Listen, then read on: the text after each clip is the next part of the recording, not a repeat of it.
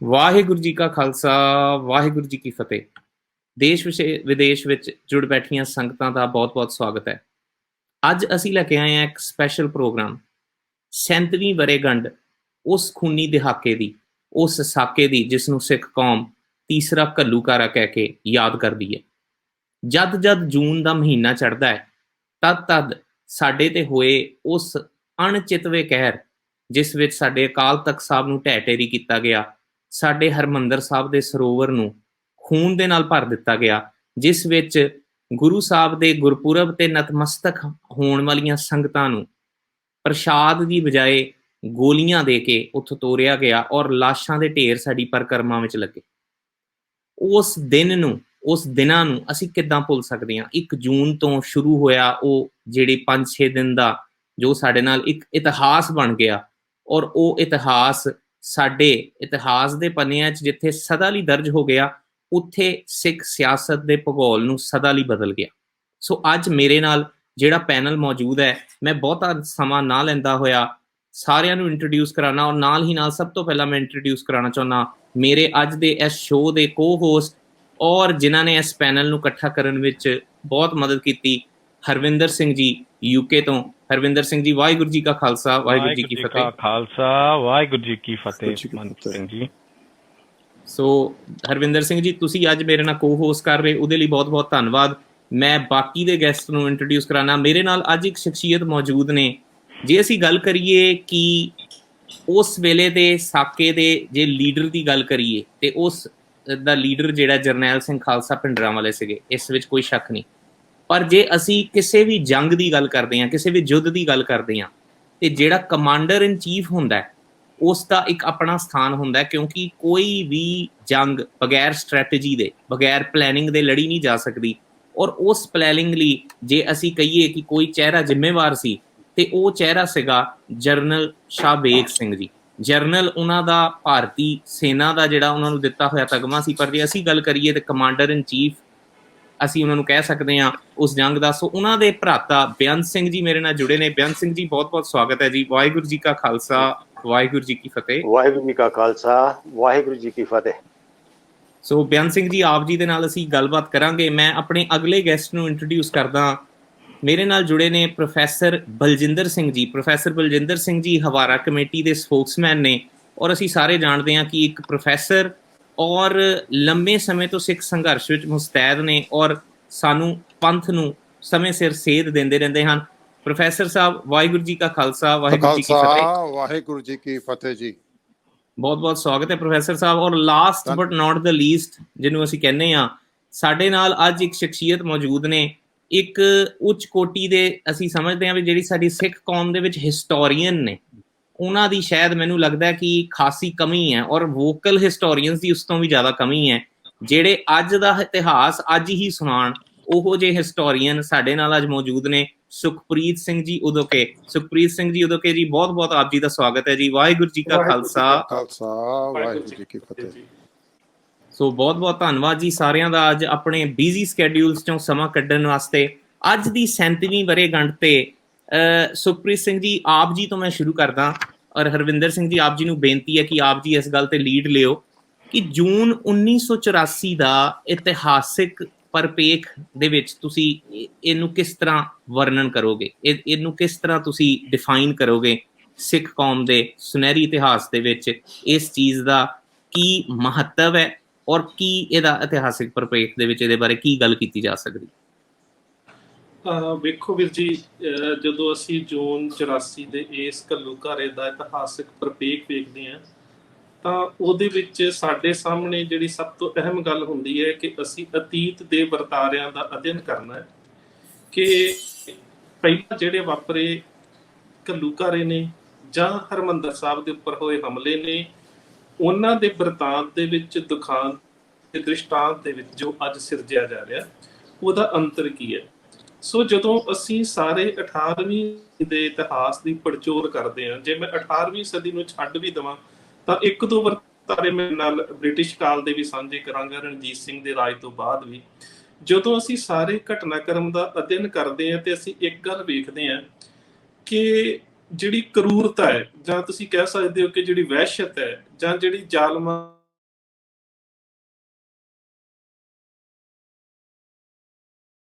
ਵਰਤਾਰਾ 1984 ਦੇ ਵਿੱਚ ਵਾਪਰਿਆ, ਉਸ ਵਰਤਾਰੇ ਦੇ ਵਿੱਚ ਜਿਹੜੇ ਪਿਛਲੇ ਵਾਪਰੇ ਹੋਏ ਵਰਤਾਰੇ ਨੇ ਉਹਨਾਂ ਤੋਂ ਕਿਤੇ ਜ਼ਿਆਦਾ ਕਰੂਰਤਾ ਹੈ। ਦੂਸਰੀ ਗੱਲ ਇਹ ਹੈ ਕਿ ਮੰਨ ਲਓ ਜਦੋਂ ਅਹਿਮਦ ਸ਼ਾਹ ਅਬਦਾਲੀ 1762 ਦੇ ਵਿੱਚ ਘੱਲੂਘਾਰੇ ਦੇ ਵਿੱਚ ਸਿੱਖਾਂ ਦਾ ਬਹੁਤ ਵੱਡਾ ਕਤਲੇਆਮ ਕਰਕੇ ਵਾਪਸ ਜਾਂਦਾ ਹੈ, ਤਾਂ ਜਾਂਦਾ ਜਾਂਦਾ ਸ੍ਰੀ ਹਰਿਮੰਦਰ ਸਾਹਿਬ ਦੀ ਦਰਬਾਰ ਸਾਹਿਬ ਦੀ ਬੇਅਦਬੀ ਕਰਕੇ ਜਾਂਦਾ ਹੈ। ਪਰ ਜਦੋਂ ਉਹ ਬੇਅਦਬੀ ਕਰ ਰਿਹਾ ਹੈ, ਉਹਦੇ ਸਾਹਮਣੇ ਹਰਿਮੰਦਰ ਸਾਹਿਬ ਦੀ ਹੋਈ ਬੇਅਦਬੀ ਦਾ ਪਿਛੋਕੜ ਕੋਈ ਨਹੀਂ ਹੈਗਾ। ਉਹਦੇ ਵਾਸਤੇ ਪਹਿਲੇ ਨਾਦਰ ਸ਼ਾਹ ਦੀ ਲਾਹੌਰ ਦੇ ਸੂਬੇ ਦੇ ਨਾਲ ਹੋਈ ਗੱਲਬਾਤ ਜਿਹੜੀ ਹੈ ਨਾ, ਉਹ ਆਧਾਰ ਤੇ ਹੋ ਸਕਦਾ ਕਿ ਇੱਥੇ ਇਹਨਾਂ ਦਾ ਪਾਵਨ ਸਰੋਵਰ ਹੈ, ਤੇ ਉਹਨਾਂ ਦੇ ਵਿੱਚੋਂ ਜਿਸ ਤਰ੍ਹਾਂ ਉਹ ਆਪਣੀ ਗੱਲਬਾਤ ਦੇ ਵਿੱਚ ਕਹਿੰਦਾ ਹੈ ਤੇ ਸਾਡੇ ਪੁਰਾਤਨ ਸਰੋਤਾਂ 'ਚ ਜ਼ਿਕਰ ਮਿਲਦਾ ਹੈ ਕਿ ਮੁਰਸ਼ਿਦ ਇਨਕਾ ਵਲੀ ਭਇਓ ਹੈ, ਇਨਕੋ ਆਬੇ ਹਯਾਤ ਦਿਓ ਹੈ, ਕਿ ਇਹਨਾਂ ਨੂੰ ਅੰਮ੍ਰਿਤ ਦਾ ਸਰੋਵਰ ਦਿੱਤਾ ਹੈ ਜਿਹਦੇ ਵਿੱਚ ਟੁੱਬੀ ਲਾ ਕੇ ਇਹ ਫਿਰ ਤਰੋਤਾਜ਼ਾ ਹੋ ਜਾਂਦੇ ਨੇ। ਅਸੀਂ ਇਹਨਾਂ ਨੂੰ ਮਾਰਦੇ ਖੱਪ ਗਏ ਹਾਂ, ਪਰ ਇਹ ਸਾਡੇ ਕੋਲ ਖਤਮ ਨਹੀਂ ਹੋਏ। ਪਰ ਉਹਦੇ ਕੋਲ ਇਤਿਹਾਸਕ ਦ੍ਰਿਸ਼ਟਾਂਤ ਕੋਈ ਨਹੀਂ ਹੈਗਾ ਅਹਿਮਦ ਸ਼ਾਹ ਅਬਦਾਲੀ ਦੇ ਕੋਲ। ਜਾਂ ਜਿਸ ਵੇਲੇ ਭਾਈ ਗੁਰਬਖਸ਼ ਸਿੰਘ ਲੀਲ ਵਾਲੇ ਮੁਕਾਬਲਾ ਕਰਦੇ ਨੇ ਆਪਣੇ ਕੋਈ ਸਿੰਘਾਂ ਦੇ ਨਾਲ, ਤਾਂ ਉਸ ਸਮੇਂ ਵੀ ਜਿਹੜੇ ਹਮਲਾਵਰ ਹੋ ਕੇ ਆਏ ਨੇ ਉਹਨਾਂ ਦੇ ਕੋਲ ਪੁਰਾਤਨ ਦ੍ਰਿਸ਼ਟਾਂਤ ਕੋਈ ਨਹੀਂ ਆ, ਉਹਨਾਂ ਦੇ ਕੋਲ ਉਸ ਪਰਪੇਖ ਦੇ ਵਿੱਚ ਉਦਾਹਰਣ ਕੋਈ ਨਹੀਂ ਆ ਕਿ ਇੱਥੇ ਵਾਪਰੇ ਵਰਤਾਰੇ ਤੋਂ ਬਾਅਦ ਕੀ ਹੋਵੇਗਾ।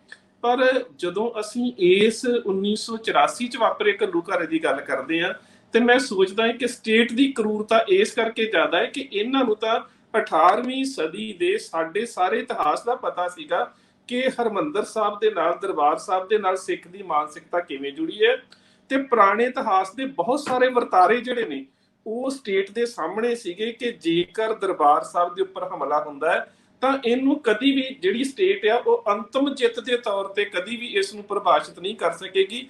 ਅੰਸ਼ਿਕ ਤੌਰ ਦੇ ਉੱਪਰ ਸਿੱਖਾਂ ਨੂੰ ਦਬਾਉਣ ਦੀ ਇੱਕ ਛੋਟੀ ਜਿਹੀ ਕਿਰਿਆ ਤਾਂ ਹੋ ਸਕਦੀ ਹੈ, ਪਰ ਮੈਨੂੰ ਇਸ ਕਰਕੇ ਇਤਿਹਾਸਕ ਪਰਪੇਖ ਦੇ ਵਿੱਚ ਇਹ ਵਰਤਾਰਾ ਜ਼ਿਆਦਾ ਵਹਿਸ਼ਤ ਭਰਿਆ ਲੱਗਦਾ ਹੈ ਕਿ ਇਹਨਾਂ ਦੇ ਕੋਲ ਸਾਡੇ 150-200 ਸਾਲ ਦੇ ਇਤਿਹਾਸ ਦੀਆਂ ਬਹੁਤ ਸਾਰੀਆਂ ਮਿਸਾਲਾਂ ਮੌਜੂਦ ਸੀ, ਜਦੋਂ ਕਿ ਇਸ ਤੋਂ ਪਹਿਲਾਂ ਜਿਹੜੇ ਹਮਲਾਵਰ ਆਏ ਸੀ ਉਹਨਾਂ ਦੇ ਕੋਲ ਇਤਿਹਾਸਕ ਪਰਪੇਖ ਦੇ ਵਿੱਚ ਮਿਸਾਲਾਂ ਕੋਈ ਨਹੀਂ ਸੀ ਹੈਗੀਆਂ।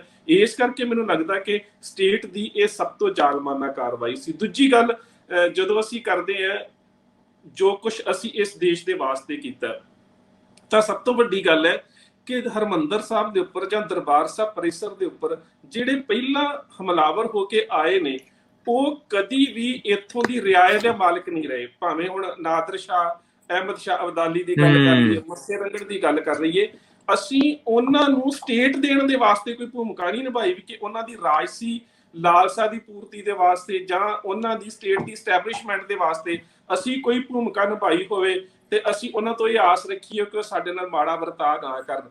ਪਰ ਇੱਥੇ ਜਿਹੜਾ ਸਭ ਤੋਂ ਵੱਡਾ ਡਿਫਰੈਂਸ ਹੈ ਉਹ ਇਹ ਸੀ ਕਿ ਜਿਹੜੀ ਕੌਮੀਅਤ ਸਾਡੇ ਦਰਬਾਰ ਸਾਹਿਬ ਦੇ ਉੱਪਰ ਹਮਲਾਵਰ ਹੋ ਕੇ ਆ ਰਹੀ ਹੈ ਉਹਨਾਂ ਨੂੰ ਆਜ਼ਾਦੀ ਦਿਵਾਉਣ ਦੇ ਵਾਸਤੇ ਅਸੀਂ 90% ਤੋਂ ਵੱਧ ਕੁਰਬਾਨੀਆਂ ਕੀਤੀਆਂ ਸੀ।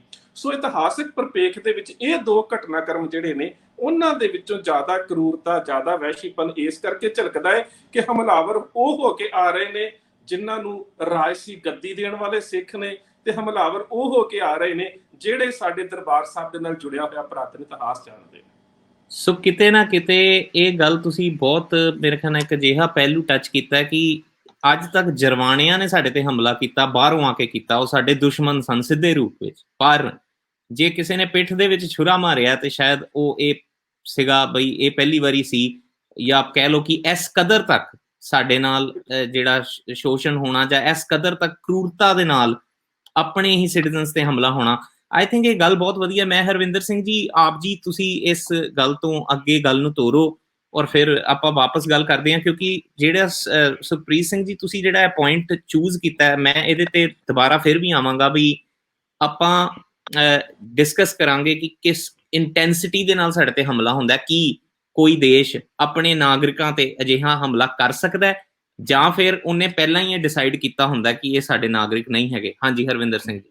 ਜਿੱਦਾਂ ਡਾਕਟਰ ਸਾਹਿਬ ਨੇ ਦੱਸਿਆ, ਬਹੁਤ ਵਿਸਤਾਰ ਨਾਲ ਇਤਿਹਾਸਿਕ ਪ੍ਰਮਾਣ ਦੇ ਕੇ ਇਹਨਾਂ ਨੇ ਦਰਸਾਇਆ ਕਿ ਜਿਹੜਾ ਹਮਲਾ 84 ਚ ਹੋਇਆ ਇਹਦਾ ਪਰਪੇਖ ਜਿਹੜਾ ਇਤਿਹਾਸ ਤੋਂ ਲੈ ਕੇ ਇਹਨਾਂ ਨੇ, ਜਿੱਦਾਂ ਆਪ ਜੀ ਨੇ ਵੀ ਬੇਨਤੀ ਕੀਤੀ ਕਿ ਅਜੇ ਤੱਕ ਸਾਡੇ ਤੇ ਜਿਹੜੇ ਸਾਡੇ ਦੁਸ਼ਮਣ ਸਨ ਜਾਂ ਜਿਹੜੇ ਇਨਵੇਡਰ ਸਨ ਉਹ ਹਮਲਾ ਕਰਦੇ ਰਹੇ ਨੇ, ਤੇ ਇਹਨਾਂ ਸਾਡੀ ਮਾਨਸਿਕਤਾ ਤੇ ਵੀ ਕਾਫੀ ਫਰਕ ਪਿਆ। ਸਾਡੇ ਆਪਣੇ ਹੀ ਸਿੱਖ ਦੋ ਹਿੱਸਿਆਂ 'ਚ ਡਿਵਾਈਡ ਹੋ ਗਏ ਕਿ ਹਮਲਾ ਕਿਉਂ ਹੋਇਆ, ਜਦੋਂ ਇਹਦਾ ਅਸੀਂ ਮੁਲਾਂਕਣ ਕਰਦੇ ਹਾਂ ਲੇਟਰ ਔਨ ਕਿ ਇਹ ਹਮਲਾ ਹੋਇਆ ਕਿਉਂ, ਕਾਰਨ ਕੀ ਸਨ।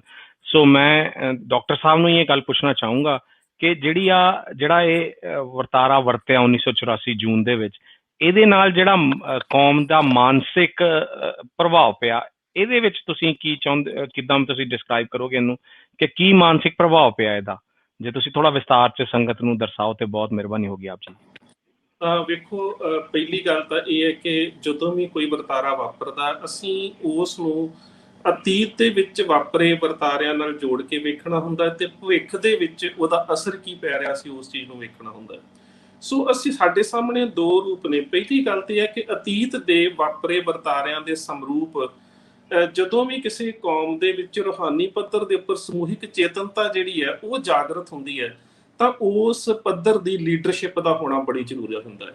ਸੋ 1984 ਤੋਂ ਮੈਂ ਪਹਿਲਾਂ ਜੇ 1978 ਤੋਂ ਵੀ ਗੱਲ ਸ਼ੁਰੂ ਕਰ ਲਵਾਂ, ਤੇ ਸਭ ਤੋਂ ਵੱਡੀ ਜਿਵੇਂ ਮੈਂ ਸੋਚਦਾ ਹੈ ਕਿ ਇਸ ਸਮੇਂ ਕੌਮ ਦੀ ਪ੍ਰਾਪਤੀ ਇਹ ਹੈ ਕਿ ਕੌਮ ਦੇ ਵਿੱਚ ਜਿਸ ਪੱਧਰ ਦਾ ਦੈਵੀ ਤੇ ਰੂਹਾਨੀ ਉਭਾਰ ਜਨਮ ਲੈਂਦਾ ਹੈ, ਲੀਡਰਸ਼ਿਪ ਦਾ ਰੂਹਾਨੀ ਪੱਧਰ ਉਹ ਹੈ। 1978 ਦੇ ਵਿੱਚ ਭਾਈ ਫੌਜਾ ਸਿੰਘ ਜਾਂ 1984 ਦੇ ਵਿੱਚ ਸੰਤ ਜਰਨੈਲ ਸਿੰਘ ਹੁਣਾਂ ਦੀ ਜਿਹੜੀ ਕਹਿ ਸਕਦੇ ਹੋ ਕਿ ਲੀਡਰਸ਼ਿਪ ਹੈ, ਉਹ ਲੀਡਰਸ਼ਿਪ ਕੌਮ ਦੇ ਉਸ ਰੂਹਾਨੀ ਸਮੂਹਿਕ ਮਾਨਸਿਕਤਾ ਦੀ ਜਿਹੜੀ ਚੇਤਨਤਾ ਦਾ ਉਭਾਰ ਹੈ ਉਹਦੇ ਕੱਦ ਦੀ ਹੈ। ਪਹਿਲੀ ਗੱਲ ਤੇ ਹੈ। ਤੇ 18ਵੀਂ ਸਦੀ ਦੇ ਵਿੱਚ ਵੀ ਸਾਡੀ ਇਹੀ ਖੂਬੀ ਹੁੰਦੀ ਸੀ ਕਿ ਜਿਹੜੀ ਸਾਡੀ ਚੇਤਨਤਾ ਦਾ ਉਭਾਰ ਜਰਵਾਣਿਆਂ ਦੇ ਖਿਲਾਫ ਹੁੰਦਾ ਸੀ, ਸਾਡੀ ਲੀਡਰਸ਼ਿਪ ਦਾ ਰੂਹਾਨੀ ਮਿਆਰ ਜਿਹੜਾ ਉਸ ਪੱਧਰ ਦਾ ਹੁੰਦਾ ਸੀ। ਉਹ ਅਸੀਂ ਸਰਦਾਰ ਜੱਸਾ ਸਿੰਘ ਹੁਣਾਂ ਦੀ ਗੱਲ ਕਰ ਲਈਏ, ਸਰਦਾਰ ਚੜ੍ਹ ਸਿੰਘ ਹੁਣਾਂ ਦੀ ਗੱਲ ਕਰ ਲਈਏ। ਸੋ ਪਹਿਲੀ ਗੱਲ ਤੇ ਹੈ ਕਿ ਪੁਰਾਣੇ ਵਾਪਰੇ ਵਰਤਾਰਿਆਂ ਦੇ ਸਮਰੂਪ ਇਹ ਗੱਲ ਹੁੰਦੀ ਸੀ।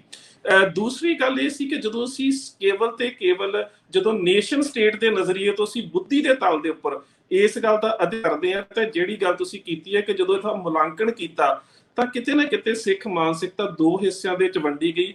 ਜਦੋਂ ਵੀ ਇਸ ਚੀਜ਼ ਦਾ ਮਾਨਸਿਕਤਾ ਦਾ ਜਿਹੜੀ ਮੈਂ ਗੱਲ ਪਹਿਲਾਂ ਕੀ ਹੈ ਕਿ ਰੂਹਾਨੀ ਚੇਤਨਤਾ ਦੇ ਉਭਾਰ ਨੂੰ ਖੋਜ ਦੇ ਵਿੱਚੋਂ ਤਾਂ ਚੀਨਿਆ ਜਾ ਸਕਦਾ, ਖੋਜਿਆ ਜਾ ਸਕਦਾ, ਅਤੀਤ ਦੇ ਵਿੱਚੋਂ ਇਸ ਦੇ ਦਰਸ਼ਨ ਕੀਤੇ ਜਾ ਸਕਦੇ ਨੇ। ਉਹ ਰੂਹਾਨੀਅਤ ਜਿਹੜੀ ਹੈ ਉਹਨੂੰ ਅਧਿਆਤਮਕਵਾਦ ਦੇ ਨਾਲ ਜੋੜ ਕੇ ਸਮਝਿਆ ਜਾ ਸਕਦਾ ਹੈ। ਪਰ ਜਦੋਂ ਅਸੀਂ ਤੇ ਕੇਵਲ ਬੁੱਧੀ ਦੇ ਤਲ ਦੇ ਉੱਪਰ ਇਸ ਦਾ ਅਧਿਐਨ ਕਰਾਂਗੇ, ਤਾਂ ਜਿਹੜੇ ਲੋਕ ਅਧਿਐਨ ਕਰਨਗੇ ਅੱਜ ਦੇ ਸਮੇਂ ਦੇ ਵਿੱਚ ਬੁੱਧੀ ਦੇ ਤਲ ਦੇ ਉੱਪਰ, ਉਹਨਾਂ ਦੇ ਸਾਹਮਣੇ ਇਹ ਸਮੱਸਿਆ ਜਿਹੜੀ ਹੈ ਉਹ ਜ਼ਰੂਰ ਆਵੇਗੀ ਕਿ ਉਹ ਦੋ ਹਿੱਸਿਆਂ ਦੇ ਵਿੱਚ ਵੰਡੇ ਜਾਣਗੇ। ਉਹਦਾ ਸਭ ਤੋਂ ਵੱਡਾ ਕਾਰਨ ਹੈ ਕਿ ਜਿਹੜੀ ਨੇਸ਼ਨ ਸਟੇਟ ਦੀ, ਜਾਂ ਅਸੀਂ ਕਹਿੰਦੇ ਕਿ ਇੱਕ ਕੌਮੀਅਤ ਤੇ ਇੱਕ ਰਾਜ ਦੀ ਜਿਹੜੀ ਪਾਲਿਸੀ ਹੁੰਦੀ ਹੈ, ਬੁੱਧੀ ਦੇ ਤਲ ਦੇ ਉੱਪਰ ਜਦੋਂ ਅਸੀਂ ਸਟੇਟ ਦੀ ਇਸ ਨੀਤੀ ਨੂੰ ਵਾਚਦੇ ਹਾਂ ਤਾਂ ਬਹੁਤ ਤਰੀਕੇ ਜਾਂ ਬਹੁਤ ਹੱਦ ਤੱਕ ਅਸੀਂ ਉਸ ਨਜ਼ਰੀਏ ਦੇ ਵਿੱਚ ਵਹਿ ਜਾਂਦੇ ਹਾਂ ਜਿਹੜਾ ਨਜ਼ਰੀਆ ਸਾਨੂੰ ਸਟੇਟ ਦੇ ਵੱਲੋਂ ਜਿਹੜਾ ਉਹ ਦਿੱਤਾ ਜਾਂਦਾ ਹੈ। ਇਸੇ ਕਰਕੇ ਸਿੱਖ ਮਾਨਸਿਕਤਾ ਦੇ ਵਿੱਚ ਇਹ ਪਹਿਲੀ ਵਾਰੀ ਇੰਜ ਹੋਇਆ ਵੈਸੇ ਇਤਿਹਾਸ ਦੇ ਵਿੱਚ ਕਿ ਹਰਮੰਦਰ ਸਾਹਿਬ ਦੇ ਉੱਪਰ ਵਾਪਰੇ ਘੱਲੂਘਾਰੇ ਤੋਂ ਬਾਅਦ ਸਿੱਖ ਮਾਨਸਿਕਤਾ ਦਾ ਇੱਕ ਅੰਸ਼ ਜਿਹੜਾ ਹੈ ਉਹ ਦੁਵਿਧਾ ਦਾ ਸ਼ਿਕਾਰ ਇਸ ਕਰਕੇ ਹੋਇਆ ਕਿਉਂਕਿ ਕਿਤੇ ਨਾ ਕਿਤੇ ਉਹ ਉਸ ਵਹਿਣ ਦੇ ਵਿੱਚ ਵਹਿ ਗਿਆ ਜਿਹੜਾ ਸਟੇਟ ਦੇ ਵੱਲੋਂ ਪ੍ਰਵਾਹਿਤ ਕੀਤਾ ਜਾ ਰਿਹਾ ਸੀ। ਜਦੋਂ ਅਸੀਂ ਯਹੂਦੀਆਂ ਦੇ ਕਤਲੇਆਮ ਦਾ ਅਧਿਐਨ ਕਰਦੇ ਹਾਂ ਨਾ, ਤਾਂ ਉਹ ਵੀ ਕਹਿੰਦੇ ਕਿ ਕਤਲੇਆਮ ਤਾਂ ਸੀ, ਬੜਾ ਵਹਿਸ਼ੀ ਸੀਗਾ, ਬੜਾ ਦਰਦਨਾਕ ਸੀ, ਪਰ ਉਹਦੇ ਤੋਂ ਵੀ ਦਰਦਨਾਕ ਸੀ ਜਦੋਂ ਯਹੂਦੀ ਕੌਮ ਦਾ ਇੱਕ ਅੰਸ਼ ਉਸ ਕਤਲੇਆਮ ਨੂੰ ਜਾਇਜ਼ ਠਹਿਰਾਉਣ ਦੀ ਹੱਦ ਤੱਕ ਚਲਾ ਗਿਆ। ਬਿਲਕੁਲ ਇਸ ਸਦੀ ਦੇ ਵਿੱਚ ਵੀ ਇਹ ਵਰਤਾਰਾ ਸਭ ਤੋਂ ਘਾਤਕ ਤੇ ਖਤਰਨਾਕ ਸੀ ਜਦੋਂ ਕੌਮ ਦਾ ਇੱਕ ਅੰਸ਼ ਹੀ ਆਪਣੇ ਆਪ ਨੂੰ ਆਪੇ ਦੋਸ਼ੀ ਸਮਝ ਕੇ ਗਲੀਨਤਾ ਦੀ ਹੱਦ ਤੱਕ ਚਲਾ ਗਿਆ ਤੇ ਸਟੇਟ ਦੇ ਖਿਲਾਫ ਜਿਹੜੀ ਵੇਖੋ ਦੋ ਗੱਲਾਂ ਬੜੀਆਂ ਅਹਿਮ ਨੇ ਕਿ ਜਿਹੜੀ ਹਿੰਦੂਤਵ ਦੀ ਨੇਸ਼ਨ ਤੇ ਸਟੇਟ ਪਾਲਿਸੀ ਹੈ ਉਹਦੇ ਵਿੱਚ ਅਹਿਮ ਗੱਲ ਹੈ ਕਿ ਉਹ ਧਾਰਮਿਕ ਤੌਰ ਤੇ ਬਹੁ ਕੇਂਦਰਿਤ ਹੁੰਦੇ ਹੋਏ ਹਿੰਦੂਤਵ ਦੇ ਨਾਮ ਦੇ ਉੱਪਰ ਏਕਾ ਕੇਂਦਰਿਤ ਰਾਜ ਦੀ ਸਥਾਪਨਾ ਚਾਹੁੰਦੇ ਸੀ। ਇਹਦੇ 'ਚ ਤੁਸੀਂ ਕਾਂਗਰਸ ਨੂੰ ਦੋਸ਼ ਮੁਕਤ ਨਹੀਂ ਕਰ ਸਕਦੇ, ਇਹਦੇ 'ਚ ਤੁਸੀਂ ਬੀਜੇਪੀ ਨੂੰ ਦੋਸ਼ ਮੁਕਤ ਨਹੀਂ ਕਰ ਸਕਦੇ, ਇਹਦੇ ਵਿੱਚ ਜਿਹੜਾ ਬ੍ਰਹਮਨਿਸਟਿਕ ਨੈਸ਼ਨਲਿਜ਼ਮ ਹੈ ਉਹਨੂੰ ਤੁਸੀਂ ਦੋਸ਼ ਮੁਕਤ ਨਹੀਂ ਕਰ ਸਕਦੇ। ਦੂਜੇ ਜਿਹੜੀ ਸਾਡੀ ਧਿਰ ਹੈ, ਜਿਹੜੀ ਸਿੱਖਾਂ ਦੀ ਧਿਰ ਹੈ, ਜਿਹੜੀ ਪੀੜਤ ਧਿਰ ਵੀ ਹੈ, ਉਸ ਧਿਰ ਦੇ ਕੋਲ ਧਾਰਮਿਕ ਤੌਰ ਤੇ ਧਾਰਮਿਕ ਪ੍ਰਣਾਲੀ ਏਕਾ ਕੇਂਦਰਿਤ ਸੀ, ਪਰ ਉਹ ਸਟੇਟ ਐਂਡ ਜਿਹਨੂੰ ਅਸੀਂ ਸਭ ਸੁਖਾਲੀ ਮੁੱਠੀਆਂ ਉਹ ਹਵਾ ਹਲੇਮੀ ਰਾਜ ਜੀ ਦੀ ਗੱਲ ਕਰਦੇ ਹਾਂ। ਸੋ ਉਸ ਹਲੇਮੀ ਰਾਜ ਦੀ ਵਿਚਾਰਧਾਰਾ ਤੇ ਦੂਸਰੇ ਪਾਸੇ ਇੱਕ ਨੇਸ਼ਨ ਦਾ ਜਿਹੜਾ ਬ੍ਰਹਮਨਿਸਟਿਕ ਨੈਸ਼ਨਲਿਜ਼ਮ ਹੈ ਉਹਦੇ ਵਹਿਣ ਦੇ ਵਿੱਚ ਵਹਿ ਜਾਣਾ ਤੇ ਆਪਣੇ ਆਪ ਨੂੰ ਆਪੇ ਦੋਸ਼ੀ ਸਵੀਕਾਰਨਾ ਸ਼ੁਰੂ ਕਰ ਦੇਣਾ, ਇਹ ਸ਼ਾਇਦ ਇਤਿਹਾਸ ਦੇ ਵਿੱਚ ਪਹਿਲੀ ਵਾਰ ਹੋਇਆ। ਜੀ ਬਹੁਤ ਬਹੁਤ ਧੰਨਵਾਦ ਉਦੋਕੇ ਸਾਹਿਬ, ਤੁਸੀਂ ਕਾਫੀ ਵਿਸਥਾਰ ਦੇ ਨਾਲ ਇਸ ਕੁਐਸਚਨ ਦਾ ਆਨਸਰ ਜਿਹੜਾ ਦਿੱਤਾ ਹੈ, ਔਰ ਕਿਤੇ ਨਾ ਕਿਤੇ ਸਾਨੂੰ ਇਸ ਗੱਲ ਦੇ ਨਾਲ ਅਸੀਂ ਅੱਜ ਵੀ ਲੜ ਰਹੇ ਹਾਂ। ਇੱਕ ਜੰਗ ਤਾਂ 1984 ਵਿੱਚ ਜੂਨ ਦੇ ਵਿੱਚ ਹੋਈ, ਪਰ ਮੈਨੂੰ ਲੱਗਦਾ ਹੈ ਇਹ ਸਾਡੀ ਇੱਕ ਇੰਟਰਨਲ ਫਾਈਟ ਵੀ ਹੈ ਕਿ ਅਸੀਂ ਹਾਲੇ ਤੱਕ ਜਸਟੀਫਾਈ ਕਰ ਰਹੇ ਹਾਂ ਲੋਕਾਂ ਨੂੰ ਕਿ ਨਹੀਂ, ਇਹ ਸਾਡੀ ਮਾਨਸਿਕਤਾ ਤੇ ਹਮਲਾ ਸੀ, ਇਹ ਕੇਵਲ ਇੱਕ ਬੰਦੇ ਨੂੰ ਫੜਨ ਦਾ ਹਮਲਾ ਨਹੀਂ ਸੀ, ਇਹਨੇ ਤੁਹਾਡੀ ਕੌਮ ਦਾ ਲੱਕ ਤੋੜਨ ਦੀ ਸਾਜ਼ਿਸ਼ ਸੀ। ਅੱਜ ਵੀ ਲੋਕ ਕਹਿ ਰਹੇ ਨੇ ਕਿ ਜੇ ਸੰਤ ਜਰਨੈਲ ਸਿੰਘ ਜੀ ਉੱਥੇ ਨਾ ਜਾਂਦੇ ਤੇ ਸ਼ਾਇਦ ਇਹ ਹਮਲਾ ਨਾ ਹੁੰਦਾ, ਜਦਕਿ ਇਹ ਕਲੀਅਰ ਹੋ ਚੁੱਕਾ ਕਿ ਇਹਦੀਆਂ ਤਿਆਰੀਆਂ ਕਿੰਨੇ ਮਹੀਨਾ ਪਹਿਲਾਂ ਤੋਂ ਚੱਲ ਰਹੀਆਂ ਸਨ। ਅੱਜ ਵੀ ਲੋਕ ਕਹਿ ਰਹੇ ਨੇ ਜੇ ਸਿੰਘਾਂ ਕੋਲ ਹਥਿਆਰ ਨਾ ਹੁੰਦੇ ਤੇ ਸ਼ਾਇਦ ਤਾਂ ਇਦਾਂ ਹੋ ਜਾਣਾ ਸੀ। ਸੋ ਇਹ ਜਿਹੜਾ ਜਿਸ ਤਰ੍ਹਾਂ ਤੁਸੀਂ ਬੜਾ, ਇਹ ਮੈਨੂੰ ਲੱਗਦਾ ਵੀ ਤੁਸੀਂ you hit the nail on the head ਕਿ ਸਭ ਤੋਂ ਵੱਡੀ ਜਿਹੜੀ ਜੰਗ ਹੈ ਉਹ ਅੱਜ ਵੀ ਸਾਡੇ ਕੌਮ ਦੇ ਇੰਟਰਨਲ ਨੈਰੇਟਿਵ ਦੀ ਹੈ ਕਿ ਹਰ ਸਿੱਖ ਉਸ ਚੀਜ਼ ਤੇ ਸ਼ਾਇਦ ਐਗਰੀ ਨਹੀਂ ਕਰ ਪਾ ਰਿਹਾ। ਜਿਸ ਤਰ੍ਹਾਂ ਤੁਸੀਂ ਯਹੂਦੀਆਂ ਦੀ ਗੱਲ ਕੀਤੀ, ਯਹੂਦੀਆਂ ਦੀ ਇੱਕ ਬੜੀ ਵੱਡੀ ਐਗਜ਼ਾਮਪਲ ਹੈ ਕਿ ਉਹ ਅੱਜ ਵੀ ਉਸ ਕੰਧ ਤੇ ਜਿਹੜੀ ਉਹਨਾਂ ਦੀ ਵਾਲ ਆਫ ਹੋਪ ਹੈ, ਜਿੱਥੇ ਉਹ ਅੱਜ ਵੀ ਪ੍ਰੇ ਕਰਦੇ ਨੇ ਕਿ ਅੱਜ ਤੋਂ ਕਿੰਨਾ ਮੇਰੇ ਖਿਆਲ ਨਾਲ 2600 ਸਾਲ ਪਹਿਲਾਂ ਟੁੱਟਿਆ ਉਹਨਾਂ ਦਾ ਮੰਦਿਰ ਉਹ ਦੁਬਾਰਾ ਤਾਮੀਲ ਕਰਨਗੇ। ਉਹ ਅੱਜ ਵੀ ਸਾਰੇ ਕੌਮ ਇਸ ਗੱਲ ਤੇ ਇੱਕ ਹੈ। ਪਰ ਕੀ ਸਾਡੇ ਮਨਾਂ 'ਚ ਉਹ ਗੱਲ ਹੈਗੀ ਹੈ ਕਿ ਸਾਡੇ ਮਨਾਂ ਦੇ ਵਿੱਚ ਕੀ ਸਾਡੀਆਂ ਮਾਵਾਂ ਆਪਣੇ ਬੱਚਿਆਂ ਨੂੰ ਇਹ ਕਹਿੰਦੀਆਂ ਨੇ ਕਿ ਦੇਖੋ ਤੁਹਾਡੇ ਨਾਲ ਇਹ ਹਮਲਾ ਹੋਇਆ ਸੀ ਤੇ ਤੁਸੀਂ ਇਸ ਚੀਜ਼ ਤੋਂ ਉਭਰਨਾ ਜਾਂ ਇੱਕ ਦਿਨ ਆਪਣਾ ਆਜ਼ਾਦ ਜਿਹੜਾ ਰਾਜ ਸਿਰਜਣਾ? ਸੋ ਇਸ ਤੇ ਵੀ ਵਾਪਸ ਆਵਾਂਗੇ। ਹਰਵਿੰਦਰ ਸਿੰਘ ਜੀ, ਆਪ ਜੀ ਨੂੰ ਬੇਨਤੀ ਹੈ, ਆਪ ਜੀ ਨੈਕਸਟ ਗੈਸਟ ਦੇ ਨਾਲ ਵਾਰਤਾਲਾਪ ਕਰੋ ਜੀ। ਹਾਂਜੀ, ਮੈਂ ਪ੍ਰੋਫੈਸਰ ਬਲਵਿੰਦਰ ਸਿੰਘ ਜੀ ਕੋਲ ਜਾਣਾ ਚਾਹੂੰਗਾ। ਮੈਂ ਤੁਹਾਡਾ ਜਿਹੜਾ ਜੂਨ 84 ਦਾ ਨਰਸੰਹਾਰ ਜਿਹੜਾ ਹੋਇਆ, ਜਿਹੜਾ ਜੂਨ 84 ਦਾ, ਉਹਦਾ ਸਿਧਾਂਤਿਕ ਪਹਿਲੂ ਕੀ ਸੀ? ਜੇ ਇਹਦੇ 'ਚ ਥੋੜਾ ਜਿਹਾ ਚਾਨਣਾ ਪਾਓ ਤੇ ਬਹੁਤ ਮਿਹਰਬਾਨੀ ਹੋਏਗੀ ਜੀ ਆਪ ਜੀ। ਵਾਹਿਗੁਰੂ ਜੀ ਕਾ ਖਾਲਸਾ, ਵਾਹਿਗੁਰੂ ਜੀ ਕੀ ਫਤਿਹ। ਵਾਹਿਗੁਰੂ ਜੀ ਕਾ ਖਾਲਸਾ। ਦਰਅਸਲ 'ਚ ਗੱਲ ਸ਼ੁਰੂ ਹੁੰਦੀ ਹੈ ਗੁਰੂ ਨਾਨਕ ਪਾਤਸ਼ਾਹ ਤੋਂ। ਗੁਰੂ ਨਾਨਕ ਪਾਤਸ਼ਾਹ ਨੇ ਜੋ ਸਾਨੂੰ ਇੱਕ ਨਿਵੇਕਲਾ ਸਿਧਾਂਤ ਬਾਕੀ ਸਾਰੀਆਂ ਕੌਮਾਂ ਤੋਂ ਇੱਕ ਵੱਖਰਾ ਸਿਧਾਂਤ ਜੋ ਦਿੱਤਾ, ਉਹ ਸਿਧਾਂਤ ਦੀ ਬੁਨਿਆਦ ਸੱਚੇ ਪਾਤਸ਼ਾਹ ਜੀ ਨੇ ਉਸ ਵੇਲੇ ਰੱਖੀ ਜਿਸ ਵੇਲੇ ਕਿ ਜਨੇਊ ਪਾਉਣ ਦੀ ਕਿਰਿਆ ਆਰੰਭੀ ਗਈ। ਦਰਅਸਲ ਦੇ ਵਿੱਚ ਗੁਰੂ ਨਾਨਕ ਪਾਤਸ਼ਾਹ ਤੋਂ ਲੈ ਕਰਕੇ 10ਵੇਂ ਪਾਤਸ਼ਾਹ ਤੱਕ ਸਾਨੂੰ ਜੋ ਵੀ ਸਿਧਾਂਤ, ਨਿਆਰੇਪਨ ਦੇ ਸਿਧਾਂਤ, ਹੋਰ ਸਾਨੂੰ ਜੋ ਸੰਸਥਾਵਾਂ ਦੇ ਰਾਹੀਂ, ਚਾਹੇ ਸ਼੍ਰੀ ਹਰਿਮੰਦਰ ਸਾਹਿਬ, ਚਾਹੇ ਸ਼੍ਰੀ ਦਰਬਾਰ ਕੰਨਿਆ, ਸ਼੍ਰੀ ਅਕਾਲ ਤਖਤ ਸਾਹਿਬ, ਜੋ ਸਿਧਾਂਤਾਂ ਦੀ ਸਿਰਜਣਾ ਕੀਤੀ ਗਈ, ਖਾਲਸਾ ਪੰਥ ਦੀ ਸਾਜਨਾ ਕਰਕੇ ਜੋ ਸਿਧਾਂਤਾਂ ਦੀ ਸਿਰਜਣਾ ਕੀਤੀ ਗਈ, ਇਹ ਸਾਰੇ ਸਿਧਾਂਤ ਜਿਹੜੇ ਸੀਗੇ ਉਹ ਇੱਕ ਬ੍ਰਾਹਮਣਿਕਲ ਸਿਸਟਮ ਨੂੰ ਹਜਮ ਨਹੀਂ ਹੋਏ। ਉਹ ਸ਼ੁਰੂ ਤੋਂ ਅਗਰ ਵੇਖਿਆ ਜਾਵੇ ਤਾਂ ਸਾਡੇ ਤੇ ਕਿਸੇ ਨਾ ਕਿਸੇ ਪ੍ਰਕਾਰ ਦੇ ਨਾਲ ਘੁਸਪੈਠ ਕਰਕੇ, ਚਾਹੇ ਪੰਚਮ ਪਾਤਸ਼ਾਹ ਦੇ ਵੇਲੇ ਦੀ ਗੱਲ ਕਰੀਏ, ਚਾਹੇ 9ਵੇਂ ਪਾਤਸ਼ਾਹ ਦੇ ਵੇਲੇ ਦੀ ਗੱਲ ਕਰੀਏ, ਗੁਰੂ ਸਾਹਿਬਾਨ ਦੇ ਸਮੇਂ ਦੇ ਵਿੱਚ ਵੀ ਸਾਡੇ ਸਿਧਾਂਤਾਂ ਨੂੰ ਖੇਰੂ ਕਰਨ ਦੀ ਕੋਸ਼ਿਸ਼ ਕੀਤੀ ਗਈ। ਹੋਰ ਉਹਨਾਂ ਸਿਧਾਂਤਾਂ ਦੀ ਜਿਹੜੀ ਸੀਗੀ, ਜਿਹੜੀ ਚੜ੍ਹਦੀ ਕਲਾ ਸੀਗੀ, ਉਹ ਬ੍ਰਾਹਮਣਿਕਲ ਸਿਸਟਮ ਨੂੰ ਕਦੀ ਵੀ ਹਜਮ ਨਹੀਂ ਹੋਈ।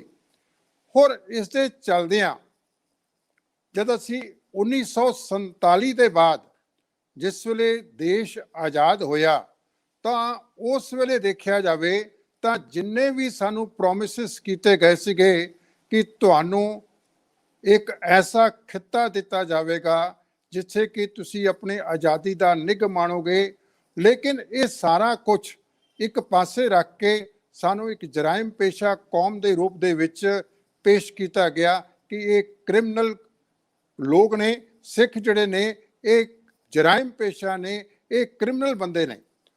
ਦਰਅਸਲ ਦੇ ਵਿੱਚ ਉਹ ਸਾਡੇ ਨਿਆਰੇਪਨ ਦੇ ਉੱਤੇ, ਉਹ ਸਾਡੀ ਕੁਰਬਾਨੀਆਂ ਸੀਗੀਆਂ, ਉਹਦੇ ਉੱਤੇ ਇੱਕ ਬੜਾ ਸਿਸਟਮੈਟਿਕ ਤਰੀਕੇ ਨਾਲ, ਸੋਚ ਸਮਝ ਕੇ ਨਾਲ, ਸਾਜ਼ਿਸ਼ ਦੇ ਨਾਲ ਇੱਕ ਸਟਿਗਮਾ ਲਗਾਇਆ ਗਿਆ ਕਿ ਇਹ ਲੋਕ ਕ੍ਰਿਮੀਨਲ ਨੇ, ਔਰ ਔਨ ਰਿਕਾਰਡ ਲਿਆਂਦਾ ਗਿਆ। ਹੌਲੀ ਇਹ ਸਿਲਸਿਲਾ ਚੱਲਦਾ ਗਿਆ।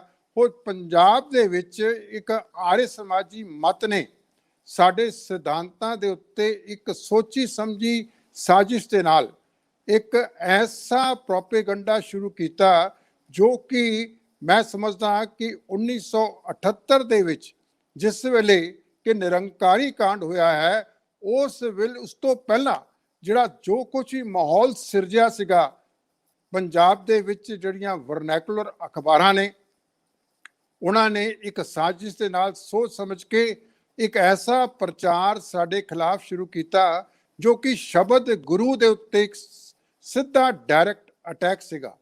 ਇੱਕ ਬੰਨੇ ਤਾਂ ਅਸੀਂ ਸ਼ਬਦ ਗੁਰੂ ਨੂੰ ਮੰਨਦੇ ਹਾਂ, ਦੂਜੇ ਬੰਨੇ ਦੇਹਧਾਰੀ ਗੁਰੂ ਦਾ ਜਿਹੜਾ ਸੀਗਾ ਪ੍ਰਚਾਰ ਕੀਤਾ ਗਿਆ, ਔਰ ਉਸ ਦੇਹਧਾਰੀ ਗੁਰੂ ਦੇ ਪ੍ਰੋਪੇਗੰਡੇ ਦੇ ਹੇਠ ਸਿੱਖ ਕੌਮ ਨੂੰ ਹੌਲੀ ਜਜ਼ਬ ਕਰਨ ਦੀ ਕੋਸ਼ਿਸ਼ ਕੀਤੀ ਗਈ। ਸਾਡੇ ਉੱਤੇ ਸਿਧਾਂਤਿਕ ਜਿਹੜੇ ਸੀਗੇ ਅਟੈਕ ਕੀਤੇ ਗਏ, ਨਿਆਰੇਪਨ ਦਾ ਅਟੈਕ ਜਿਹੜਾ ਸੀਗਾ ਉਹ 'ਤੇ ਕੀਤਾ ਗਿਆ। ਸਾਡੇ ਉੱਤੇ ਸ਼ਬਦ ਗੁਰੂ ਦਾ ਜਿਹੜੀ ਵਿਲੱਖਣਤਾ ਸੀਗੀ, ਰੂਹਾਨੀਅਤ ਦਾ ਜਿਹੜਾ ਸਾਡਾ ਸੋਰਸ ਸੀਗਾ, ਉਸ ਦੇ ਉੱਤੇ ਅਟੈਕ ਕੀਤਾ ਗਿਆ।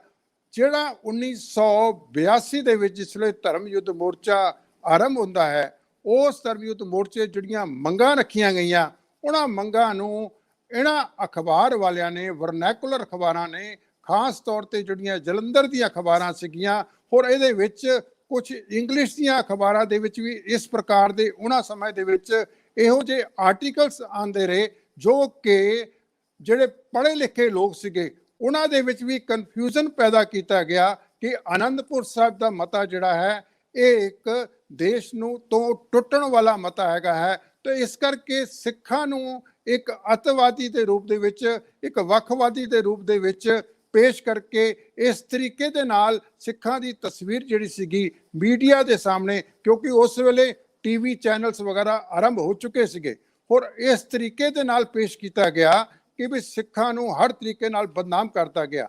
ਜਿਵੇਂ ਕਿ ਹੁਣੇ ਥੋੜੀ ਦੇਰ ਪਹਿਲਾਂ ਇਹ ਉਦੋਕਰ ਸਾਹਿਬ ਨੇ ਗੱਲ ਕੀਤੀ ਹੈ ਕਿ ਇੱਕ ਸਿਸਟਮੈਟਿਕ ਇਹ ਪਲਾਨ ਸੀਗਾ, ਔਰ ਸਰਕਾਰ ਨੂੰ ਪਤਾ ਸੀਗਾ ਕਿ ਭਈ ਸਿੱਖਾਂ ਦਾ ਸ਼੍ਰੀ ਦਰਬਾਰ ਸਾਹਿਬ ਦੇ ਨਾਲ ਅਤੇ ਸ਼੍ਰੀ ਅਕਾਲ ਤਖਤ ਦੇ ਨਾਲ ਇੱਕ ਅਟੁੱਟ ਸੰਬੰਧ ਹੈ। ਇਸ ਦੇ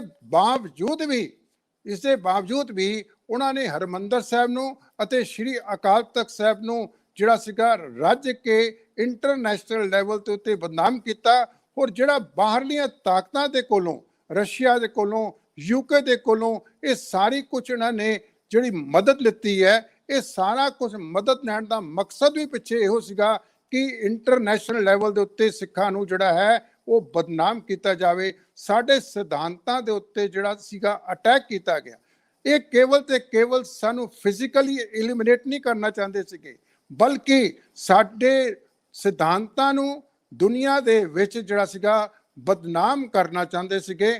ਹੋਰ ਇਹਦੇ ਕਰਕੇ ਉਹਨਾਂ ਨੇ ਇਹ ਸਾਰਾ ਕੁਝ ਜਿਹੜਾ ਹੈ, ਜਿਹੜੇ ਸਾਡੇ ਮੌਲਿਕ ਜਿਹੜੇ ਸਿਧਾਂਤ ਸੀਗੇ, ਸਾਡੇ ਮੌਲਿਕ ਸਿਧਾਂਤਾਂ ਦੇ ਵਿੱਚ ਜਿਹੜਾ ਸ਼ਸਤਰ ਹੈ, ਸ਼ਸਤਰ ਤੋਂ ਸਿੱਖ ਦੀ ਪਰਸਨੈਲਿਟੀ ਨੂੰ ਡਾਈਵੋਰਸ ਨਹੀਂ ਕੀਤਾ ਜਾ ਸਕਦਾ। ਸ਼ਸਤਰ ਜਿਹੜੇ ਨੇ ਉਹ ਸਾਡੀ ਜ਼ਿੰਦਗੀ ਦਾ, ਸਾਡੇ ਸਿੱਖ ਕੌਮ ਦੀ ਇੱਕ ਪਰਸਨੈਲਿਟੀ ਦਾ ਇੱਕ ਅਨਖੜਵਾਂ ਅੰਗ ਹੈਗੇ ਨੇ, ਕਿਉਂਕਿ ਸਿੱਖ ਦਾ ਜਨਮ ਹੀ ਸ਼ਸਤਰ 'ਚ ਹੋਇਆ ਹੈ। ਤਾਂ ਸਰਕਾਰ ਨੂੰ ਹੋਰ ਇਹ ਮਹਾਸ਼ਾ ਲੋਕਾਂ ਨੂੰ, ਆਰਯ ਸਮਾਜੀਆਂ ਨੂੰ ਇਹ ਚੀਜ਼ ਬਹੁਤ ਚੁਭਦੀ ਸੀਗੀ ਕਿ ਸਿੱਖਾਂ ਦਾ ਨਿਆਰਾਪਨ ਜਿਹੜਾ ਹੈ ਉਹ ਉਹਦੇ ਵਿੱਚ ਸ਼ਸਤਰ ਜਿਹੜੇ ਨੇ ਇਹਨਾਂ ਨੂੰ ਬਹੁਤ ਚੁਭਦੇ ਸੀਗੇ। ਦੂਜੇ ਬਣੇ ਉਹਨਾਂ ਨੂੰ ਸ਼੍ਰੀ ਹਰਮੰਦਰ ਸਾਹਿਬ ਤੋਂ, ਜਿਹੜਾ ਕਿ ਪੁਰਾਤਨ ਸਮੇਂ ਦੇ ਵਿੱਚ ਵੀ, ਜਿਸ ਵੇਲੇ ਕਿ ਹਰਮੰਦਰ ਸਾਹਿਬ ਤੋਂ ਸਾਨੂੰ ਨਾ ਕੇਵਲ ਰੂਹਾਨੀਅਤ ਦਾ ਬਲਕਿ ਇੱਕ ਸ਼ਕਤੀ ਦਾ ਵੀ ਸਾਨੂੰ ਜਿਹੜਾ ਸਰੋਤ ਹੈ, ਉੱਥੋਂ ਸਾਨੂੰ ਸ਼ਕਤੀ ਵੀ ਮਿਲਦੀ ਹੈ, ਰੂਹਾਨੀਅਤ ਵੀ ਮਿਲਦੀ ਹੈ। ਤੇ ਸ਼੍ਰੀ ਅਕਾਲ ਤਖਤ ਸਾਹਿਬ ਜਿਹੜਾ ਸਾਡੀ ਪ੍ਰਭੂ ਸੱਤਾ ਦਾ ਇੱਕ ਪ੍ਰਤੀਕ ਹੈ, ਜਿੱਥੇ ਵੱਜਦੇ ਨਗਾਰੇ ਜਿਹੜੇ ਨੇ ਸਾਨੂੰ ਆਜ਼ਾਦੀ ਦਾ ਜਿਹੜਾ ਸਿਧਾਂਤ ਦਿੰਦੇ ਨੇ, ਇਸ ਸਿਧਾਂਤ ਨੂੰ ਖਤਮ ਕਰਨ ਵਾਸਤੇ, ਸ਼੍ਰੀ ਅਕਾਲ ਤਖਤ ਸਾਹਿਬ ਤੋਂ ਵੱਜਦੇ ਨਗਾਰਿਆਂ ਨੂੰ ਖਤਮ ਕਰਨ ਵਾਸਤੇ, ਉਹਨਾਂ ਨੂੰ ਸਾਇਲੈਂਟ ਕਰਨ ਵਾਸਤੇ ਤੇ ਇਹ ਦੱਸਣ ਵਾਸਤੇ ਕਿ ਸ਼੍ਰੀ ਅਕਾਲ ਤਖਤ ਸਾਹਿਬ ਦਾ ਸਿਧਾਂਤ, ਪ੍ਰਭੂ ਸੱਤਾ ਦਾ ਸਿਧਾਂਤ ਜਿਹੜਾ ਹੈ, ਸ਼੍ਰੀ ਹਰਮੰਦਰ ਸਾਹਿਬ ਦਾ ਜਿਹੜਾ ਮਨੁੱਖਤਾ ਦਾ ਸਿਧਾਂਤ ਹੈ, ਇੱਥੋਂ ਜਿਹੜੀ ਰੂਹਾਨੀਅਤ ਦਾ ਸਿਧਾਂਤ ਹੈ, ਇਸ ਸਿਧਾਂਤ ਨੂੰ ਮਲੀਆ ਮੇਟ ਕਰਨ ਵਾਸਤੇ ਇੱਕ ਸੋਚੀ ਸਮਝੀ ਸਾਜ਼ਿਸ਼ ਦੇ ਨਾਲ ਇਹ ਕੇਵਲ ਤੇ ਕੇਵਲ ਸੰਤ ਜਰਨੈਲ ਸਿੰਘ ਖਾਲਸਾ ਭਿੰਡਰਾਂ ਵਾਲੇ ਅਤੇ ਜਿਹੜੇ ਉੱਥੇ ਹੋਰ ਜਥੇਬੰਦੀਆਂ ਜਿਹੜੀਆਂ ਸ਼ਾਮਿਲ ਸੀਗੀਆਂ, ਕੇਵਲ ਉਹਨਾਂ ਨੂੰ ਫਲਸ਼ ਆਊਟ ਕਰਨ ਦੀ ਗੱਲ ਨਹੀਂ ਸੀਗੀ। ਇਹ ਤਾਂ ਇੱਕ ਸੋਚੀ ਸਮਝੀ ਸਾਜ਼ਿਸ਼ ਦੇ ਨਾਲ 38 ਗੁਰਦੁਆਰਿਆਂ ਦੇ ਉੱਤੇ ਇਹ ਸਾਰਾ ਕੁਝ ਜਿਹੜਾ ਸੀਗਾ ਸਾਡੇ ਸਿਧਾਂਤ ਨੂੰ ਮਲੀਆਮੇਟ ਕਰਨ ਵਾਸਤੇ ਅਤੇ ਦੁਨੀਆ ਭਰ ਦੇ ਵਿੱਚ ਇਹ ਦੱਸਣ ਵਾਸਤੇ ਕਿ ਸਿੱਖ ਜਿਹੜੇ ਨੇ ਇਹ ਹਿਊਮੈਨਿਟੀ ਦੇ ਅਗੇਂਸਟ ਨੇ, ਇਹ ਦੇਸ਼ ਦੇ ਖਿਲਾਫ ਨੇ ਔਰ ਸਾਨੂੰ ਇਸ ਤਰੀਕੇ ਦੇ ਨਾਲ ਬਦਨਾਮ ਕਰਕੇ ਸਾਡੇ ਸਿਧਾਂਤਾਂ ਨੂੰ ਜਿਹੜਾ ਖਤਮ ਕਰਨ ਵਾਸਤੇ ਇਹ ਸਾਰਾ ਕੁਝ ਕੀਤਾ ਗਿਆ। ਮੈਂ ਇੱਥੇ ਗੱਲ ਕਹਿਣਾ ਚਾਹਾਂਗਾ ਕਿ ਕੇਵਲ ਤੇ ਕੇਵਲ ਇਹਦੇ ਵਿੱਚ ਕਾਂਗਰਸ ਨੂੰ ਬਲੇਮ ਨਹੀਂ ਕੀਤਾ ਜਾ ਸਕਦਾ। ਇਹਦੇ ਵਿੱਚ ਇੱਕ ਸਟੇਟ ਪਾਲਿਸੀ ਹੈ, ਉਹ ਸਟੇਟ ਪਾਲਿਸੀ ਦੇ ਹੇਠ ਜਿਹੜਾ ਹੈ ਜਿਹੜੀ ਪਰਮਾਨੈਂਟ ਗਵਰਨਮੈਂਟ ਜਿਹੜੀ ਬਿਊਰੋਕ੍ਰੇਸੀ ਹੁੰਦੀ ਹੈ, ਚਾਹੇ ਉੱਥੇ ਸਟੇਟ ਦੇ ਵਿੱਚ ਸੈਂਟਰ ਦੇ ਵਿੱਚ ਬੀਜੇਪੀ ਆਵੇ, ਚਾਹੇ ਉੱਥੇ ਕੱਲ ਨੂੰ ਆਪ ਦਾ ਕੇਜਰੀਵਾਲ ਆ ਜਾਵੇ, ਚਾਹੇ ਕੋਈ ਹੋਰ ਸਰਕਾਰ ਹੋਵੇ, ਸਟੇਟ ਜਿਹੜੀ ਹੈ ਉਹਦੀ ਸੋਚ ਜਿਹੜੀ ਹੈ ਸਿੱਖਾਂ ਦੇ ਸਿਧਾਂਤਾਂ ਦੇ ਉੱਤੇ ਅਟੈਕ ਕਰਨ ਦੀ 1947 ਤੋਂ ਹੀ ਬਣੀ ਰਹੀ। ਬਲਕਿ ਇਸ ਨੂੰ ਅਗਰ ਇਹ ਕਿਹਾ ਜਾਵੇ ਕਿ ਬ੍ਰਾਹਮਣਿਕਲ ਸਿਸਟਮ ਦੀ ਸੋਚ ਜਿਹੜੀ ਸੀਗੀ ਗੁਰੂ ਨਾਨਕ ਪਾਤਸ਼ਾਹ ਦੇ ਵੇਲੇ ਤੋਂ ਹੀ ਸਾਡੇ ਸਿਧਾਂਤਾਂ ਦੇ ਉੱਤੇ ਕੁਲਾੜਾ ਮਾਰਨ ਦੀ ਸੀਗੀ ਔਰ ਇਸ ਦੇ ਚੱਲਦਿਆਂ ਹੀ 1984 ਦਾ ਭਾਣਾ ਵਰਤਿਆ ਤੇ ਅੱਜ 2021 ਤੱਕ ਵੀ ਇਹੋ ਹੀ ਸਭ ਕੁਝ ਹੋ ਰਿਹਾ ਹੈ ਕਿ ਸਾਡੇ ਸਿਧਾਂਤਾਂ ਨੂੰ ਖਤਮ ਕਰਨ ਵਾਸਤੇ ਸਾਡੀਆਂ ਸੰਸਥਾਵਾਂ ਜਿਹੜੀਆਂ ਨੇ ਉਹਨਾਂ ਤੇ ਇਨਡਾਇਰੈਕਟਲੀ ਕਬਜ਼ਾ ਕਰ ਲਿੱਤਾ ਗਿਆ ਹੈ। ਜੀ ਬਹੁਤ ਧੰਨਵਾਦ ਪ੍ਰੋਫੈਸਰ ਸਾਹਿਬ, ਤੁਸੀਂ ਬਹੁਤ ਆਈ ਥਿੰਕ ਡੀਟੇਲ ਦੇ ਵਿੱਚ ਮੈਨੂੰ ਲੱਗਦਾ ਹੈ ਕਾਫੀ ਚਾਨਣ ਪਾਇਆ ਇਸ ਗੱਲ ਤੇ ਕਿ ਇਹਦਾ ਜਿੱਥੇ ਇਤਿਹਾਸਿਕ ਪਰਿਪੇਖ ਦੀ ਗੱਲ ਸੁਖਪ੍ਰੀਤ ਸਿੰਘ ਜੀ ਨੇ ਕੀਤੀ, ਉੱਥੇ ਤੁਸੀਂ ਸਿਧਾਂਤਕ ਪੱਖ ਜਿਹੜਾ ਇਹਦਾ ਅੱਗੇ ਰੱਖਿਆ ਔਰ ਬੜਾ ਜ਼ਰੂਰੀ ਹੈ ਸਮਝਣਾ। ਜਿਹੜੀ ਤੁਸੀਂ ਵੱਡੀ ਗੱਲ ਕੀਤੀ ਹੈ ਕਿ ਸ਼ਾਇਦ ਇਹ ਸਟੇਟ ਵਰਸਸ ਸਿੱਖ ਹੈ। ਅਸੀਂ ਸਦਾ ਕਦੀ ਅਸੀਂ ਇੰਦਰਾ ਨੂੰ ਗਾਲਾਂ ਕੱਢ ਦਿੰਦੇ ਹਾਂ, ਕਦੀ ਅਸੀਂ ਮੋਦੀ ਦੇ ਮਗਰ ਪੈ ਜਾਂਦੇ ਹਾਂ, ਪਰ ਅਸਲ ਸੋਚਣ ਦੀ ਗੱਲ ਤਾਂ ਇਹ ਹੈ ਕਿ ਇਹ ਇੱਕ ਲੜਾਈ ਹੈ ਜਿਸ ਨੂੰ ਕਿ ਇੱਕ ਆਥਰ ਨੇ ਇਸ ਤਰ੍ਹਾਂ ਲਿਖਿਆ ਕਿ this is a fight between two civilisations, ਕਿ ਜਿਹੜੀ ਇੱਕ ਉੱਚ ਕੋਟੀ ਦੀ ਸਿਵਲਾਈਜੇਸ਼ਨ ਹੈ, ਜਿਹੜੀ ਇੱਕ ਮਾਡਰਨ ਸਿਵਲਾਈਜੇਸ਼ਨ ਹੈ, ਉਹਦੀ ਇੱਕ 5000 ਸਾਲ ਪੁਰਾਣੇ ਬ੍ਰਾਹਮਣਿਕਲ ਸਿਸਟਮ ਦੇ ਨਾਲ ਲੜਾਈ ਹੈ। ਸ਼ਾਇਦ ਉਧਰੋਂ ਇਹ ਲੜਾਈ ਉਪਜ ਰਹੀ ਹੈ। ਸੋ ਬਹੁਤ ਬਹੁਤ ਧੰਨਵਾਦੀ ਹਾਂ ਇਹਦੇ ਵਿੱਚ ਆਪ ਜੀ ਦੇ। ਮੈਂ ਆਪਣੇ ਨੈਕਸਟ ਗੈਸਟ ਨੂੰ ਵੀ ਇੰਟਰੋਡਿਊਸ ਕਰਦਾ ਤੇ ਨਾਲ ਹੀ ਨਾਲ ਇੱਕ ਜ਼ਰੂਰ ਬੜੀ ਸੋਚਣ ਵਾਲੀ ਗੱਲ ਹੈ ਔਰ ਬੜਾ ਸਾਨੂੰ ਸੋਚਣਾ ਪਏਗਾ, ਬੜਾ ਸਾਨੂੰ ਇਸ ਗੱਲ ਤੇ ਗੌਰ ਜਿਹੜਾ ਦੇਣਾ ਪਏਗਾ ਕਿ ਇਸ ਲੜਾਈ ਦੇ ਜਿੰਨੇ ਵੀ ਹੀਰੋ ਸਨ, ਜੇ ਅਸੀਂ ਉਸ ਘੱਲੂਘਾਰੇ ਦੀ ਗੱਲ ਕਰ ਰਹੇ ਹਾਂ ਤੇ ਉਹ ਇੱਕ ਜੰਗ ਸੀ, ਉੱਥੇ ਉਹ ਇੱਕ ਇਹੋ ਜਿਹੀ ਜੰਗ ਸੀ ਜਿਹੜੀ ਜੰਗ ਏਡੇ ਵੱਡੇ ਦੇਸ਼ ਦੇ ਆਰਮੀ ਹੋਵੇ ਔਰ ਏਡੀ ਉਹਨਾਂ ਕੋਲ ਆਰਟਲਰੀ ਹੋਵੇ, ਉਹਦੇ ਨਾਲ ਉਸ ਜੰਗ ਨੂੰ 5 ਦਿਨ ਤੱਕ ਲਗਾਤਾਰ ਲੜਨਾ ਔਰ ਨਾ ਹੀ ਕੇਵਲ ਲੜਨਾ ਬਲਕਿ ਉਹਨਾਂ ਦੇ ਗੋਡੇ ਲਵਾ ਦੇਣਾ। ਉਹਦੇ ਵਿੱਚ ਜੇ ਇੱਕ ਸ਼ਖਸੀਅਤ ਨੂੰ ਬਹੁਤ ਵੱਡਾ ਜਿਹੜਾ ਮੈਂ ਸਮਝਦਾ ਵੀ ਕ੍ਰੈਡਿਟ ਜਾਂਦਾ ਹੈ ਤੇ ਉਹ ਨੇ ਜਰਨਲ ਸਾਵੇਕ ਸਿੰਘ ਜੀ। ਸੋ ਮੈਂ ਉਹਨਾਂ ਦੇ ਭਰਾਤਾ ਜੀ ਸਾਡੇ ਨਾਲ ਜੁੜੇ ਨੇ। ਭਾਈ ਸਾਹਿਬ ਜੀ, ਮੈਂ ਆਪ ਜੀ ਨੂੰ ਇੰਟਰੋਡਿਊਸ ਕਰਦਾ। ਲੜਾਈ ਤਾਂ ਸਿਧਾਂਤ ਦੀ ਹੈ, ਲੜਾਈ ਤਾਂ ਇੱਕ ਸਿਸਟਮ ਦੀ ਹੈ, ਪਰ ਤੁਹਾਡੇ ਭਰਾਤਾ ਜੀ ਜਿਨ੍ਹਾਂ ਦੀ ਜੇ ਅਸੀਂ ਗੱਲ ਕਰੀਏ, ਜਿਨ੍ਹਾਂ ਨੇ ਇੰਡੀਆ ਦੀਆਂ ਪੋਲੀਟੀਕਲ ਐਸਪੀਰੇਸ਼ਨਸ ਨੂੰ ਪੂਰਾ ਕਰਨ ਲਈ ਬੰਗਲਾਦੇਸ਼ ਦੇ ਵਿੱਚ ਇੱਕ ਬਹੁਤ ਵੱਡਾ ਰੋਲ ਨਿਭਾਇਆ ਔਰ ਮੁਕਤੀ ਫੌਜਾਂ ਦੀ ਟ੍ਰੇਨਿੰਗ ਦੀ ਜੇ ਗੱਲ ਹੋਵੇ ਜਾਂ ਬੰਗਲਾਦੇਸ਼ ਨੂੰ ਉਸ ਵੇਲੇ ਜਿੱਤਣ ਦੀ ਗੱਲ ਹੋਵੇ ਜਾਂ ਪਾਕਿਸਤਾਨ ਦੀਆਂ ਫੋਰਸਿਸ ਦੀ ਸਰੈਂਡਰ ਦੀ ਗੱਲ ਹੋਵੇ, ਤੇ ਜੇ ਨਾਮ ਕੋਈ ਆਉਂਦਾ ਹੈ ਤੇ ਉਦੋਂ ਵੀ ਆਪ ਜੀ ਦੇ ਭਰਾਤਾ ਦਾ ਨਾਮ ਆਉਂਦਾ ਕਿ ਜੇ ਉੱਥੇ ਉਹ ਉਸ ਚੀਜ਼ ਨੂੰ ਕਮਾਂਡ ਨਾ ਕਰਦੇ ਸ਼ਾਇਦ ਗੱਲ ਉੱਥੇ ਤੱਕ ਨਾ ਪਹੁੰਚਦੀ। ਪਰ ਇੱਕ ਏਡੇ ਵੱਡੇ ਦੇਸ਼ ਦੇ ਡਿਫੈਂਡਰ ਤੋਂ, ਉਹਨਾਂ ਦੀ ਭਾਸ਼ਾ 'ਚ ਗੱਲ ਕਰਦਾ, ਗਵਰਨਮੈਂਟ ਦੀ ਭਾਸ਼ਾ 'ਚ, ਕਿ ਦੇਸ਼ ਦੇ ਡਿਫੈਂਡਰ ਤੋਂ ਦੇਸ਼ ਦਰੋਹੀ ਕਿੱਦਾਂ ਬਣ ਗਏ। ਔਰ ਦੂਸਰੀ ਗੱਲ ਜੇ ਅਸੀਂ ਆਪਣੀ ਸਿੱਖ ਕੌਮ ਦੇ ਪੱਖ ਤੋਂ ਗੱਲ ਕਰੀਏ ਕਿ ਕਿਸੇ ਦੇ ਲਈ ਕੰਮ ਕਰਨਾ ਇਮਾਨਦਾਰੀ ਦੇ ਨਾਲ, ਇਹ ਵੀ ਕਿਤੇ ਨਾ ਕਿਤੇ ਸਿੱਖ ਦਾ ਇੱਕ ਫਰਜ਼ ਹੈ। ਪਰ ਜਦੋਂ ਉਹ ਦੇਖਦਾ ਹੈ ਕਿ ਇਹ ਲੋਕ ਕਿਸੇ ਇੱਕ ਤਰ ਤੋਂ ਗਿਰ ਗਏ ਨੇ, ਕਿ ਇਹ ਲੋਕ ਜ਼ੁਲਮ ਕਰਨ ਤੇ ਆ ਗਏ ਨੇ, ਫਿਰ ਉਦੋਂ ਖਾਲਸੇ ਦਾ ਇੱਕੋ ਇੱਕ ਫਰਜ਼ ਹੋ ਜਾਂਦਾ ਹੈ ਸੱਚ ਨੂੰ ਡਿਫੈਂਡ ਕਰਨਾ। ਸੋ ਆਈ ਥਿੰਕ ਤੁਸੀਂ ਨੇੜਿਓਂ ਉਹਨਾਂ ਨੂੰ ਵੇਖਿਆ। ਜਰਨਲ ਸਾਵੇਕ ਸਿੰਘ ਜੀ ਜਾਂ ਅਸੀਂ ਭਾਈ ਸਾਵੇਕ ਸਿੰਘ ਜੀ ਦੀ ਜੇ ਗੱਲ ਕਰੀਏ, ਉਹਨਾਂ ਦੇ ਮੁੱਢਲੇ ਜੀਵਨ ਬਾਰੇ ਜ਼ਰੂਰ ਸੰਗਤਾਂ ਨਾਲ ਕੁਝ ਜਾਣਕਾਰੀ ਸਾਂਝੀ ਕਰੋ ਜੀ। ਵਾਹਿਗੁਰੂ ਜੀ ਕਾ ਖਾਲਸਾ, ਵਾਹਿਗੁਰੂ ਜੀ ਕੀ ਫਤਿਹ। ਭਾਈ ਸਾਹਿਬ ਦਾ ਜਿਹੜਾ ਪਹਿਲਾ ਜੀਵਨ ਆ, ਅਸੀਂ ਉਹ ਅੰਮ੍ਰਿਤਸਰ ਆਪਣੇ ਪਿੰਡ ਘਿਆਲੇ 'ਚ ਉਹਨਾਂ ਦੀ ਪੈਦਾਇਸ਼ ਸੀ। ਉਹ ਤੋਂ ਬਾਅਦ ਅੰਮ੍ਰਿਤਸਰ ਆ ਗਏ। ਅੰਮ੍ਰਿਤਸਰ 'ਚ ਉਹਨਾਂ 10ਵੀਂ ਕੀਤੀ ਆ ਖਾਲਸਾ ਕਾਲਜ ਸਕੂਲ ਤੋਂ। ਉਹ ਤੋਂ ਬਾਅਦ ਨੈਸ਼ਨਲ ਕਾਲਜ ਲਾਹੌਰ ਚਲੇ ਗਏ। ਉੱਥੋਂ ਉਹਨਾਂ ਗ੍ਰੈਜੂਏਸ਼ਨ ਕਰਕੇ ਉਸ ਟਾਈਮ 'ਤੇ ਕਮਿਸ਼ਨ ਜੁਆਇਨ ਕਰ ਲਿਆ ਅੰਗਰੇਜ਼ ਗਵਰਨਮੈਂਟ ਦੇ ਟਾਈਮ 'ਤੇ।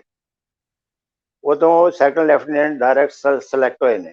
ਉਹ ਤੋਂ ਬਾਅਦ ਇਹ 65 ਜਦੋਂ 1947 ਦੀ ਪਾਰਟੀਸ਼ਨ ਹੁੰਦੀ ਆ ਵੰਡ ਦੇ ਵਿੱਚ, ਉਦੋਂ ਕੈਪਟਨ ਸੀ। ਇਹ ਲੋਰਾ ਲਾਈ ਤੋਂ ਆਣ ਕੇ ਫੌਜਾਂ ਇੱਧਰ ਦੀਆਂ ਇੱਧਰ ਆ ਗਈਆਂ, ਉਧਰ ਦੀਆਂ ਉਧਰ ਚਲੇ ਗਈਆਂ। ਪਾਰਟੀਸ਼ਨ ਬਾਅਦ ਇਹ ਕੈਪਟਨ ਸੀ, ਇੱਧਰ ਆ ਗਏ। ਨਾਲ ਗੁਰੂ ਗ੍ਰੰਥ ਸਾਹਿਬ ਦੀ ਛੋਟੀ ਬੀੜ ਸੀ, ਉਹ ਵੀ ਘਰ ਲੈ ਕੇ ਆਏ ਨਾਲ ਹੀ। ਉਦੋਂ ਬਾਅਦ ਫਿਰ ਜਦੋਂ ਇੰਡੀਅਨ ਆਰਮੀ ਜੁਆਇਨ ਹੋ ਗਈ, ਫਿਰ ਇਹ 65 ਦੀ ਲੜਾਈ ਦੇ ਵਿੱਚ ਇਹਨਾਂ ਆਪਣੇ ਜੰਮੂ ਕਸ਼ਮੀਰ ਦੀ ਲੜਾਈ ਲੜੀ, ਉਹ ਜਿੱਤੀ। ਉਸ ਟਾਈਮ ਤੇ ਪਿਤਾ ਜੀ ਐਕਸਪਾਇਰ ਹੋ ਗਏ। ਮੈਂ ਉਹਨਾਂ ਨੂੰ ਟੈਲੀਗ੍ਰਾਮ ਦੇ ਕੇ ਆਇਆ ਕਿ 56 APO ਤੇ ਜਾਂਦੀ ਸੀ, ਇਹਨਾਂ ਨੂੰ ਰਸਤੇ 'ਚ ਮਿਲ ਗਈ ਆ ਉਹ, ਪਰ ਇਹਨਾਂ ਕੋਈ ਉਹਦੇ ਬਾਰੇ ਕਿਸੇ ਨੂੰ ਦੱਸਿਆ ਹੀ ਨਾ, ਆਪਣੇ ਜੂਨੀਅਰ ਅਫਸਰਾਂ ਨੂੰ ਨਾ ਸੀਨੀਅਰਾਂ ਨੂੰ। ਚੁੱਪ ਕਰਕੇ 2 ਮਿੰਟ ਪੜ੍ਹ ਕੇ ਜੇਬ 'ਚ ਪਾ ਕੇ ਤੇ ਫਿਰ ਅਟੈਕ ਲਈ ਚਲੇ ਗਏ। ਜਦੋਂ ਉੱਥੋਂ ਦੀ ਲੜਾਈ ਖਤਮ ਹੋਈ ਆ, ਵਾਪਸ ਆਣ ਕੇ 2-4 ਮਹੀਨੇ ਬਾਅਦ, 2 ਮਹੀਨੇ ਲੱਗ ਗਏ, ਫਿਰ ਉਹਨਾਂ ਘਰ ਆਣ ਕੇ ਸਾਰੇ ਪਰਿਵਾਰ ਨੂੰ ਮਿਲੇ ਆ, ਯਾਰੇ ਦੋਸਤਾਂ ਨੂੰ ਮਿਲੇ ਨੇ। ਕਿਤੇ ਬੜੇ ਇੱਜ਼ਤ ਮਾਨ ਸਤਿਕਾਰ ਨਾਲ, ਬੜੇ ਠੰਡੇ ਸੁਭਾਅ ਦੇ, ਬੜੇ ਹੀ ਘੱਟ ਬੋਲੜੇ, ਮਿੱਠ ਬੋਲੜੀ ਸੀਗੇ। ਮਤਲਬ ਕਿ ਹਰ ਤਰ੍ਹਾਂ ਨਾਲ ਹੀ ਉਹ ਛੋਟੇ ਸਾਨੂੰ, ਮਤਲਬ ਕਿ ਛੋਟੇ ਭਰਾ ਹੁੰਦੇ ਆ, ਸਾਨੂੰ ਮਾਂ ਪਿਓ ਵਾਲਾ ਸਤਿਕਾਰ ਦਿੰਦੇ ਸੀ। ਮਤਲਬ ਕਿ ਬਿਆਨ ਸਿੰਘ ਦੇ ਕਹਿਣ ਤੋਂ ਬਾਅਦ ਨਹੀਂ ਬੋਲਦੇ ਕਿ ਬਿਆਨ ਤੇ ਇੱਧਰ ਆ ਜਾ, ਬੜੀ ਉਹਨੇ ਲੈਂਗੁਏਜ ਬੜੀ ਸਾਫ਼ ਸੁਥਰੀ ਸੀ। ਉਦੋਂ ਬਾਅਦ ਫਿਰ ਜਿਸ ਤਰ੍ਹਾਂ ਹੋਏ ਆਪਣੇ 3rd 11 ਗੋਰਖਾ ਜੈਨ ਹੋਇਆ, ਜਿੱਦਾਂ ਜਿੱਦਾਂ ਇਹਨਾਂ ਦੀਆਂ ਤਰੱਕੀਆਂ ਹੁੰਦੀਆਂ ਗਈਆਂ, ਤਿਉਂ ਤਿਉਂ ਇਹਨਾਂ ਦਾ ਉਹ ਆਪਣੇ ਬਦਲ ਗਏ, ਉਹਦੇ ਬਾਰੇ ਤਾਂ ਉਹਨਾਂ ਨੂੰ ਪਤਾ। ਉਦੋਂ ਬਾਅਦ ਫਿਰ 71 ਦੀ ਲੜਾਈ 'ਚ ਬੰਗਲਾਦੇਸ਼ ਇਹਨਾਂ ਨੂੰ ਆਪਣਾ ਮਾਲਿਕ ਸ਼ਾਹ ਨੇ ਸਿਲੈਕਟ ਕੀਤਾ।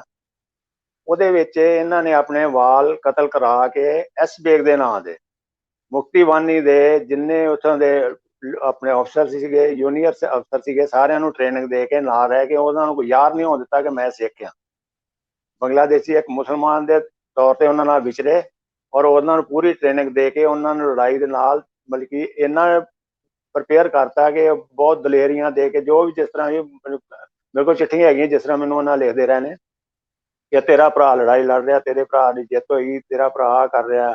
ਉਹਨਾਂ ਇਹ ਵੀ ਕੀਤਾ ਕਿ ਮਿਸਟਰ ਯਸ ਸੀਗੇ ਆਪਣਾ ਮਿਲਾਪ ਦੇ ਐਡੀਟਰ, ਮੈਂ ਉਹਨਾਂ ਨੂੰ ਨਾਲ ਜਾ ਕੇ ਵਿਖਾਇਆ ਵੀ ਸੀ ਕਿ ਵੇਖੋ ਵੀ ਮੈਂ ਆਹ ਕੁਛ ਕਰ ਰਿਹਾ, ਆਹ ਮੇਰੀ ਪਲੈਨਿੰਗ ਹੈ, ਇੱਦਾਂ ਇੱਦਾਂ। ਸਿਰਫ ਉਹਨਾਂ ਨੂੰ ਪਤਾ ਹੀ ਉਹਨਾਂ ਮਿਲਾਪ 'ਚ ਦਿੱਤਾ ਨਹੀਂ ਦਿੱਤਾ ਬਾਅਦ ਦੀ ਗੱਲ ਹੈ, ਕਿ ਉਹਨਾਂ ਕਿਹਾ ਸੀ ਮਿਲਾਪ ਜਾ ਕੇ ਲਿਖਣਗੇ। ਉਦੋਂ ਬਾਅਦ ਫਿਰ ਬੰਗਲਾਦੇਸ਼ ਦਾ ਜੋ ਵੀ ਹੋਇਆ ਡਿਸਾਈਡ ਹੋਇਆ, 90,000 ਆਦਮੀ 1 ਲੱਖ ਫੌਜ ਜਿਹੜੀ ਸਿਲੰਡਰ ਕਰਾਈ।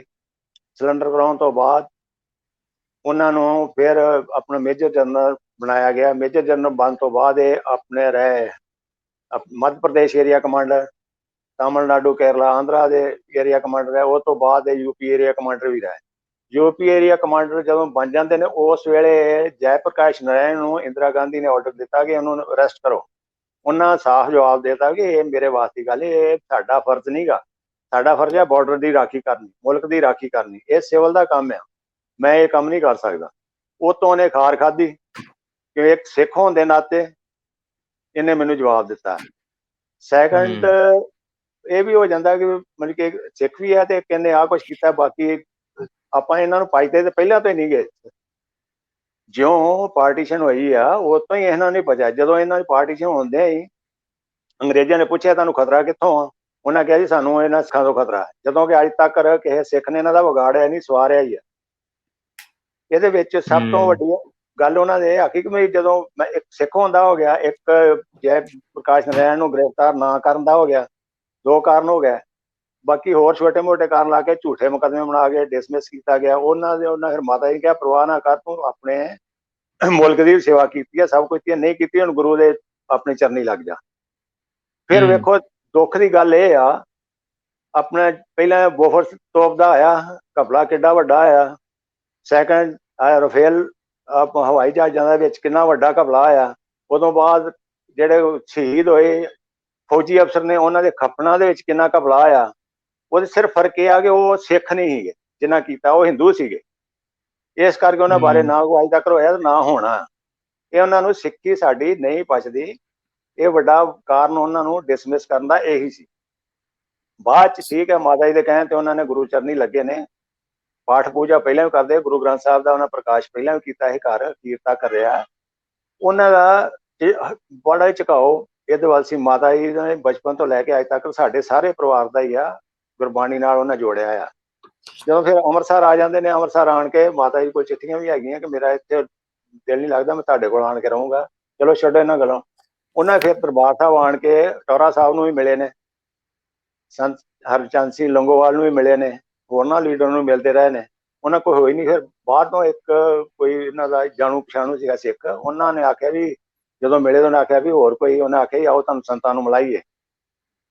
ਉਦੋਂ ਥੋੜੀ ਥੋੜੀ ਘੁਸਰ ਮੁਸਰ ਹੋਣ ਲੱਗ ਪਈ, ਸੰਤਾਂ ਨੂੰ ਫੜਨ ਫੁੜਨ ਦੀ ਵੀ ਸਭ ਕੁਝ ਹੋਇਆ। ਤੇ ਫਿਰ ਇਹ ਮਹਿਤੇ ਚੌਂਕ ਜਾ ਕੇ ਉਹਨਾਂ ਨੂੰ ਜਾ ਕੇ ਮਿਲੇ ਨੇ, ਔਰ ਭਾਈ ਮੋਹਕਮ ਸਿੰਘ ਜੀ ਹੁਣਾਂ ਨੇ ਮਿਲਾਇਆ, ਕਿਉਂ ਇੱਦਾਂ ਜਨਰਲ ਸ਼ਵੇਕ ਸਿੰਘ ਆਇਆ ਹੈ ਤੇ ਤੁਸੀਂ ਉਹ ਤੁਹਾਨੂੰ ਮਿਲਣਾ ਚਾਹੁੰਦੇ ਆ। ਫਿਰ ਸੰਤਾਂ ਨੇ ਆਣ ਕੇ ਬੜੇ ਇਤਮਾਨ ਸਤਿਕਾਰ ਨਾਲ ਦੋਵਾਂ ਮਿਲੇ ਨੇ, ਦੋਵਾਂ ਦੇ ਵਿਚਾਰ ਵਟਾਂਦਰੇ ਹੋਏ ਨੇ, ਇੱਕ ਦੂਸਰੇ ਨੂੰ ਉਹਨਾਂ ਸਮਝਿਆ। ਫਿਰ ਭਾਜੀ ਨੇ ਜਿਹੜਾ ਨਾਲ ਲੈ ਗਿਆ ਸੀ ਉਹਨਾਂ ਦਾ, ਇਸ ਆਦਮੀ 'ਚ ਕੋਈ ਮੈਨੂੰ ਦਮ ਲੱਗਦਾ, ਠੀਕ ਹੈ ਨੀ, ਇਹਨਾਂ ਦੀ ਭਗਤੀ ਹੈ, ਇਹਨਾਂ 'ਚ ਕੋਈ ਦਮ ਲੱਗਦਾ ਹੈ, ਬਹੁਤ ਠੀਕ ਨੇ। ਫਿਰ ਹੌਲੀ ਹੌਲੀ ਜਿਸ ਤਰ੍ਹਾਂ ਵੀ ਹੋਇਆ, ਦਰਬਾਰ ਸਾਹਿਬ ਦਾ ਕਪੂਰੀ ਮੋਰਚਾ ਚੱਲ ਪਿਆ, ਉਹ ਤੋਂ ਬਾਅਦ ਧਰਮਯੁੱਗ ਮੋਰਚਾ ਚੱਲ ਪਿਆ।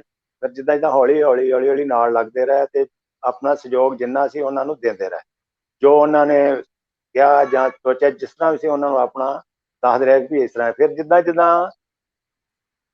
ਮਤਲਬ ਕਿ ਦਰਬਾਰ ਸਾਹਿਬ ਤੇ ਹਮਲੇ ਹੁੰਦੇ, ਸੰਤਾਂ ਨੂੰ ਅਰੈਸਟ ਕਰਨੀਆਂ, ਬਾਅਦ ਚ ਬਦਲਦੇ ਇੱਥੋਂ ਤੱਕ ਨੌਬਤ ਆ ਗਈ, ਦਰਬਾਰ ਸਾਹਿਬ ਤੇ ਹਮਲੇ ਦੀ ਨੌਬਤ ਆ ਗਈ। ਮੈਂ 15 ਦਿਨ ਪਹਿਲਾਂ ਲਟਕੇ ਦਸਤਾਰਬੰਦੀ ਸੀ ਇੱਥੇ ਜੂਨ ਤੋਂ ਪਹਿਲਾਂ ਆਪਣੇ, ਤੇ ਉਹਦੇ ਵਿੱਚ ਮਈ ਦੇ ਵਿੱਚ 15 ਤਰੀਕ ਨੂੰ ਗਏ ਆ ਤੇ ਲਟਕੇ ਮੇਰੀ ਦਸਤਾਰਬੰਦੀ ਸੀ ਸ੍ਰੀ ਅਕਾਲ ਤਖਤ ਸਾਹਿਬ ਤੇ ਸੰਤਾਂ ਨੇ ਦਸਤਾਰ ਬੰਨਣੀ।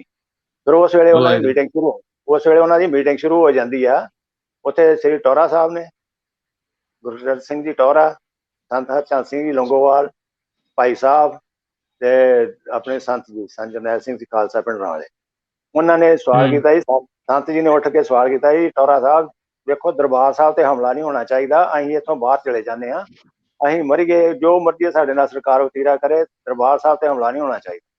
ਤੇ ਟੋਰਾ ਸਾਹਿਬ ਨੇ ਕੋਈ ਜਵਾਬ ਨਹੀਂ ਦਿੱਤਾ। ਤੇ ਫਿਰ ਭਾਜੀ ਨੇ ਕਿਹਾ ਉਹਨਾਂ ਨੇ, ਸੰਤ ਜੀ ਇਹ ਸਭ ਕੁਝ ਹੋਣਾ ਹੈ, ਬਾਕੀ ਤੁਸੀਂ ਉਹਦੀਆਂ ਤਿਆਰੀਆਂ ਕਰੋ, ਇਹ ਬੇਵਸ ਨੇ, ਇਹਨਾਂ ਦੇ ਵੱਸ ਦੀ ਗੱਲ ਨਹੀਂ ਕੋਈ। ਉਸ ਤੋਂ ਬਾਅਦ ਸੰਤ ਬਾਹਰ ਆ ਗਏ ਨੇ, ਉਹ ਵੀ ਚੁੱਪਚਾਪ ਆਪਣੇ ਦਫ਼ਤਰ ਚਲੇ ਗਏ ਨੇ। ਉਹਦੇ ਵਿੱਚ ਸਾਰਾ ਇਹਨਾਂ ਨੂੰ ਪਤਾ ਸੀ। ਭਾਈ ਸਾਹਿਬ ਨੇ ਫਿਰ ਜਿਉਂ ਮਤਲਬ ਕਿ ਉਧਰੋਂ ਵੀ ਸੈਂਟਰ ਸਰਕਾਰ ਵੱਲੋਂ ਵੀ ਆਪਣਾ ਜ਼ੋਰ ਪੈਂਦਾ ਪਿਆ, ਦਬਾਅ ਪੈਂਦਾ ਗਿਆ, ਥੋੜੀ ਬਹੁਤੀ ਫਾਇਰਿੰਗ ਹੁੰਦੀ ਰਹੀ, ਬੱਚਿਆਂ ਬਾਹਰ ਕਿਸੇ ਨੇ ਰੋੜਾ ਮਾਰਿਆ ਨੂੰ ਗੋਲੀ ਮਾਰ ਦੋ, ਇਹ ਨਿੱਕੇ ਮੋਟੇ ਕੰਮ ਚੱਲਦੇ ਜਾਂ 1 ਅਪ੍ਰੈਲ ਨੂੰ 1 ਜੂਨ ਨੂੰ ਗੋਲੀ ਚੱਲੀ, 2 ਨੂੰ ਵੀ ਚੱਲੀ। ਫਿਰ ਉਹਨਾਂ ਵਿੱਚ ਬਾਅਦ ਚ ਮਾਤਾ ਜੀ, ਭਰਜਾਈ ਜੀ ਤੇ ਮੇਰੀ ਮਿਸੇਜ ਤੇ ਲੜਕਾ, ਇਹਨਾਂ ਨੂੰ ਉਹਨਾਂ ਉੱਥੋਂ 9 ਵਜੇ ਦੇ ਕਰੀਬ ਥੋੜੀ ਢਿੱਲ ਮਿਲੀ ਹੈ ਤੇ ਘਰ ਦਿੱਤਾ ਹੈ, ਘਰ ਨੂੰ ਭੇਜਤਾ ਹੈ, ਕਿਉਂ ਸੰਗਤਾਂ ਆ ਰਹੀਆਂ ਸੀ ਗੁਰੂ ਅਰਜਨ ਦੇਵ ਜੀ ਦਾ ਸ਼ਹੀਦੀ ਦਿਨ ਮਨਾਉਣ। ਉਹਦੇ ਵਿੱਚ ਸੰਗਤ ਦੇ ਬਹੁਤ ਹੀ ਜ਼ਿਆਦਾ ਸੀ ਜੀ, ਬਹੁਤ ਜ਼ਿਆਦਾ ਸੰਗਤ ਹੋਣ ਦੇ ਕਾਰਨ ਉਹਨਾਂ ਫਿਰ ਦਿਨ ਹੀ ਉਹੋ ਜਿਹਾ ਚੁਣਿਆ ਕਿ ਵੇਖੋ ਇਹ ਕਰਾਉਣ ਵਾਲੇ ਕੌਣ ਨੇ, ਸਾਡੇ ਆਪਣੇ, ਨਹੀਂ ਤਾਂ ਉਹਨਾਂ ਪਤਾ ਇਹ ਗੁਰੂ ਅਰਜਨ ਦੇਵ ਦਾ ਦਿਨ ਹੈ, ਇਹ ਕੰਮ ਨਾ ਰੱਖੋ। ਇਹਨਾਂ ਕੰਨ ਜਾ ਕੇ ਦੇਣਾ ਭਰਿਆ, ਸਿਰਫ ਇਹਨਾਂ ਦੀ SGPC ਜਾਂਦੀ ਸੀ, ਇਹਨਾਂ ਦੇ ਚੌਧਰਾਂ ਜਿਹੜੀਆਂ ਉਹ ਜਾਂਦੀਆਂ ਵੇਖ ਕੇ ਸੰਤਾਂ ਦੁਆਲੇ ਕਿਹੋ ਜਿਹੇ ਉੱਥੇ ਜਾ ਕੇ ਕੰਨ ਭਰੇ। ਸੈਂਟਰ ਸਰਕਾਰ ਤੇ ਸਾਡੇ ਪਹਿਲਾਂ ਬਰਖਲਾਫ ਆ ਤੇ ਉਹਨੂੰ ਇੱਕ ਮੌਕਾ ਮਿਲ ਗਿਆ, ਅਸੀਂ ਉਹਨਾਂ ਨੂੰ ਦੋਸ਼ੀ ਬਾਅਦ ਦੇ ਸਮਝਦੇ ਹਾਂ, ਪਹਿਲਾਂ ਦੋਸ਼ੀ ਸਾਡੇ ਇੱਥੋਂ ਦੇ ਲੀਡਰ ਨੇ। ਸਭ ਤੋਂ ਵੱਡੀ ਗੱਲ ਹੈ ਕਿ SGPC ਵਾਲੇ ਵੀ ਉਹਦੇ ਚ ਪੂਰੇ ਜ਼ਿੰਮੇਵਾਰ ਨੇ। ਜਦੋਂ ਫਾਇਰਿੰਗ ਹੋ ਗਈ ਸਾਰੇ ਉੱਥੇ ਬੈਠੇ ਨੇ, ਮੌਜੂਦ ਨੇ, ਉਹਨਾਂ ਨੂੰ ਇਸ ਚੀਜ਼ ਦਾ ਬੜਾ ਵੱਡਾ ਭੁਲੇਖਾ ਸੀ, ਕਿਵੇਂ ਆਰਮੀ ਆਊਗੀ ਤੇ ਬਸ ਅੱਧੇ ਪੌਣੇ ਘੰਟੇ 2 ਘੰਟੇ ਦਾ ਕੰਮ ਹੈ, ਕੰਮ ਨਿਬੜੂਗਾ, ਸੰਤਾਂ ਨੂੰ ਚੁੱਕ ਕੇ ਲੈ ਜਾਂ ਮਾਰ ਦੇਣਗੇ, ਕਿਸੇ ਪਾਸੇ ਲਿਖੂ ਅਸੀਂ ਆਜ਼ਾਦ ਹੋ ਜਾਵਾਂਗੇ। ਪਰ ਅੱਗੇ ਭਾਈ ਸਾਹਿਬ ਦੀ ਜੋ ਵੀ ਆਪਣੇ ਇੰਨੇ ਵੱਡਾ ਐਕਸਪੀਰੀਅੰਸ ਸੀ, ਇੰਨਾ ਤਜਰਬਾ ਸੀ, ਲੈਫਟੀਨੈਂਟ ਤੋਂ ਹੋ ਕੇ ਇੰਨੀਆਂ ਲੜਾਈਆਂ ਲੜੀਆਂ, ਮੇਜਰ ਜਨਰਲ ਦੇ ਰੈਂਕ ਤੱਕ ਪਹੁੰਚਣਾ, ਬੰਗਲਾਦੇਸ਼ ਦੇ ਬੰਗਲਾਦੇਸ਼ੀਆਂ ਨੂੰ ਟ੍ਰੇਨਿੰਗ ਦੇਣੀ, ਉਹਨਾਂ ਨੂੰ ਆਜ਼ਾਦ ਕਰਾਉਣਾ, ਇੱਥੋਂ ਤੱਕ ਆਣ ਕੇ ਫਿਰ ਉਹਨਾਂ ਨੇ ਆਪਣੇ ਛੋਟੇ ਹਥਿਆਰ ਸੀਗੇ, ਬਾਹਰੋਂ ਕੋਈ ਹਥਿਆਰ ਏਡੇ ਵੱਡੇ ਨਹੀਂ, ਜੇ ਬਾਹਰੋਂ ਹਥਿਆਰ ਆਏ ਹੁੰਦੇ ਤੇ ਅਸੀਂ ਤੇ ਪੂਰੀ ਜੰਗ ਜਿੱਤੀ, ਇਹਨਾਂ ਨੂੰ ਅੱਗੇ ਲਾ ਲੈਣਾ ਹੀ ਫੌਜ ਨੂੰ। ਜੰਗ ਜਿਹੜੀ ਲੜੀ ਗਈ ਆ, ਭਾਈ ਸਾਹਿਬ ਨੇ ਲੜੀ ਆ, ਉਹਨਾਂ ਦੇ ਜਿਹੜੇ ਸਹਿਯੋਗੀ, ਉਹਨਾਂ ਦੇ ਤਰੀਕੇ ਨਾਲ ਲੜੀ ਗਈ ਆ, ਜਿਹੜੇ ਉਹਨਾਂ ਦੇ ਸਹਿਯੋਗੀ ਸੀ, ਜਿਨ੍ਹਾਂ ਨੂੰ ਟ੍ਰੇਨਿੰਗ ਦਿੱਤੀ ਗਈ, ਮੋਰਚੇਬੰਦੀ ਕੀਤੀ ਗਈ, ਇਹ ਭਾਈ ਸਾਹਿਬ ਨੇ ਆਪਣੇ ਐਕਸਪੀਰੀਅੰਸ ਦਾ, ਆਪਣੇ ਤਜਰਬੇ ਦਾ ਹੀ ਫਾਇਦਾ ਉਠਾਇਆ। ਫਿਰ ਛੋਟੇ ਹਥਿਆਰਾਂ ਨਾਲ ਇੰਨੀ ਵੱਡੀ ਜੰਗ ਲੜਨੀ ਕੋਈ ਨਿੱਕੀ ਜਿਹੀ ਗੱਲ ਨਹੀਂ ਗੀ, ਔਰ ਇੰਨੇ ਵੱਡਾ ਉਹਨਾਂ ਦਾ ਨੁਕਸਾਨ ਕਰਨਾ, ਜਿਹੜੀ ਆਰਮੀ ਖੁਦ ਮੰਨਦੀ ਵੀ ਆ। ਅਗੇ ਪੂਰੀ ਦੱਸਣ ਤੇ ਦੇਸ਼ਾਂ ਵਿਦੇਸ਼ਾਂ 'ਚ ਪਤਾ ਵੀ ਕਿ ਥੋੜੇ 150 ਆਦਮੀ ਨੇ ਇੰਨੇ ਵੱਡੇ ਇੰਡੀਅਨ ਆਰਮੀ ਦਾ ਮੁਕਾਬਲਾ ਕੀਤਾ ਤੇ ਦੰਦ ਖੱਟੇ ਕੀਤੇ ਨੇ। ਹਰ 15 ਮਿੰਟ ਬਾਅਦ ਆਪਣੀ ਉਹਨਾਂ ਤਰੀਕਾ ਬਦਲਣਾ, ਲੜਾਈ ਦਾ ਕਰਨਾ, ਪਿੱਛੋਂ ਦਿੱਲੀੋਂ ਆਰਡਰ ਲੈਣੇ, ਇੱਥੋਂ ਤੱਕ ਨੌਬਤ ਆ ਗਈ, ਟੈਂਕ ਤੋਪਾਂ ਵੀ ਅੰਦਰ ਵਾੜਨੀਆਂ। ਉਸ ਤੋਂ ਬਾਅਦ ਇਹਨਾਂ ਦੇ ਕੋਈ ਵੱਸ ਦੀ ਗੱਲ ਨਹੀਂ ਰਹੀ, ਤਾਂ ਕਿਤੇ ਜਾ ਕੇ ਇਹਨਾਂ ਨੇ 15 ਮਤਲਬ ਕਿ 6 ਦਿਨ ਪਹਿਲੀ ਲਾ ਲਓ, 6 ਦਿਨ ਤੱਕ ਇਹਨਾਂ ਆਪਣੀ ਲੜਾਈ ਲੱਗੀ। ਸਵੇਰੇ ਮਤਲਬ ਕਿ ਵਕਤ ਇਹਨਾਂ ਦਾ ਆਪਣਾ ਗੋਲੀਆਂ ਲੱਗਣ ਕਰਕੇ ਸੰਤਾਂ ਕੋਲ ਅੰਦਰ ਬੇਸਮੈਂਟ ਚਲੇ ਗਏ ਨੇ, ਉੱਥੇ ਜਾ ਕੇ ਇਹਨਾਂ ਸਵਾਸ ਪੂਰੇ ਕੀਤੇ ਨੇ। ਉਦੋਂ ਬਾਅਦ 4 ਘੰਟੇ ਲੜਾਈ ਨਹੀਂ ਚੱਲੀ। ਇਹਦਾ ਮਤਲਬ ਲੜਾਈ ਤੇ ਇਹਨਾਂ ਹੀ ਲੜੀ, ਸੰਤ ਬਹੁਤ ਭਗਤੀ ਸ਼ਕਤੀ ਵਾਲੇ ਸੀਗੇ, ਉਹ ਬਹੁਤ ਸੂਝਵਾਨ ਸੀਗੇ, ਬੜੀ ਉੱਚੀ ਸ਼ਖਸੀਅਤ ਸੀ, ਬੜੇ ਉੱਚੇ ਦਿਮਾਗ ਦੇ ਮਾਲਕ ਸੀਗੇ, ਹਰ ਇੱਕ ਨੂੰ ਹਾਜ਼ਰ ਜਵਾਬ ਸੀਗੇ। ਔਰ ਉਹ ਮੰਗਾਂ ਸਿਰਫ ਉਹ ਪੰਜਾਬ ਲਈ ਮੰਗਦੇ ਸੀ, ਆਪਣੇ ਲਈ ਤਾਂ ਉਹਨਾਂ ਦੀ ਆਪਣੀ ਕੋਈ ਮੰਗ ਨਹੀਂ ਸੀ। ਪਾਣੀ ਦਾ ਹੋ ਗਿਆ, ਬਿਜਲੀ ਦਾ ਹੋ ਗਿਆ, ਪੰਜਾਬੀ ਬੋਲਦੇ ਇਲਾਕੇ ਹੋ ਗਏ, ਅਨੰਦਪੁਰ ਸਾਹਿਬ ਦਾ ਮਤਾ ਹੋ ਗਿਆ, ਸਾਰੇ ਭੱਜੇ। ਇਹ ਸਿਰਫ ਇਹਨਾਂ ਨੂੰ ਅੱਗੇ ਲਾ ਕੇ ਬਦਨਾਮ ਕਰਕੇ ਇਹਨਾਂ ਨੂੰ ਗਲੋਂ ਲਾਉਣ ਦੀ ਕੋਸ਼ਿਸ਼ ਕੀਤੀ ਨਹੀਂ ਕੀਤੀ ਆ। ਫਿਰ ਵੇਖੋ ਆਰਮੀ ਅਫਸਰ ਜਦੋਂ ਸਿਲੰਡਰ ਮਤਲਬ ਕਿ ਸਭ ਕੁਝ ਕੰਮ ਨਿਬੜ ਗਿਆ, ਆਰਮੀ ਅਫਸਰ ਇਹਨਾਂ ਨੂੰ ਲੈਣ ਲਈ ਗਿਆ ਟੋਰੇ ਉਹਨਾਂ ਨੂੰ, ਜਿਹੜੇ 5 ਆਦਮੀ ਦੀ ਲਿਸਟ ਸੀ, ਉਸ ਲਿਸਟ ਵਿੱਚ 4-5 ਆਦਮੀ ਸੀਗੇ। ਜਦੋਂ ਲੈਣ ਗਿਆ ਤੇ ਟੋਰੇ ਸਾਹਿਬ ਪਹਿਲਾਂ ਉਹਦਾ ਸਵਾਲ ਸੀਗਾ ਉਸ ਅਫਸਰ ਨੂੰ, ਕੋਈ ਯਾਰ ਉਹਦਾ ਕੀ ਬਣਿਆ ਜੇ, ਹੁਣ ਦੱਸੋ। ਇਹਦਾ ਮਤਲਬ ਉਹਦੇ ਖਰੇਗੇ ਚਾਹੁੰਦੇ ਸੀ, ਇਹ ਉਹਨਾਂ ਨਾਲ ਬਿਲਕੁਲ ਨਹੀਂ। ਉਹਨਾਂ ਨੂੰ ਆਪਣਾ ਰਾਜ ਭਾਗ ਕੁਛ ਦਾ ਨਜ਼ਰ ਆ ਕੇ ਉਹਨਾਂ ਐਡਾ ਵੱਡਾ ਘੱਲੂਕਾਰਾ ਕਰਵਾ ਦਿੱਤਾ ਆਪਣੇ ਰਾਜ ਭਾਗ ਲਈ। ਦਰਬਾਰ ਸਾਹਿਬ ਦੀ ਬੇਅਦਬੀ ਕਰਨੀ, ਅਕਾਲ ਤਖਤ ਸਾਹਿਬ ਨੂੰ ਤੜਵਾਉਣਾ, ਔਰ ਨਜਾਇਜ਼ ਬੱਚੇ ਬੀਬੀਆਂ ਬਜ਼ੁਰਗਾਂ ਨੂੰ ਆਈ ਸੰਗਤ ਦੇ ਉੱਤੇ ਇੰਨਾ ਤਸ਼ੱਦਦ ਵਰਤਣਾ। ਬਾਕੀ ਸਾਡਾ ਮੁੱਢ ਜਿਹੜਾ ਆ ਸਭ ਤੋਂ SGPC ਆ, ਸਾਨੂੰ ਚਲਾਉਣ ਵਾਲੇ, ਗਾਈਡ ਕਰਨ ਵਾਲੇ, ਸਮਝਾਉਣ ਵਾਲੇ, ਸਿੱਖੀ ਨੂੰ ਵਧਾਉਣ ਵਾਲੇ, ਪ੍ਰਫੁੱਲਤ ਕਰਨ ਲਈ। ਇਹ ਤਾਂ SGPC ਆ, ਬਣਾਈ ਕਾਹਦੇ ਲਈ ਆ? ਸਿੱਖਾਂ ਦੀ ਆਪਣੀ ਐਡੀ ਵੱਡੀ ਸੰਸਥਾ ਇਹਦੇ ਲਈ ਆ। ਔਰ ਮੈਂ ਹੈਰਾਨ ਆ ਕਿ ਜਿਹੜੇ ਢਾਡੀ ਲੱਗਦੇ ਨੇ ਗੁਰਦੁਆਰੇ ਆਪਣੇ ਅਕਾਲ ਤਖਤ ਸਾਹਿਬ ਤੇ, ਉਹਨਾਂ ਨੂੰ ਅੱਜ ਤੱਕ ਇਹ ਹੁਕਮ ਹੀ ਨਹੀਂ ਕਿ ਉਹ ਵਾਰ ਸੰਤ ਜਰਨੈਲ ਸਿੰਘ ਖਾਲਸਾ ਭਿੰਡਰਾਂ ਵਾਲਿਆਂ ਦੀ, ਭਾਈ ਅਮਰੀਕ ਸਿੰਘ ਦੀ ਜੀ, ਠਾਰਾ ਸਿੰਘ ਜੀ ਦੀ, ਜਾਂ ਆਪਣੇ ਸਤਵੰਤ ਬੇਅੰਤ ਦੀ, ਜਾਂ ਜਿੰਦੇ ਸੁੱਖੇ ਦੀ, ਜਾਂ ਆਪਣਾ ਤਲਾਵਰ ਸਿੰਘ ਦੀ ਵਾਰਾਂ, ਜਿਹੜੇ ਹੁਣ ਮੌਜੂਦਾ ਨੇ, ਉਹਨਾਂ ਦੀਆਂ ਵਾਰਾਂ ਸੁਣਨਗੇ ਤੇ ਸਿੱਖੀ ਆਪੇ ਫਿਰ ਉੱਠ ਖਲੋਂਦੇ ਨੇ, ਬੱਚੇ ਜਾਗਰੂਕ ਹੋ ਜਾਂਦੇ ਨੇ। ਮਾਨ ਸਾਹਿਬ ਇੱਕ ਦਿਨ ਆਣ ਕੇ 6 ਤਰੀਕ ਨੂੰ ਸਿੱਖੀ ਦਾ ਨਾਅਰਾ ਲਾਉਂਦੇ ਨੇ ਖਾਲਿਸਤਾਨ ਦਾ, ਤੇ ਨਾਲ ਉੱਥੇ ਜਜ਼ਬਾਤੀ ਹੋ ਗਏ ਬੱਚੇ, ਉਸੇ ਵੇਲੇ ਤੁਰ ਪੈਂਦੇ ਨੇ। ਇਹ ਤੇ ਸਾਡਾ ਬੇੜਾ ਗਰਕ ਸਾਡੇ ਆਪਣੇ ਕਾਂਡਿਆਂ ਨੇ। ਕਿਸੇ ਨੂੰ ਦੋਸ਼ ਦੇਣਾ ਬਾਅਦ ਦੀ ਗੱਲ ਆ, ਇੰਦਰਾ ਸਰਕਾਰ ਨੂੰ, BJP ਨੂੰ ਦੋਸ਼ ਦੇਣਾ ਇਹ ਬਾਅਦ ਦੀਆਂ ਗੱਲਾਂ। ਜੇ BJP ਦੀ ਸਰਕਾਰ 25 ਸਾਲ ਜਿੱਦਾਂ ਬਾਦਲ ਨੇ ਰਾਜ ਕੀਤਾ, ਜਾਂ BJP ਦੀ ਸਰਕਾਰ ਹੁੰਦੀ, ਸਾਡਾ ਇੰਨਾ ਨੁਕਸਾਨ ਨਹੀਂ ਹੋਣਾ ਜਿੰਨਾ ਇਹਨੇ ਕਰ ਦਿੱਤਾ। ਇਹ ਬੜੀ ਵੱਡੀ ਦੁੱਖ ਦੀ ਗੱਲ ਆ। ਜਿੱਦਾਂ ਉਬੇ ਸਾਹਿਬ ਡਾਕਟਰ ਸਾਹਿਬ ਕਹਿ ਗਏ ਨੇ, ਪ੍ਰੋਫੈਸਰ ਸਾਹਿਬ ਕਹਿ ਗਏ ਨੇ, ਸਾਡੇ ਆਪਣਿਆਂ ਨੇ ਬੇੜਾ ਗਰਕ ਕੀਤਾ, ਅਸੀਂ ਬਗਾਨਿਆਂ ਕੋਲੋਂ ਨਹੀਂ ਲਈਦੇ। ਇਹ ਬੜਾ ਹੀ ਮੰਦਭਾਗਿਆ, ਸਾਨੂੰ ਚੰਗਾ ਲੀਡਰ ਨਹੀਂ ਮਿਲਿਆ। ਜੇ ਮਿਲਿਆ ਸੀ ਤਾਂ ਬਹੁਤ ਥੋੜੇ ਸਮੇਂ 'ਚ ਉਹ ਸ਼ਹੀਦੀ ਪਾ ਗਏ। ਸਾਨੂੰ ਇਸ ਚੀਜ਼ ਦਾ ਬੜਾ ਦੁੱਖ ਆ। ਆਪਣੇ ਸ਼ਹੀਦਾਂ ਤੇ ਸਾਨੂੰ ਮਾਣ ਆ। ਭਾਈ ਸਾਹਿਬ ਤੇ ਬਾਅਦ 'ਚ ਕਿਉਂ ਜਿਹੜਾ ਲੜ ਕੇ ਸ਼ਹੀਦ ਹੁੰਦਾ ਇਹ ਉਹ ਅਲੱਗ ਗੱਲ ਆ। ਜਿਹੜਾ ਗਿਣ ਮਿਥ ਕੇ ਵੇਖਣਾ, ਸਾਰਾ ਪਰਿਵਾਰ ਛੱਡ ਕੇ ਜਾਣਾ ਤੇ ਜਾ ਕੇ ਸ਼ਹੀਦੀ ਪਾਉਣੀ, ਜਿੱਦਾਂ ਸਤਵੰਤ ਬੇਅੰਤ ਨੇ ਪਾਈ ਆ, ਜਿੰਦੇ ਸੁੱਖੇ ਨੇ ਪਾਈ ਆ, ਦਿਲਾਵਰ ਸਿੰਘ ਨੇ ਪਾਈ ਆ, ਇਹਨਾਂ ਦੀ ਸ਼ਹੀਦੀ ਮੈਂ ਸਮਝਦਾ ਕਿ ਜਰਨਲ ਸਾਹਿਬ ਦੀ ਸ਼ਹੀਦੀ ਤੋਂ ਤਾਂ ਆ ਬੜੇ ਸਤਿਕਾਰਯੋਗ ਨੇ। ਔਰ ਜੇ ਮਨਾਉਂਦੇ ਵੀ ਆ SGPC ਵਾਲੇ, ਦਿਨ ਦਿਹਾੜਾ ਮਨਾਉਂਦੇ ਨੇ, ਤੇ ਇਹਨਾਂ ਦੀ ਮਜਬੂਰੀ ਆ, ਇਹ ਖੁਸ਼ ਹੋ ਕੇ ਨਹੀਂ ਮਨਾਉਂਦੇ। ਬੈਰੀਕੇਡ ਲਾ ਦਿੰਦੇ, ਬਾਹਰੋਂ ਸੰਗਤ ਹੀ ਨਹੀਂ ਆਉਣ ਦਿੰਦੇ। ਇਹਨਾਂ ਨੂੰ ਆਪਣਾ ਡਰ ਹੀ ਮਾਰੀ ਜਾਂਦਾ ਕਿ ਬਸ ਜੇ ਕੁਛ ਕਹਿੰਦੇ ਕਿ ਇਹਨਾਂ ਸਿਰਫ ਪੈਸੇ ਨਾਲ ਵਾਸਤਾ, ਗੋਲਕਾਂ ਲੁੱਟਣ ਨਾਲ ਵਾਸਤਾ, ਇਹਨਾਂ ਨੂੰ ਸਿੱਖੀ ਸੁੱਖੀ ਨਾਲ ਕੋਈ ਵਾਸਤਾ ਨਹੀਂ। ਬੜੇ ਦਿਲ ਨੂੰ ਦੁੱਖ ਹੁੰਦਾ ਹੈ। ਕੀਤਾ ਕਿ ਜਾਏ ਬੇਵਾਸਿਆਂ ਲੀਡਰ ਤੋਂ ਅਸੀਂ ਰਹਿਤ ਹਾਂ, ਸਾਡੇ ਕੋਲ ਕੋਈ ਚੱਜਦਾ ਲੀਡਰ ਹੈ ਨਹੀਂ, ਸਾਡਾ ਏਕਾ ਨਹੀਂ ਗਾਏਗਾ। ਭਾਈ ਸਾਹਿਬ ਮੈਂ ਤੁਹਾਨੂੰ ਵਿੱਚ ਟੋਕ ਰਿਹਾ ਵਾਂ। ਮੇਰੇ ਕੋਲ 2 ਸਵਾਲ ਨੇ ਤੁਹਾਡੇ ਵਾਸਤੇ ਜਿਹੜੇ ਮੈਂ ਕਲੀਅਰ ਕਰਨਾ ਚਾਹੁੰਦਾ। ਇੱਕ ਤੇ ਜਨਰਲ ਸਾਹਿਬ ਨੇ ਜਦੋਂ ਅੰਮ੍ਰਿਤਪਾਨ ਕੀਤਾ, ਉਹ ਕਦੋਂ ਕੀਤਾ, ਜੇ ਤੁਹਾਨੂੰ ਯਾਦ ਆ? ਉਹ ਸਾਨੀਆਂ ਇਹ ਜੀ ਉਹਨਾਂ ਅੰਮ੍ਰਿਤਪਾਨ ਜਦੋਂ ਕੀਤਾ ਆਪਣਾ, ਉਹਨੇ ਡਿਸਮਿਸ ਕਰ ਦਿੱਤਾ ਗਿਆ, ਫਿਰ ਉਹਨਾਂ ਆਣ ਕੇ ਅੰਮ੍ਰਿਤਪਾਨ ਕੀਤਾ ਜੀ। ਅੱਛਾ, ਜਦੋਂ ਤੁਸੀਂ ਦੱਸਿਆ ਕਿ ਮਾਤਾ ਜੀ ਨੇ ਜਦੋਂ ਕਿਹਾ ਕਿ ਤੁਸੀਂ ਹੁਣ ਸਿੱਖੀ ਵਾਲੇ ਪਾਸੇ ਲੱਗੋ। ਹਾਂਜੀ, ਉਹਨੇ ਆਖਿਆ ਮਹਾਰਾਜ ਸਭ ਕੁਝ ਦੇਣ ਵਾਲਾ, ਆਪਣਾ ਸ਼ਬੇਗ ਇਹਦੇ 'ਚ ਕੀ ਗੱਲ ਹੋਈ? ਜੇ ਤੂੰ ਪਹਿਲਾਂ ਕੌਮ ਦੀ ਸੇਵਾ ਕਰ ਲਈ, ਆਪਣੇ ਮੁਲਕ ਦੀ ਸੇਵਾ ਕੀਤੀ, ਹੁਣ ਕੌਮ ਦੀ ਸੇਵਾ ਕਰ। ਹਾਂਜੀ। ਦੂਸਰਾ ਸਵਾਲ ਮੇਰਾ ਇਹ ਸੀ ਕਿ ਇੱਕ ਸਵਾਲ ਬਹੁਤ, ਜਦੋਂ ਵੀ ਇਹ ਘੱਲੂਘਾਰਾ ਵੀਕ ਆਉਂਦਾ ਵਾ ਤੇ ਸਵਾਲ ਬਾਰ-ਬਾਰ ਬਹੁਤ ਚੁੱਕਿਆ ਜਾਂਦਾ, ਕਈ ਬੰਦਿਆਂ ਵੱਲੋਂ ਇਹ ਸਵਾਲ ਚੁੱਕਿਆ ਜਾਂਦਾ ਹੈ ਕਿ ਜਿਹੜਾ ਸੰਤ ਜਰਨੈਲ ਸਿੰਘ ਹੋਣਾ ਦਾ ਨਾਨਕ ਨਿਵਾਸ ਛੱਡ ਕੇ ਅਕਾਲ ਤਖਤ ਸਾਹਿਬ ਤੇ ਜਾਣਾ, ਇਹਦੇ ਪਿੱਛੇ ਤੁਹਾਨੂੰ ਕੁਝ ਜਾਣਕਾਰੀ ਹੈਗੀ ਹੈ ਕਿ ਇਹਦਾ ਕੀ ਆ? ਕਿਉਂਕਿ ਹੁਣ 37 ਸਾਲ ਹੋ ਗਏ ਨੇ, ਆਪਣੇ ਕੋਲ ਕਈ ਹੋਰ ਤੱਥ ਸਾਹਮਣੇ ਆਏ ਨੇ, ਜਿੱਦਾਂ UK ਦਾ ਰੋਲ, KGB ਦਾ ਰੋਲ, ਤੇ ਕਈ ਸਾਰੀ ਆਰਕਾਈਵਸ ਅਨਆਰਕਾਈਵ ਵੀ ਹੋਈਆਂ ਵਾ, ਤੇ ਕਈ ਜਾਣਕਾਰੀਆਂ ਆਈਆਂ ਵਾ। ਹਾਂਜੀ, ਉਹਦੇ ਵਿੱਚ ਆ ਵੇਖੋ, ਜਦੋਂ ਆਪਣੇ ਅਟੈਕ ਦੀ ਪਲੈਨਿੰਗ ਪਹਿਲਾਂ ਬਣ ਚੁੱਕੀ ਆ, ਸਭ ਕੁਝ ਸਾਡੇ ਸਟੇਟ ਲੀਡਰਾਂ ਨੂੰ, SGP ਦੇ ਲੀਡਰਾਂ ਨੂੰ ਪਤਾ। ਉਹਦੇ ਵਿੱਚ LK ਭਗਤ ਰਸ਼ੀਆ ਜਾਂਦਾ, ਰਸ਼ੀਆ ਜਾ ਕੇ ਉਹਨਾਂ ਰਿਕੁਐਸਟ ਕਰਦਾ ਜੋ ਵੀ ਆ ਕਿ ਸਾਡੇ ਮਦਦ ਭੇਜੀ ਜਾਏ। ਇੰਦਰਾ ਗਾਂਧੀ ਨੇ ਭੇਜਿਆ ਆ। ਉਹਦੇ ਵਿੱਚ ਉਹਨੇ, ਰਸ਼ੀਆ ਨੇ ਦਬਕਾ ਮਾਰਿਆ, ਅਫਗਾਨਿਸਤਾਨ 'ਚ ਉਹਦਾ ਹੋਲਡ ਸੀਗਾ, ਤੇ ਉਹਨੇ ਅਟੈਕ ਕਰ ਲਈ, ਪਾਕਿਸਤਾਨ ਨੂੰ ਦਬਾ ਦਬਾਇਆ ਔਰ ਕਿਹਾ ਜੇ ਤੁਸੀਂ ਉਧਰ ਕੋਈ ਅਟੈਕ ਕੀਤਾ ਤਾਂ ਮੈਂ ਇੱਧਰੋਂ ਅਟੈਕ ਕਰ ਦੇਵਾਂਗਾ। ਇਸ ਕਰਕੇ ਇਹਨਾਂ ਨੇ ਇਹਦੇ ਨਾਲ ਪਲੈਨਿੰਗ ਨਾਲ ਬੜੀ ਉੱਚੀ ਲੰਮੀ ਚੌੜੀ ਪਲੈਨਿੰਗ ਬਣ ਕੇ ਫਿਰ ਅਟੈਕ ਕੀਤਾ ਗਿਆ। ਸੋਚ ਸਮਝ ਕੀਤਾ, ਐਵੇਂ ਨਹੀਂ ਕਿ ਬੰਦੂਕਾਂ ਫੜ ਕੇ ਉਹ ਆ ਗਿਆ ਤੇ ਕਰ ਦਈਏ। ਉਹਨਾਂ ਨੇ ਪੰਜਾਬ ਨੂੰ ਖਤਮ ਕਰਨ ਵਾਸਤੇ ਸਾਰੀ ਸਾਜ਼ਿਸ਼ ਰਚ ਕੇ ਫਿਰ ਅਟੈਕ ਕੀਤਾ ਗਿਆ। ਇਹ ਕੋਈ ਐਵੇਂ ਨਹੀਂ ਗਾ ਹੋਇਆ ਕਿ ਚਲੋ ਜੀ ਬਾਈ ਕੇ ਸੰਤ ਨੇ ਇਕੱਲੇ ਅੰਦਰ ਤੇ ਹੋਏ।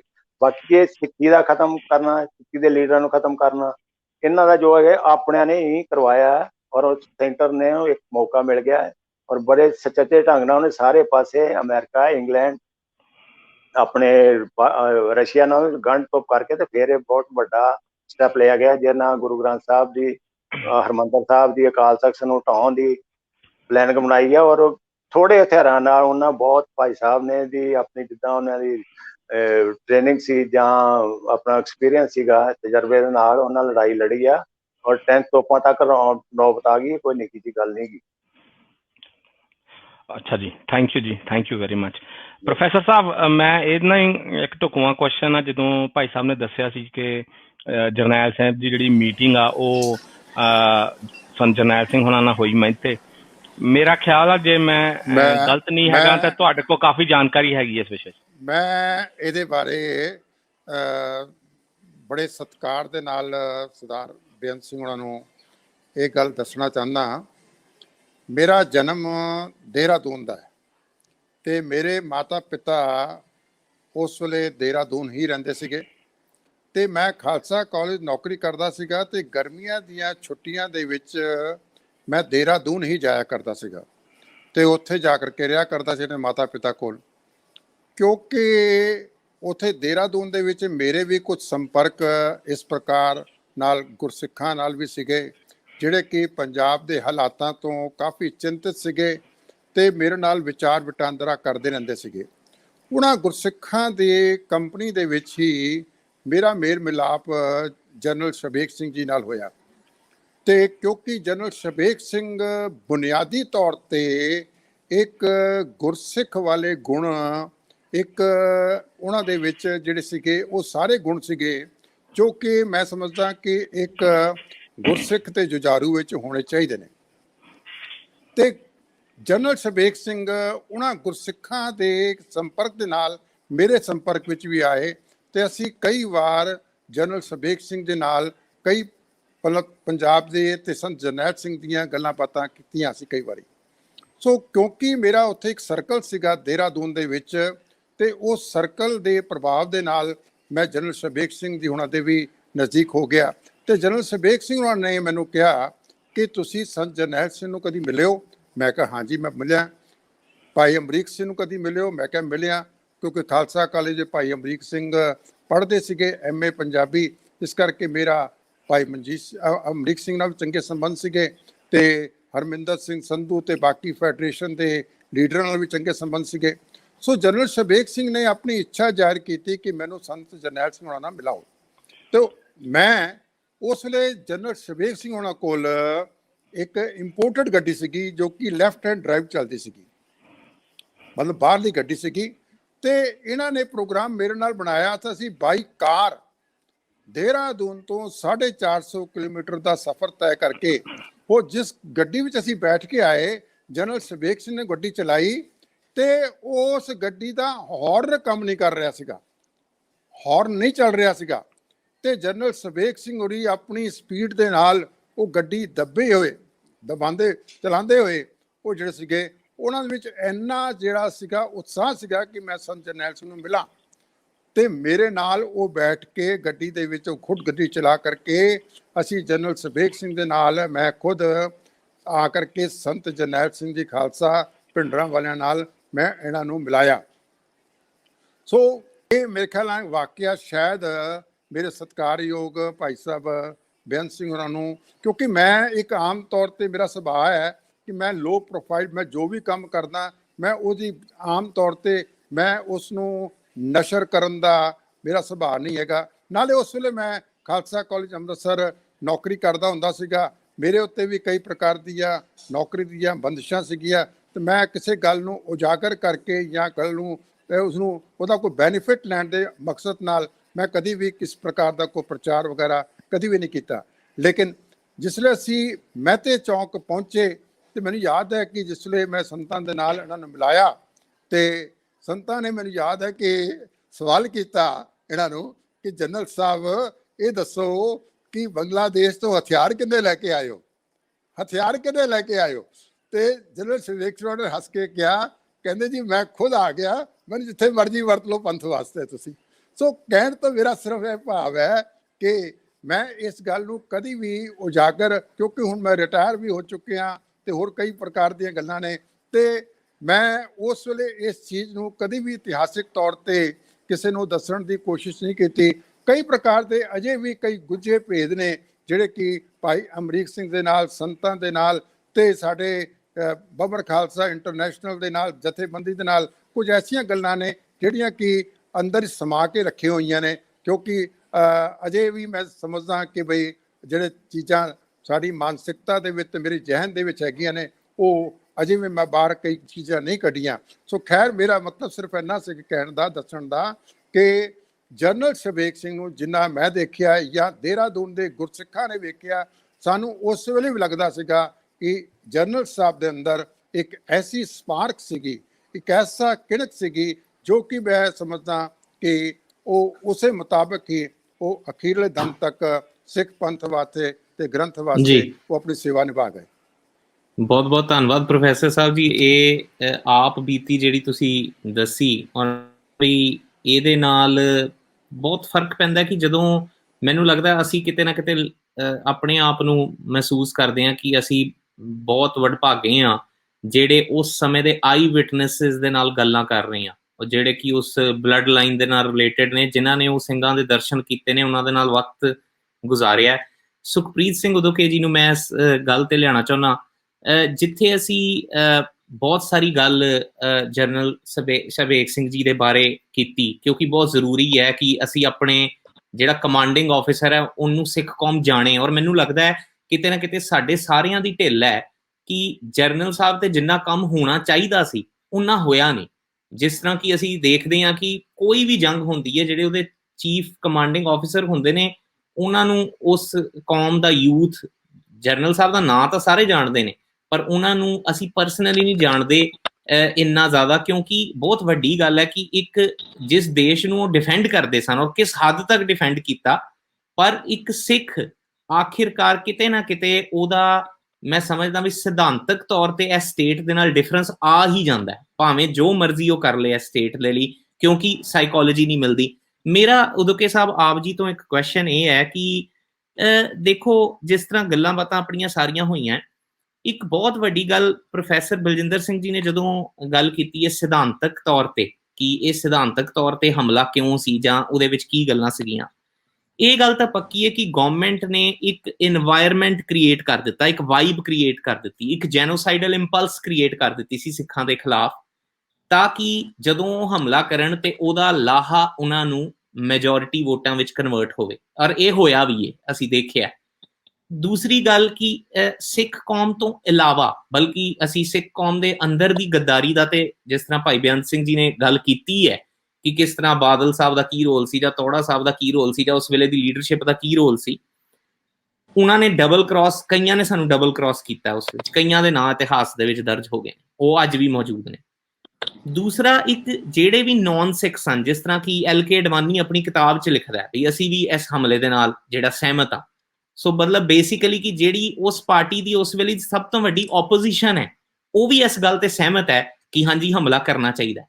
ਇਹ ਸਾਰੀਆਂ ਗੱਲਾਂ ਨੂੰ ਮੱਦੇ ਨਜ਼ਰ ਰੱਖਦੇ ਹੋਏ ਤੁਸੀਂ ਸੋਚਦੇ ਕੀ ਹੋ ਕਿ ਇਹ ਸਰਕਾਰ ਦੇ ਇਸ ਹਮਲਾ ਇਹ ਕਿੰਨਾ ਜ਼ਾਲਿਮਾਨਾ ਸੀ, ਤੇ ਦੂਸਰੀ ਗੱਲ ਕਿ ਇਹਦੀ ਇੰਟੈਂਸਿਟੀ ਕੀ ਸੀ ਔਰ ਕੀ was it worth taking the risk ਉਸ ਵੇਲੇ ਦੀ ਗਵਰਨਮੈਂਟ ਲਈ, ਇਹ ਉਹਨਾਂ ਲਈ ਕਿੱਦਾਂ ਸੀਗਾ। ਤੇ ਦੂਸਰੀ ਗੱਲ, ਮੇਰਾ ਨਾਲ ਹੀ ਇਹਦੇ ਨਾਲ ਹੀ ਤੁਹਾਡੇ ਤੋਂ ਇੱਕ ਕੁਐਸਚਨ ਹੈ ਕਿ ਸਾਡੀ ਕੌਮ ਦੀ ਲੀਡਰਸ਼ਿਪ, ਜਿੱਦਾਂ ਤੁਸੀਂ ਗੱਲ ਕੀਤੀ ਕਿ ਸੰਤ ਜਰਨੈਲ ਸਿੰਘ ਖਾਲਸਾ ਪਿੰਡਰਾਂ ਵਾਲੇ ਹੋਣ ਜਾਂ ਉਸ ਵੇਲੇ ਭਾਈ ਫੌਜਾ ਸਿੰਘ ਹੋਣ, ਕਿ ਜਿਹੜੇ ਸਿਧਾਂਤਕ ਪੱਖ ਦੇ ਵਿੱਚ ਉਹ ਲੋਕ ਬੜੇ ਪਰਪੱਕ ਸਨ, ਪਰ ਇਹ ਜਿਹੜੇ ਲੀਡਰ ਉਹਨਾਂ ਦੇ ਨਾਲ ਸਨ ਧਰਮ ਯੁੱਧ ਮੋਰਚੇ ਦੇ ਵਿੱਚ, ਮੈਂ ਇੱਥੇ ਸਰਦਾਰ ਕਪੂਰ ਸਿੰਘ ਜੀ ਦੀ ਵੀ ਗੱਲ ਇੱਥੇ ਲੈ ਕੇ ਆਉਣਾ ਕਿ ਸਰਦਾਰ ਕਪੂਰ ਸਿੰਘ ਜੀ ਨੇ ਵੀ ਸੰਤ ਜਰਨੈਲ ਸਿੰਘ ਖਾਲਸਾ ਪਿੰਡਰਾਂ ਵਾਲਿਆਂ ਨੂੰ ਕਿਹਾ ਸੀ ਵੀ ਇਹ ਤੁਹਾਨੂੰ ਅਕਾਲੀਆਂ ਨੇ ਮਰਵਾਣਾ ਵੈ, ਇਹਨਾਂ ਤੋਂ ਬਚ ਕੇ ਰਹੋ, ਇਹ ਵੀ ਔਨ ਰੈਕਡ ਜਿਹੜੀ ਇਹ ਗੱਲ ਇੱਕ ਕਿਤਾਬ ਦੇ ਵਿੱਚ ਹੈਗੀ ਹੈ। ਸੋ ਕਿਤੇ ਨਾ ਕਿਤੇ ਆਪਣਿਆਂ ਨਾਲ ਵੀ ਧੋਖਾ ਕੀਤਾ ਔਰ ਇੱਕ ਪੂਰਾ এনवायरमेंट ਬਣਿਆ ਹੋਇਆ ਸੀ। ਇਸ ਪੂਰੀ ਸੂਰਤ ਵਿੱਚ ਤੁਸੀਂ ਇਸ ਹਮਲੇ ਨੂੰ ਕਿਸ ਤਰ੍ਹਾਂ ਦੇਖਦੇ? ਵੇਖੋ ਮਨਪ੍ਰੀਤ ਸਿੰਘ, ਜਿਹੜੇ ਤੁਹਾਡੇ ਸਵਾਲ ਨੇ, ਇਹਨਾਂ ਸਵਾਲਾਂ ਦੇ ਫਿਰ ਆਪਣੇ ਆਪ ਦੇ ਵਿੱਚ 1 2 3 ਦਾਇਰੇ ਬਣ ਜਾਂਦੇ ਨੇ। ਸਭ ਤੋਂ ਅਹਿਮ ਗੱਲ ਤਾਂ ਪਹਿਲੀ ਇਹ ਸਮਝਣ ਵਾਲੀ ਹੈ ਕਿ ਜਿਹੜੀ ਸਰਕਾਰ, ਉਹ ਚਾਹੇ ਮਾਈ ਕੰਟਰੀ ਮਾਈ ਲਾਈਫ ਦੇ ਵਿੱਚ LK ਅਡਵਾਨੀ ਲਿਖਦਾ ਕਿ ਅਸੀਂ ਮਜਬੂਰ ਕੀਤਾ ਸਰਕਾਰ ਨੂੰ, ਮਜਬੂਰ ਹੀ ਨਹੀਂ ਕੀਤਾ ਬਲਕਿ ਬਹੁਤ ਸਾਰੇ ਮੁਜ਼ਾਹਰੇ ਤੇ ਮਾਰਚ ਵੀ ਕੀਤੇ ਗਏ ਕਿ ਹਰਿਮੰਦਰ ਸਾਹਿਬ ਦੇ ਉੱਪਰ ਛੇਤੀ ਤੋਂ ਛੇਤੀ ਸਰਕਾਰ ਨੂੰ ਹਮਲਾ ਕਰਨਾ ਚਾਹੀਦਾ ਹੈ। ਇਹਦੇ ਤੋਂ ਇਲਾਵਾ ਜਿਹੜੀ ਵਿਦੇਸ਼ੀ ਏਜੰਸੀਆਂ ਦੀ ਭੂਮਿਕਾ ਸੀ ਉਹਦੇ ਬਾਰੇ ਤੇ ਬਹੁਤ ਕੁਝ ਬੜੇ ਤੱਥ ਜਿਹੜੇ ਉਹ ਸਾਹਮਣੇ ਆ ਚੁੱਕੇ ਨੇ। ਸੋ ਸਭ ਤੋਂ ਪਹਿਲਾਂ ਤਾਂ ਇਹ ਵੇਖਣੀ ਪਵੇਗੀ ਕਿ ਜਦੋਂ ਇੱਕ ਕੌਮੀਅਤ, ਇੱਕ ਰਾਸ਼ਟਰਵਾਦ, ਜਿਹਨੂੰ ਅਸੀਂ ਨੇਸ਼ਨ ਸਟੇਟ ਦੀ ਗੱਲ ਕਰਦੇ ਹਾਂ, ਤਾਂ ਉਹਦੇ ਵਿੱਚ ਉਹ ਜਿਹੜੀ ਕਹਿ ਸਕਦੇ ਹੋ ਕਿ ਰਾਜਸੀ ਧਿਰ ਜਿਹੜੀ ਸਟੇਟ ਦੇ ਉੱਪਰ ਕਾਬਜ਼ ਹੁੰਦੀ ਹੈ, ਉਹ ਆਪਣੀ ਰਾਜਸੀ ਸੱਤਾ ਦੇ ਵਿਸਥਾਰ ਦੇ ਵਾਸਤੇ ਕੌਮੀ ਜਿਹੜੇ ਹੁੰਦੇ ਨੇ ਆਪਣੇ ਕੌਮੀ ਵਸੀਲਿਆਂ ਦੇ ਪ੍ਰਚਾਰ ਤੇ ਪ੍ਰਸਾਰ ਵਾਸਤੇ, ਇੱਕ ਕੌਮੀਅਤ ਦੇ ਵਾਸਤੇ, ਜਿਹਨੂੰ ਅਸੀਂ ਪ੍ਰੋਫੈਸਰ ਸਾਹਿਬ ਨੇ ਵੀ ਗੱਲ ਕੀਤੀ, ਬ੍ਰਾਹਮਣਵਾਦ ਜਾਂ ਜਿਹੜਾ ਬ੍ਰਹਮਨਿਸਟਿਕ ਨੈਸ਼ਨਲਿਜ਼ਮ ਹੈ, ਉਹਦੇ ਵਾਸਤੇ ਜਦੋਂ ਉਹਨਾਂ ਨੇ ਉਹਨਾਂ ਵਸੀਲਿਆਂ ਦਾ ਪ੍ਰਚਾਰ ਤੇ ਪ੍ਰਸਾਰ ਕਰਨਾ ਹੁੰਦਾ ਤਾਂ ਉੱਥੇ ਰੱਖਿਆ ਤੋਂ ਲੈ ਕੇ ਖੁਫੀਆ ਏਜੰਸੀਆਂ ਤੱਕ ਸਾਰੀਆਂ ਚੀਜ਼ਾਂ ਨੂੰ ਵਰਤਿਆ ਜਾਂਦਾ ਹੈ। ਪਰ ਸਭ ਤੋਂ ਵੱਡੀ ਗੱਲ ਅਹਿਮ ਹੁੰਦੀ ਹੈ ਕਿ ਉਹਨਾਂ ਚੀਜ਼ਾਂ ਨੂੰ ਵਰਤਣ ਜਾਂ ਨਾ ਵਰਤੇ ਜਾਣ ਦੇ ਪਿੱਛੇ ਵੀ ਘੱਟ ਗਿਣਤੀ ਕੌਮੀਅਤਾਂ ਪ੍ਰਤੀ ਜਿਹੜਾ ਵਿਤਕਰਾ ਹੁੰਦਾ ਹੈ, ਸਭ ਤੋਂ ਪਹਿਲਾਂ ਉਹਨੂੰ ਸਮਝਣ ਦੀ ਲੋੜ ਹੁੰਦੀ। ਹੁਣ ਮੈਂ ਤੁਹਾਡੇ ਸਾਹਮਣੇ ਸਭ ਤੋਂ ਪਹਿਲਾਂ ਤਾਂ ਇੱਕ ਸਵਾਲ ਦੇ ਜਵਾਬ ਦੇ ਵਿੱਚ ਇੱਕ ਉਦਾਹਰਨ ਰੱਖਦਾ। ਜਿਸ ਵੇਲੇ ਜਿਹੜੀ ਗੱਲ ਸਰਦਾਰ ਬੇਅੰਤ ਸਿੰਘ ਹੋਣਾ ਨੇ ਕੀਤੀ ਆ, ਸਰਦਾਰ ਜਨਰਲ ਸ਼ਬੀਕ ਸਿੰਘ ਹੋਣਾ ਦੇ ਬਾਰੇ, ਕਿ ਉਹਨਾਂ ਨੂੰ ਕਿਹਾ ਜਾਂਦਾ ਹੈ ਕਿ ਜੈ ਪ੍ਰਕਾਸ਼ ਨਾਰਾਇਣ ਨੂੰ ਗ੍ਰਿਫਤਾਰ ਕੀਤਾ ਜਾਵੇ, ਉਹ ਗ੍ਰਿਫਤਾਰ ਨਹੀਂ ਕਰਦੇ। ਐਕਚੁਅਲੀ ਜਿੰਨਾ ਵੀ ਉਹਨਾਂ ਦੇ ਕੋਰਟ ਮਾਰਸ਼ਲ ਕਰਨ ਤੱਕ ਸਟੇਟ ਦਾ ਗੁੱਸਾ ਉਹਨਾਂ ਦੇ ਖਿਲਾਫ ਜਿਹੜਾ ਨਿਕਲਦਾ ਹੈ, ਉਹਦੇ ਵਿੱਚ ਆ ਜਾ ਕੇ ਕਾਰਨ ਇਹ ਹੈ ਕਿ ਜਿਹੜੀ ਸਟੇਟ ਦੀ ਰਾਜਸੀ ਸੱਤਾ ਨੂੰ ਲਾਭ ਪਹੁੰਚਾਉਣ ਵਾਲੀ ਨੀਤੀ ਸੀ, ਉਹ ਉਹਦੇ ਹੱਥ ਠੋਕੇ ਨਹੀਂ ਬਣ ਸਕੇ। ਪਰ ਜਦੋਂ ਉਹ ਵੀ ਹੱਥ ਠੋਕੇ ਨਹੀਂ ਬਣ ਸਕੇ ਤੇ ਇੱਕ ਥਾਂ ਦੇ ਉੱਪਰ ਲੈਫਟੀਨੈਂਟ ਜਨਰਲ ਸਿਨਹਾ ਵੀ ਹੱਥ ਠੋਕਾ ਨਹੀਂ ਬਣਦਾ। ਲੈਫਟੀਨੈਂਟ ਜਨਰਲ ਸਿਨਹਾ ਨੂੰ ਜਦੋਂ ਕਿਹਾ ਜਾਂਦਾ ਹੈ ਕਿ ਭਿੰਡਰਾਂਵਾਲੇ ਨੂੰ ਮਹਿਤੇ ਚੌਕ ਤੋਂ ਗ੍ਰਿਫਤਾਰ ਕਰਨਾ, ਤੇ ਉਹ ਸਟੇਟ ਦੇ ਖਿਲਾਫ ਇਸ ਗੱਲ ਨੂੰ ਮੰਨਦੇ ਨਹੀਂ।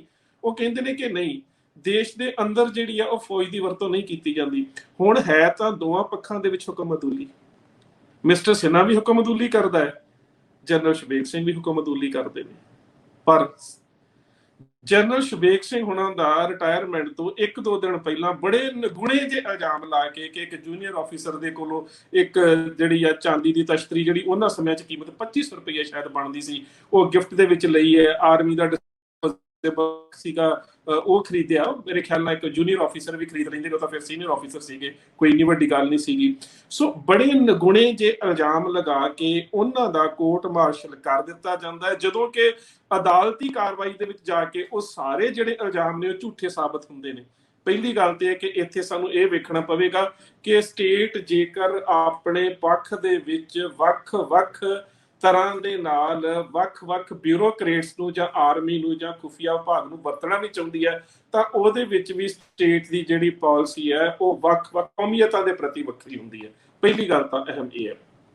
ਦੂਸਰੀ ਗੱਲ, ਸਭ ਤੋਂ ਵੱਡੀ ਗੱਲ, ਦੂਸਰੀ ਗੱਲ ਇਹ ਹੈ ਕਿ ਇਸ ਵੇਲੇ ਜਦੋਂ ਤੁਸੀਂ ਇੰਟੈਂਸਿਟੀ ਦੀ ਗੱਲ ਕੀਤੀ ਹੈ, ਤਾਂ ਇਹਦੇ ਵਿੱਚ ਜਦੋਂ ਅਸੀਂ 18ਵੀਂ ਸਦੀ ਦੇ ਸਾਰੇ ਵਰਤਾਰੇ ਦੀ ਗੱਲ ਕਰਦੇ ਹਾਂ, ਤੇ ਇਹਦੇ ਵਿੱਚ ਇੱਕ ਸਭ ਤੋਂ ਅਹਿਮ ਗੱਲ ਹੈ ਜਿਹਦੇ ਉੱਪਰ ਬੜਾ ਧਿਆਨ ਕੇਂਦਰਿਤ ਕਰਨ ਦੀ ਲੋੜ ਹੈ ਕਿ 1746 ਦੇ ਵਿੱਚ ਘੱਲੂਘਾਰਾ ਵਾਪਰਦਾ ਹੈ ਕਾਨੂੰਨ ਦੇ ਵਿੱਚ, ਜਿਹਨੂੰ ਛੋਟਾ ਘੱਲੂਘਾਰਾ ਕਹਿੰਦੇ ਆ। 1762 ਫਰਵਰੀ ਦੇ ਵਿੱਚ ਵਾਪਰਦਾ ਕੋਪਰ ਹੀੜੇ ਦਾ। ਇੱਕ ਦੇ ਵਿੱਚ 15,000 ਸਿੱਖ ਸ਼ਹੀਦ ਹੁੰਦਾ ਹੈ। ਇੱਕ ਦੇ ਵਿੱਚ ਸ਼ਹੀਦ ਹੋਣ ਵਾਲੇ ਗਿਣਤੀ ਜਿਹੜੀ ਸਿੰਘਾਂ ਦੀ ਹੈ ਉਹ ਵੱਖ-ਵੱਖ ਸਰੋਤਾਂ ਦੇ ਮੁਤਾਬਕ ਵੱਖਰੀ ਹੈ। ਵਾਪਸੀ ਦੇ ਉੱਪਰ ਅਹਿਮਦ ਸ਼ਾਹ ਅਬਦਾਲੀ ਹਰਿਮੰਦਰ ਸਾਹਿਬ ਦੇ ਉੱਪਰ ਵੀ ਹਮਲਾ ਕਰਕੇ ਜਾਂਦਾ ਹੈ। ਪਰ ਇਸ ਜਿਹੜਾ ਜੂਨ 84 ਦਾ ਘੱਲੂਘਾਰਾ, ਇਹਦੇ 'ਚ ਦੋ ਚੀਜ਼ਾਂ ਬੜੀਆਂ ਅਹਿਮ ਨੇ ਕਿ ਘੱਲੂਘਾਰੇ ਦੀ ਔਰ ਦਰਬਾਰ ਸਾਹਿਬ ਦੀ ਬੇਅਦਬੀ ਕਰਨ ਦੀ ਜਿਹੜੀ ਜਗ੍ਹਾ ਦਾ ਕੇਂਦਰ ਹੈ ਉਹ ਇੱਕ ਹੈ। ਬਾਕੀ 18ਵੀਂ ਸਦੀ ਦੇ ਵਿੱਚ ਹਮੇਸ਼ਾ ਦੋ ਕੇਂਦਰ ਵੱਖਰੇ ਰਹੇ ਨੇ। ਘੱਲੂਘਾਰਾ ਕਿਸੇ ਹੋਰ ਜਗ੍ਹਾ ਦੇ ਉੱਪਰ ਵਾਪਰਦਾ ਹੈ, ਬੇਅਦਬੀ ਹਰਿਮੰਦਰ ਸਾਹਿਬ ਦੀ ਹੁੰਦੀ ਹੈ। ਉਹ ਦੋ ਚੀਜ਼ਾਂ ਵੱਖ-ਵੱਖ ਚੱਲਦੀਆਂ ਨੇ। ਮੱਸਾ ਰੰਗੜ ਦਰਬਾਰ ਸਾਹਿਬ ਦੇ ਅੰਦਰ ਬੇਅਦਬੀ ਕਰਦਾ ਹੈ, ਪਰ ਕਤਲੇਆਮ ਨਹੀਂ ਹੁੰਦਾ ਸਿੱਖਾਂ ਦਾ। ਕਤਲੇਆਮ ਛੋਟੇ ਘੱਲੂਘਾਰੇ 'ਚ ਹੁੰਦਾ ਹੈ। ਇਸੇ ਤਰ੍ਹਾਂ ਕਤਲੇਆਮ ਕੋਪਰ ਹੀੜੇ ਦੇ ਵਿੱਚ ਹੁੰਦਾ ਹੈ। ਵਾਪਸੀ ਦੇ ਉੱਪਰ ਹਰਿਮੰਦਰ ਸਾਹਿਬ ਨੂੰ ਉਡਾਇਆ ਜਾਂਦਾ ਹੈ। ਪਰ ਇਸ ਵਾਰੀ ਸਭ ਤੋਂ ਵੱਡੀ ਜਿਹੜੀ ਤੁਸੀਂ ਕਹਿ ਸਕਦੇ ਹੋ ਕਿ ਜੂਨ 84 ਦੇ ਇਸ ਵਰਤਾਰੇ ਦੀ ਜਿਹੜੀ ਸਭ ਤੋਂ ਵੱਡੀ ਕਰੂਰਤਾ ਕਹਿ ਲਓ, ਜਾਂ ਜੇ ਤੁਸੀਂ ਇੰਟੈਂਸਿਟੀ ਦੀ ਗੱਲ ਕਰਦੇ ਹੋ, ਤੇ ਇਹਦੇ ਵਿੱਚ ਬਾਕੀਆਂ ਦੇ ਨਾਲੋਂ ਵੱਖਰਾਪਨ ਵੀ ਇਹ ਸੀ ਕਿ ਘੱਲੂਘਾਰੇ ਦਾ ਮਰਕਜ਼ ਵੀ ਇਹ ਸੀ, ਤੇ ਮਰਕਜ਼ ਵੀ ਉਹ ਸੀ ਜਿਹੜਾ ਸਿੱਖਾਂ ਦੀਆਂ ਮਾਨਸਿਕਤਾਵਾਂ ਦੇ ਨਾਲ ਦਰਬਾਰ ਸਾਹਿਬ ਦੀ ਬੇਅਦਬੀ ਕਰਕੇ ਬੜੀ ਗਹਿਰਾਈ ਦੇ ਨਾਲ ਜੁੜਿਆ ਹੋਇਆ ਸੀ। ਸੋ ਇਹ ਵੀ ਇੱਕ ਵੱਖਰੀ ਗੱਲ ਹੈ 18ਵੀਂ ਸਦੀ ਦੇ ਪ੍ਰਪੇਖ ਦੇ ਵਿੱਚ, ਕਿ ਇਹਦੇ ਵਿੱਚ ਘੱਲੂਘਾਰੇ ਦੀ ਜਗ੍ਹਾ ਉਹੀ ਸੀ ਜਿਹੜਾ ਦਰਬਾਰ ਸਾਹਿਬ ਦਾ ਮੁਕੱਦਸ ਪਵਿੱਤਰ ਸਥਾਨ ਸੀ। ਇੱਕ ਤੇ ਇਹ ਗੱਲ ਹੈ। ਦੂਸਰੀ ਗੱਲ ਜਿਹੜੀ ਤੁਸੀਂ ਲੀਡਰਸ਼ਿਪ ਦੀ ਕੀਤੀ ਹੈ, ਲੀਡਰਸ਼ਿਪ ਨੇ ਵੇਖੋ, ਇਹ 'ਚ ਕੋਈ ਸ਼ੱਕ ਨਹੀਂ ਹੈ ਕਿ ਜਿਹੜੀ 1984 ਦੀ ਇੱਕ ਲੀਡਰਸ਼ਿਪ ਜਿਹੜੀ ਸਟੇਟ ਦਾ ਹੱਥ ਠੋਕਾ ਬਣ ਕੇ ਚੱਲਦੀ ਹੈ, ਉਹਦੇ ਬਾਰੇ ਤਾਂ ਬਹੁਤ ਕੁਝ ਸਪਸ਼ਟ ਹੋ ਚੁੱਕਾ ਹੈ, ਜਾਂ ਪ੍ਰੋਫੈਸਰ ਸਾਹਿਬ ਨੇ ਵੀ ਦੱਸ ਦਿੱਤਾ ਹੈ, ਸਰਦਾਰ ਬਿਆਨ ਸਿੰਘ ਹੁਣੀ ਮੇਰੇ ਬੜੇ ਸਤਿਕਾਰਯੋਗ ਨੇ, ਉਹਨਾਂ ਨੇ ਵੀ ਸਾਰੀਆਂ ਗੱਲਾਂ ਸਾਂਝੀਆਂ ਕਰ ਦਿੱਤੀਆਂ। ਪਰ ਇੱਕ ਸਭ ਤੋਂ ਵੱਡੀ ਅਹਿਮ ਗੱਲ ਹੈ ਕਿ ਜਿਹੜੀ ਅੰਦਰ ਸਟੇਟ ਦੀਆਂ ਉਹਨਾਂ ਹਮਲਾਵਰ ਫੌਜਾਂ ਦਾ ਮੁਕਾਬਲਾ ਕਰਨ ਵਾਲੀ ਜਿਹੜੀ ਧਿਰ ਹੈ, ਉਹਦੇ ਧਿਰ ਦੇ ਜਿਹੜੇ ਆਪਸੀ ਡਿਫਰੈਂਸ ਹੋਣ ਦੇ ਬਾਵਜੂਦ ਵੀ ਉਹ ਮੁਕਾਬਲੇ ਦੇ ਸਮੇਂ ਇਕੱਠੀ ਹੈ। ਉਹ ਫਿਰ ਸਾਨੂੰ 18ਵੀਂ ਸਦੀ ਦੇ ਉਸੇ ਲੀਡਰਸ਼ਿਪ ਨੂੰ ਸਾਡੀ ਮਾਨਸਿਕਤਾ ਵਿੱਚ ਲੈ ਆਉਂਦੀ ਹੈ, ਜਿਹੜੀ ਲੀਡਰਸ਼ਿਪ ਅਹਿਮਦ ਸ਼ਾਹ ਅਬਦਾਲੀ ਦੇ ਖਿਲਾਫ ਇਹ ਗੱਲ ਕਹਿੰਦੀ ਹੈ ਕਿ ਮਿਸਲ ਵੰਡ ਅਬ ਕਬੇ ਨਾ ਪਾਵੋ, ਰਲ ਮਿਲ ਖੜ ਤੁਰ ਪੰਥ ਬਚਾਓ। ਹੁਣ ਇਹ ਗੱਲ ਸਾਹਮਣੇ ਕਿਉਂ ਆਉਂਦੀ ਹੈ? ਇਹ ਸਾਹਮਣੇ ਇਸ ਕਰਕੇ ਆਉਂਦੀ ਹੈ ਕਿ ਚਾਹੇ ਉਹਦੇ 'ਚ ਅਖੰਡ ਕੀਰਤਨੀ ਜਥਾ ਤੇ ਬੱਬਰ ਖਾਲਸਾ ਨੇ, ਚਾਹੇ ਫੈਡਰੇਸ਼ਨ ਤੇ ਸੰਤ ਜਰਨੈਲ ਸਿੰਘ ਖਾਲਸਾ ਭਿੰਡਰਾਂਵਾਲੇ ਨੇ, ਇਹਨਾਂ ਦੇ ਪਿੱਛੇ ਸਭ ਤੋਂ ਵੱਡੀ ਅਹਿਮ ਗੱਲ ਇਹ ਹੈ ਕਿ ਵਿਚਾਰਧਾਰਾ ਦਾ ਮਰਕਜ਼ ਜਿਹੜਾ ਹੈ ਸਾਹਿਬ ਸ੍ਰੀ ਗੁਰੂ ਗ੍ਰੰਥ ਸਾਹਿਬ ਆ, ਤੇ ਮਕਸਦ ਕੌਮੀ ਆਜ਼ਾਦੀ ਹੈ। ਇਹ ਸਭ ਤੋਂ ਵੱਡੀ ਗੱਲ ਹੈ ਕਿ ਵਿਚਾਰਧਾਰਾ ਦਾ ਮਰਕਜ਼ ਤੇ ਨਿਸ਼ਾਨਾ ਇੱਕ ਹੋਣ ਕਰਕੇ ਇਹ ਦੋਹੇ ਧਿਰਾਂ ਜਿਹੜੀਆਂ ਤਰੀਕੇ ਜੰਗ ਦੇ ਵੱਖਰੇ ਹੋ ਸਕਦੇ ਨੇ, ਬਾਅਦ ਦੇ ਵਿੱਚ ਕਾਰਵਾਈਆਂ ਵੱਖਰੀਆਂ ਹੋ ਸਕਦੀਆਂ ਨੇ, ਪਰ ਮਕਸਦ ਇੱਕ ਇਸ ਕਰਕੇ ਹੈ ਕਿ 18ਵੀਂ ਸਦੀ ਦੇ ਸਿੰਘਾਂ ਦੇ ਵਾਂਗ ਵਿਚਾਰਧਾਰਾ ਦਾ ਮਰਕਜ਼ ਇੱਕ ਸੀ। ਸੋ ਇਹ ਜਿਹੜੀਆਂ ਕਹਿ ਸਕਦੇ ਹੋ ਸਮਾਨਤਾਵਾਂ ਤੇ ਅਸਮਾਨਤਾਵਾਂ ਜਿਹੜੀਆਂ ਨੇ, ਉਹ ਪੁਰਾਤਨ ਘੱਲੂਘਾਰਿਆਂ ਦੇ ਵਿੱਚ ਇਸ ਦੇ ਵਰਤਾਰੇ ਦੇ ਵਿੱਚ ਨੇ ਜਿਹੜੀਆਂ ਅਹਿਮ ਨੇ। ਬਹੁਤ ਬਹੁਤ ਧੰਨਵਾਦ ਸੁਖਪ੍ਰੀਤ ਸਿੰਘ ਜੀ, ਤੁਸੀਂ ਇਹਦੇ ਤੇ ਚਾਨਣ ਪਾਇਆ। ਮੈਂ ਹਰਵਿੰਦਰ ਸਿੰਘ ਜੀ ਤੁਹਾਨੂੰ ਲਿਆਉਣਾ ਚਾਹੁੰਦਾ, ਤੁਸੀਂ ਕ੍ਰਾਸ ਕਰਨਾ ਚਾਹੁੰਦੇ ਜੀ? ਹਾਂਜੀ, ਮੈਂ ਡਾਕਟਰ ਸਾਹਿਬ ਤੁਹਾਨੂੰ ਤੁਸੀਂ ਬਹੁਤ ਵਧੀਆ ਤਰੀਕੇ ਨਾਲ ਜਿਹੜਾ ਆਖਰੀ ਤੁਸੀਂ ਟੱਚ ਕੀਤਾ। ਮੇਰਾ ਇੱਕ ਸਵਾਲ ਸੀ, ਤੁਸੀਂ ਕੁਝ ਹੱਦ ਤੱਕ ਉਹਦਾ ਆਨਸਰ ਦੇ ਚੁੱਕੇ ਹੋ, ਪਰ ਜੇ ਤੁਸੀਂ ਥੋੜਾ ਜਿਹਾ ਵਿਸਤਾਰ ਨਾਲ ਇਸ ਨੂੰ ਕਲੀਅਰ ਕਰੋ। ਜਿੱਦਾਂ ਕਿ ਆਪਾਂ ਨੂੰ ਸਾਰਿਆਂ ਨੂੰ ਪਤਾ ਵਾ ਕਿ ਦਰਬਾਰ ਸਾਹਿਬ 84 ਚ ਜਿਹੜੀਆਂ ਜਥੇਬੰਦੀਆਂ ਲਾੜੀਆਂ, ਦਮਦਮੀ ਟਕਸਾਲ, ਬੱਬਰ ਖਾਲਸਾ, ਸਿੱਖ ਸਟੂਡੈਂਟ ਫੈਡਰੇਸ਼ਨ, ਤੇ ਇਹ ਮੇਨ ਜਦੋਂ ਅਸੀਂ ਉਦੋਂ ਸੁਣਿਆ ਸੀ ਉਦੋਂ ਮੇਨ ਸੀ, ਪਰ ਹੁਣ ਜਿੱਦਾਂ ਪਰਤਾਂ ਖੁੱਲਦੀ ਜਾ ਰਹੀਆਂ, ਉੱਦਾਂ ਜਿਹੜੇ ਕਾਰ ਸੇਵਾ ਵਾਲੇ ਜਥੇ ਆਏ ਸੀ ਹਜੂਰ ਸਾਹਿਬ ਤੋਂ, ਉਹ ਵੀ ਸਨ, ਤੇ ਹੋਰ ਵੀ ਕਈ ਜਿਹੜੇ ਸੰਤਾਂ ਨੂੰ ਪਿਆਰ ਕਰਨ ਵਾਲੇ ਜਾਂ ਆਜ਼ਾਦ ਪਸੰਦ ਲੋਕ ਸਨ, ਉਹ ਲੜ ਰਹੇ ਸਨ। ਸੋ ਮੇਰਾ ਸਵਾਲ ਇਹ ਸੀ ਆਪ ਜੀ ਨੂੰ ਕਿ ਜਿੱਦਾਂ ਕਿ ਇਹ ਗੱਲ ਬਹੁਤ ਕਈ ਬੁਲਾਰਿਆਂ ਨੇ ਕਹੀ ਆ, ਖਾਸ ਕਰ ਬੱਬਰ ਖਾਲਸਾ ਦੇ ਜਿਹੜੇ ਜਥੇਬੰਦੀ ਸੀ ਉਹਨਾਂ ਵਾਸਤੇ, ਕਿ ਲੜਾਈ ਦਾ ਇੱਕ ਜਦੋਂ ਉਹਨਾਂ ਕੋਲ ਗੋਲੀ ਸਿੱਕਾ ਮੁੱਕ ਗਿਆ ਤੇ ਉਹ ਉੱਥੋਂ ਸਿਲੰਡਰ ਕਰਨ ਦੀ ਬਜਾਏ ਜਾਂ ਨਿਹੱਥੇ ਮਰਨ ਦੀ ਬਜਾਏ ਉਹ ਛੱਡ ਕੇ ਚਲੇ ਗਏ। ਸੋ ਤੁਸੀਂ ਥੋੜਾ ਜਿਹਾ ਮੈਨੂੰ ਇਤਿਹਾਸਿਕ ਪ੍ਰਪੇਖ ਨਾਲ ਇਹਨੂੰ ਥੋੜਾ ਜਿਹਾ ਵਿਸਤਾਰ ਨਾਲ ਦੱਸੋ ਕਿ ਇਹ ਕਿਸੇ ਯੁੱਧ ਨੀਤੀ ਦਾ ਪਾਰਟ ਸੀ, ਜਾਂ ਇਹ ਕਾਇਰਤਾ ਸੀ, ਜਾਂ ਮਤਲਬ ਇਹ ਕਿਸ ਪ੍ਰਪੇਖ ਨਾਲ ਨੂੰ ਦੇਖਿਆ ਜਾਏ ਐਜ਼ ਅ ਇਤਿਹਾਸਕਾਰ, ਤੇ ਜਿਹੜੇ ਆਪਣੇ ਪੁਰਾਣਾ ਇਤਿਹਾਸ ਆ ਉਹਦੇ ਨਾਲ ਜੋੜ ਕੇ? ਵੇਖੋ ਹਰਵਿੰਦਰ ਸਿੰਘ ਵੀਰ ਜੀ, ਇਹਨੂੰ ਪੁਰਾਣੇ ਇਤਿਹਾਸ ਦੇ ਮੱਦੇ ਨਜ਼ਰ ਹੀ ਵੇਖਿਆ ਜਾਣਾ ਹੈ। ਜੇ ਤਾਂ ਜੂਨ 84 ਦੇ ਸਮੇਂ ਘੱਲੂਘਾਰੇ ਦੇ ਦੌਰਾਨ ਆਪਣੇ ਮੋਰਚਿਆਂ ਨੂੰ ਛੱਡ ਕੇ ਦਰਬਾਰ ਸਾਹਿਬ ਪਰਿਸਰ ਦੇ ਵਿੱਚੋਂ ਨਿਕਲ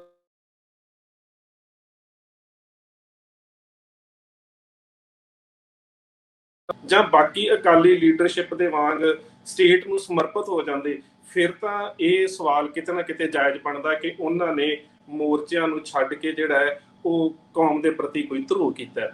ਪਰ ਪਾਲਿਸੀ ਦਾ, ਨੀਤੀ ਦਾ, ਯੁੱਧ ਨੀਤੀ ਦਾ ਵੱਖਰਾ ਹੋਣਾ ਕਿ ਜਿੰਨੇ ਵੀ ਸਿੰਘਾਂ ਨੇ, ਭਾਈ ਅਨੋਖ ਸਿੰਘ ਹੁਣਾਂ ਤੋਂ ਲੈ ਕੇ ਸੁਖਦੇਵ ਸਿੰਘ ਹੁਣਾਂ ਤੱਕ, ਜਿੰਨਿਆਂ ਨੇ ਵੀ ਉਸ ਜੰਗ ਦੇ ਉਸ ਮਰਕਜ਼ ਨੂੰ, ਉਸ ਕੇਂਦਰ ਨੂੰ ਛੱਡਿਆ, ਉਹਨਾਂ ਮੋਰਚਿਆਂ ਨੂੰ ਛੱਡਿਆ, ਉਹਨਾਂ ਸਾਰਿਆਂ ਬਾਅਦ ਦੇ ਵਿੱਚ ਲੰਬਾ ਸੰਘਰਸ਼ ਲੜਦਿਆਂ ਹੋਇਆਂ ਸ਼ਹਾਦਤਾਂ ਵੀ ਪ੍ਰਾਪਤ ਕੀਤੀਆਂ ਨੇ। ਸੋ ਇਸ ਕਰਕੇ ਇਹ ਤਾਂ ਕਿਸੇ ਦੇ ਉੱਪਰ ਦੋਸ਼ ਆਇਦ ਕੀਤਾ ਹੀ ਨਹੀਂ ਜਾ ਸਕਦਾ। ਪਰ ਜੇਕਰ ਤੁਸੀਂ ਇਤਿਹਾਸ ਦੇ ਵਿੱਚੋਂ ਇੱਕ ਪ੍ਰਮਾਣ ਲੈਣਾ ਹੈ ਤਾਂ ਲੋਹਗੜ੍ਹ ਦੇ ਉੱਪਰ ਜਿਸ ਵੇਲੇ ਪਹਿਲਾ ਹਮਲਾ ਹੁੰਦਾ ਹੈ ਤੇ ਬਾਬਾ ਬੰਦਾ ਸਿੰਘ ਬਹਾਦਰ ਦੇ ਨਾਲ ਦੇ ਕੁਝ ਸਿੰਘ ਅਗਲੀ ਰਣਨੀਤੀ ਦੇ ਮੁਤਾਬਕ ਨਿਕਲ ਜਾਂਦੇ ਨੇ, ਜਿਹੜੇ ਬਾਅਦ ਦੇ ਵਿੱਚ ਰਿਆਸੀ ਚਲੇ ਜਾਂਦੇ ਨੇ ਤੇ ਰਿਆਸੀ ਤੋਂ ਆ ਕੇ ਫਿਰ ਮੈਦਾਨੇ ਜੰਗ ਦੇ ਵਿੱਚ ਜੂਝਦੇ ਨੇ।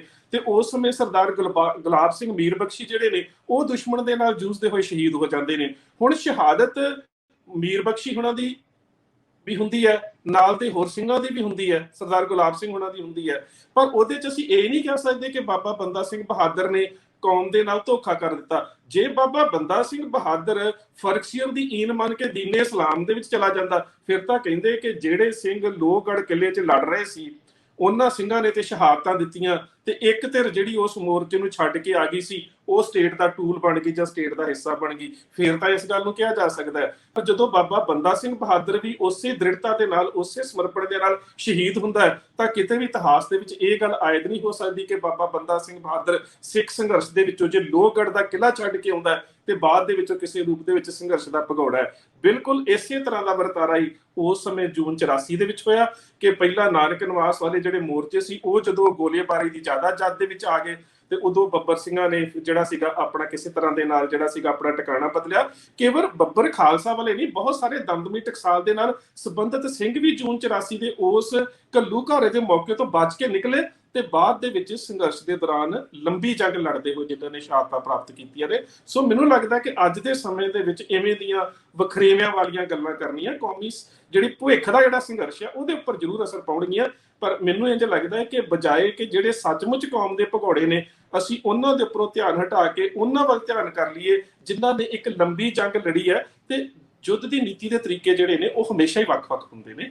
ਉਹ ਕਦੀ ਵੀ ਜਦੋਂ ਵੱਖ-ਵੱਖ ਜਥੇਬੰਦੀਆਂ ਲੜ ਰਹੀਆਂ ਹੁੰਦੀਆਂ ਨੇ ਤੇ ਉਹਨਾਂ ਦੇ ਜਰਨੈਲਾਂ ਦੇ ਤਰੀਕੇ, ਖਾਸ ਕਰਕੇ ਜਦੋਂ ਤੁਸੀਂ ਇੱਕ ਬਿਲਕੁਲ ਕੀ ਕਹਿੰਦੇ ਮੈਦਾਨੇ ਜੰਗ ਦੇ ਵਿੱਚ ਤੁਹਾਡੇ ਕੋਲ ਲੁਕਣ ਦੇ ਵਾਸਤੇ ਵੀ ਲੋਕ ਹੀ ਹੋਣ, ਜਦੋਂ ਕੋਈ ਜੰਗਲ ਨਾ ਹੋਵੇ, ਪਹਾੜ ਨਾ ਹੋਣ, ਤਾਂ ਉਹਨਾਂ ਸਮਿਆਂ ਦੇ ਵਿੱਚ ਜਿਹੜੀਆਂ ਜੰਗਾਂ ਗੁਰਿੱਲਾ ਲੜਾਈ ਲੜਦੀਆਂ ਨੇ ਉਹਨਾਂ ਕੌਮੀਅਤਾਂ ਦੇ ਤਰੀਕੇ ਜਿਹੜੇ ਨੇ ਵੱਖ-ਵੱਖ ਹੁੰਦੇ ਨੇ। ਸੋ ਇਹਦੇ 'ਚ ਮੈਂ ਇਹ ਕਹੂੰਗਾ ਕਿ ਇੱਕ ਧਿਰ ਨੇ ਉੱਥੇ ਰਹਿ ਕੇ ਲੜਨ ਦਾ ਫੈਸਲਾ ਲਿਆ, ਇੱਕ ਧਿਰ ਨੇ ਬਾਹਰ ਨਿਕਲ ਕੇ ਲੰਬੀ ਜੰਗ ਲੜਨ ਦਾ ਫੈਸਲਾ ਲਿਆ, ਪਰ ਜੰਗ ਤਾਂ ਦੋਹਾਂ ਨੇ ਲੜੀ ਹੈ, ਸ਼ਹਾਦਤਾਂ ਦੋਹਾਂ ਨੇ ਪ੍ਰਾਪਤ ਕੀਤੀਆਂ। ਬਹੁਤ ਬਹੁਤ ਧੰਨਵਾਦ ਸੁਖਪ੍ਰੀਤ ਸਿੰਘ ਜੀ, ਸਵਾਲ ਦਾ ਤੁਸੀਂ ਬੜੀ ਬੇਬਾਕੀ ਦੇ ਨਾਲ ਜਵਾਬ ਦਿੱਤਾ ਹੈ। ਮੈਂ ਪ੍ਰੋਫੈਸਰ ਸਾਹਿਬ ਆਪ ਜੀ ਕੋਲ ਆਉਣਾ, ਫਿਰ ਆਪਾਂ ਰੈਪ ਅਪ ਵੱਲ ਵਧਣਾ ਹੈ। ਜਿਹੜੀ ਅੱਜ ਦੀ ਸਿੱਖ ਲੀਡਰ,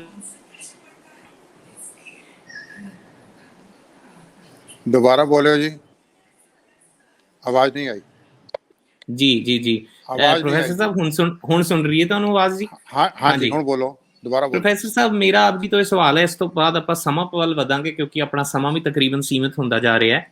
ਜਿਹੜੀ ਅੱਜ ਦੀ ਸਿੱਖ ਲੀਡਰਸ਼ਿਪ ਤੇ ਨਹੀਂ, ਪਰ ਜਿਹੜੇ ਲੋਕ ਅੱਜ ਸਿੱਖੀ ਪ੍ਰਭੂ ਸੱਤਾ ਤੇ ਕਾਬਜ਼ ਨੇ, ਜੇ ਐਸਜੀਪੀਸੀ ਦੀ ਗੱਲ ਕਰਾਂ ਜਾਂ even for that matter Punjab ਦੀ ਰਾਜ ਸੱਤਾ ਦਾ ਵੀ ਜਿਨ੍ਹਾਂ ਨੇ ਭੋਗ ਕੀਤਾ ਹੈ, ਬਾਦਲ ਪਰਿਵਾਰ ਜਿਹਦਾ ਨਾਂ ਜਿਹੜਾ ਹਮੇਸ਼ਾ ਹੀ ਪੰਥ ਦੇ ਗੱਦਾਰਾਂ ਵਿੱਚ ਲਿਆ ਜਾਂਦਾ ਹੈ ਕਿ ਇਹਨਾਂ ਨੇ 1978 ਤੋਂ ਹੀ ਜੋ ਰੋਲ ਨਿਭਾਇਆ, ਔਰ ਜੋ 1984 'ਚ ਜੇ ਗੱਲ ਕਰੀਏ ਮਰ ਜੀਵੜਿਆਂ ਦੀ ਸਹੁੰ ਖਾ ਕੇ ਵੀ ਟੈਂਕ ਤੇ ਤੋਪਾਂ ਜੇ ਆਉਣਗੀਆਂ ਤੇ ਸਾਡੇ ਛਾਤੀਆਂ ਦੇ ਉੱਤੋਂ ਦੀ ਲੰਘਣਗੀਆਂ, ਤੇ ਉਸ ਵੇਲੇ ਆਪਣੇ ਹਰਿਆਣਾ ਦੇ ਫਾਰਮ ਹਾਊਸ ਦੇ ਵਿੱਚ ਬੈਠੇ ਹੋਏ ਸਨ ਜਿਸ ਵੇਲੇ ਇਹ ਸਾਰਾ ਵਰਤਾਂਤ ਹੁੰਦਾ। ਤਾਂ ਮੇਰਾ ਆਪ ਜੀ ਨੂੰ ਸਵਾਲ ਹੈ ਵੀ ਬਾਦਲਾਂ ਦਾ ਕੀ ਰੋਲ ਹੈ, ਕਿਉਂਕਿ ਉਹ ਧਿਰ ਅੱਜ ਵੀ ਐਗਜ਼ਿਸਟ ਕਰਦੀ ਹੈ ਔਰ ਉਹ ਧਿਰ ਅੱਜ ਵੀ ਐਸਜੀਪੀਸੀ ਦੇ ਜੇ ਵਿੱਚ ਕਾਬਜ਼ ਹੈ ਮੈਜੋਰਟੀ ਦੇ ਵਿੱਚ, ਚਾਹੇ ਉਹ ਭੰਗ ਹੋਇਆ ਜਨਰਲ ਹਾਊਸ ਉਹੀ ਚੱਲੀ ਜਾ ਰਿਹਾ ਹਾਲੇ ਇੰਨੇ ਸਾਲਾਂ ਤੋਂ, ਤੇ ਉਹੀ ਇੱਕ ਧਿਰ ਹੈ ਜਿਹੜੀ ਸਰਕਾਰ ਨੂੰ ਵੀ ਭਾਉਂਦੀ ਹੈ ਵੀ ਸਿੱਖਾਂ ਦੇ ਅਫੇਅਰਸ ਨੂੰ ਕੰਟਰੋਲ ਕਰੇ।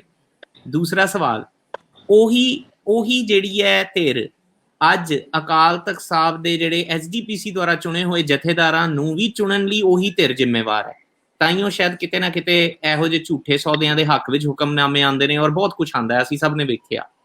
ਬਾਦਲਾਂ ਦੇ ਇਸ ਰੋਲ ਬਾਰੇ ਤੁਸੀਂ ਕੀ ਕਹਿਣਾ ਚਾਹੋਗੇ? ਦੇਖੋ, ਮੈਂ ਭਾਈ ਗੁਰਦਾਸ ਜੀ ਦੀਆਂ ਵਾਰਾਂ ਦੇ ਵਿੱਚ ਇੱਕ ਤੁਕ ਆਉਂਦੀ ਹੈ ਜਿਹਦਾ ਕਿ ਕੇਂਦਰੀ ਭਾਵ ਇਹ ਹੈ ਕਿ ਗੁਰੂ ਸਾਹਿਬ ਦਾ ਲੂਣ ਖਾ ਕੇ ਜਦ ਅਸੀਂ ਲੂਣ ਹਰਾਮੀ ਕਰਾਂਗੇ ਤਾਂ ਉਹ ਵਿਅਕਤੀ ਸਿੱਖ ਨਹੀਂ ਖਵਾਇਆ ਜਾ ਸਕਦਾ ਜਿਹੜਾ ਕਿ ਗੁਰੂ ਸਾਹਿਬ ਦਾ ਲੂਣ ਛਕ ਕੇ ਤੇ ਗੁਰੂ ਵਾਸਤੇ, ਪੰਥ ਵਾਸਤੇ, ਗ੍ਰੰਥ ਵਾਸਤੇ ਕੁਰਬਾਨ ਹੋ ਜਾਂਦਾ ਹੈ, ਉਹ ਸਿੱਖ ਗੁਰੂ ਨੂੰ ਪ੍ਰਵਾਨ ਹੈ, ਇਹ ਸਾਡਾ ਸਿਧਾਂਤ ਹੈ। ਮੇਰੇ ਖਿਆਲ ਨਾਲ ਸ਼ਾਇਦ ਉਹ ਤੁਕ ਹੈਗੀ ਹੈ, ਉਦੋਕੇ ਸਾਹਿਬ ਨੂੰ ਜ਼ਰੂਰ ਯਾਦ ਹੋਏਗੀ, ਲੂਣ ਸਾਹਿਬ ਦਾ ਖਾਏ ਕੇ, ਉਦੋਕੇ ਸਾਹਿਬ ਯਾਦ ਹੋਏਗੀ ਤੁਹਾਨੂੰ ਤੁਕ ਸ਼ਾयद ਮਨਮੁਖ ਹੋਏ ਇਸ ਕਰਕੇ ਇਸ ਤਰ੍ਹਾਂ ਕਿ हाँ कुछ इस प्रकार की तुक हैगी है। तो मेरा कहने का भाव ये है कि जिस तरीके नाल उदोके साहब ने क्लासीफाई किया सीगा कि एक तो वो सिख ने जो कि स्टेट पावर के नाल जुड़ के चलना चाहते ने, उन्हां दे मन दे विच मैटेरियलिस्टिक जिहड़ी है वो प्राप्तियां करन दी लालसा हैगी है कि स्टेट दे नाल मिल के चलांगे ਤੇ ਸਾਨੂੰ ਅਹੁਦੇ ਵੀ ਮਿਲਣਗੇ, ਸਾਨੂੰ ਮਾਇਕ ਤੌਰ ਤੇ ਵੀ ਅਸੀਂ ਸਟਰੋਂਗ ਹੋਵਾਂਗੇ ਤੇ ਅਸੀਂ ਸਿੱਖਾਂ ਦੇ ਉੱਤੇ ਰਾਜ ਵੀ ਕਰਾਂਗੇ। ਉਹ ਇੱਕ ਪਾਰਟਿਕੂਲਰ ਕਿਸਮ ਦੀ ਜਿਹੜੀ ਸੋਚ ਹੈ ਉਹ ਅੱਜ ਸਾਡੀ ਸਿੱਖ ਸਿਆਸਤ ਤੇ ਬਹੁਤ ਜ਼ਿਆਦਾ ਭਾਰੂ ਹੈ। ਔਰ ਉਹ ਜਿਹੜੀ ਸੋਚ ਦੇ ਮਾਲਕ ਨੇ ਉਹ ਅੱਜ ਵੀ ਸ਼੍ਰੋਮਣੀ ਕਮੇਟੀ ਉੱਤੇ, ਸ਼੍ਰੋਮਣੀ ਅਕਾਲੀ ਦਲ ਦੇ ਉੱਤੇ ਕਬਜ਼ਾ ਕਰਕੇ ਬੈਠੇ ਨੇ। ਔਰ ਉਹਨਾਂ ਦੇ ਕਰਕੇ ਹੀ ਸਾਡੀ ਸੰਸਥਾਵਾਂ ਦੇ ਉੱਤੇ ਤਖਤਾਂ ਦੇ ਜਥੇਦਾਰ ਵੀ ਜਿਹੜੇ ਨੇ ਉਹ ਉਸੇ ਸੋਚ ਨੂੰ ਅੱਗੇ ਕੰਟੀਨਿਊ ਕਰ ਰਹੇ ਨੇ। ਜਿਹੜੇ ਤੁਸੀਂ ਗੱਲ ਕੀਤੀ ਹੈ, ਮੈਂ ਉਹਦਾ ਜਵਾਬ 25 ਮਈ 1984 ਨੂੰ ਜਿਹੜੀ ਇੱਕ ਗੁਪਤ ਮੀਟਿੰਗ ਹੋਈ ਸੀਗੀ ਪ੍ਰਕਾਸ਼ ਸਿੰਘ ਬਾਦਲ ਦੀ, ਗੁਰਚਰਨ ਸਿੰਘ ਟੌੜੇ ਦੀ ਅਤੇ ਬਰਨਾਲੇ ਦੀ, ਇਹ ਤਿੰਨਾਂ ਦੀ ਇੱਕ ਗੁਪਤ ਮੀਟਿੰਗ ਜਿਹੜੀ ਸੀਗੀ ਉਹ ਦਿੱਲੀ ਦੇ ਵਿੱਚ ਕੁਝ ਕਾਂਗਰਸੀ ਲੀਡਰਾਂ ਦੇ ਨਾਲ ਹੋਈ ਸੀਗੀ। ਹੋਰ ਉਸ ਮੀਟਿੰਗ ਦੇ ਵਿੱਚ ਇਹ ਫਾਈਨਲ ਟੱਚ ਦਿੱਤੇ ਗਏ ਸੀਗੇ ਕਿ ਦਰਬਾਰ ਸਾਹਿਬ ਦੇ ਉੱਤੇ ਫੌਜੀ ਹਮਲਾ ਕਿਸ ਡੇਟ ਨੂੰ ਤੇ ਕਿਸ ਤਰੀਕੇ ਦੇ ਨਾਲ ਹੋਣਾ ਹੈ। ਹੋਰ ਇਹ ਚੀਜ਼ ਟੌੜੇ ਨੂੰ ਵੀ ਪਤਾ ਸੀਗੀ, ਇਹ ਚੀਜ਼ ਬਾਦਲ ਨੂੰ ਵੀ ਪਤਾ ਸੀਗੀ। ਜਿਵੇਂ ਤੁਸੀਂ ਜ਼ਿਕਰ ਕੀਤਾ ਹੈ ਕਿ ਆਪਰੇਸ਼ਨ ਬਲੂ ਸਟਾਰ ਦੇ ਵੇਲੇ ਪ੍ਰਕਾਸ਼ ਸਿੰਘ ਬਾਦਲ ਆਪਣੇ ਫਾਰਮ ਹਾਊਸ ਦੇ ਵਿੱਚ ਜਾ ਕਰਕੇ ਉੱਥੇ ਹਾਈਡ ਕਰ ਗਿਆ ਸੀਗਾ, ਲੁਕ ਗਿਆ ਸੀਗਾ। ਹੋਰ ਇਸ ਵਿਅਕਤੀ ਨੇ, ਤੁਹਾਨੂੰ ਯਾਦ ਹੋਏਗਾ ਕਿ ਚੰਡੀਗੜ੍ਹ ਆ ਕਰਕੇ ਇੱਕ ਪਹਿਲੀ ਪ੍ਰੈਸ ਕਾਨਫਰੰਸ ਕੀਤੀ ਸੀਗੀ ਜਿਹਦੀ ਕਿ ਮੈਨੂੰ ਡੇਟ ਯਾਦ ਨਹੀਂ ਹੈਗੀ। ਔਰ ਉਸ ਪ੍ਰੈਸ ਕਾਨਫਰੰਸ ਦੇ ਵਿੱਚ ਇਸਨੇ ਕਿਹਾ ਸੀਗਾ ਕਿ ਸਿੱਖ ਫੌਜੀਆਂ ਨੂੰ ਮਿਊਟਨੀ ਕਰਨ ਵਾਸਤੇ ਇਨਵਾਈਟ ਕੀਤਾ ਸੀਗਾ, ਪ੍ਰਵੋਕ ਕੀਤਾ ਸੀਗਾ ਕਿ ਤੁਸੀਂ ਆਪਣੀਆਂ ਬੈਰਕਾਂ ਛੱਡ ਕੇ ਆਓ। ਸੋ ਸਿੱਖ ਫੌਜੀ ਜਿਹੜੇ ਸੀਗੇ ਉਸ ਵੇਲੇ ਮਿਊਟਨੀ ਕਰਕੇ ਇੱਕ ਪੰਥ ਵਾਸਤੇ, ਗ੍ਰੰਥ ਵਾਸਤੇ, ਦਰਬਾਰ ਸਾਹਿਬ ਵਾਸਤੇ ਇਹ ਸਾਰੇ ਉਸ ਵੇਲੇ ਇਹ ਉੱਥੋਂ ਮਿਊਟਨੀ ਕਰਕੇ ਨਿਕਲੇ ਸੀਗੇ। ਹੋਰ ਉਸ ਵੇਲੇ ਵੀ ਪ੍ਰਕਾਸ਼ ਸਿੰਘ ਬਾਦਲ ਦਾ ਰੋਲ ਜਿਹੜਾ ਸੀਗਾ ਉਹ ਗੱਦਾਰਾਂ ਵਾਲਾ ਰੋਲ ਸੀਗਾ।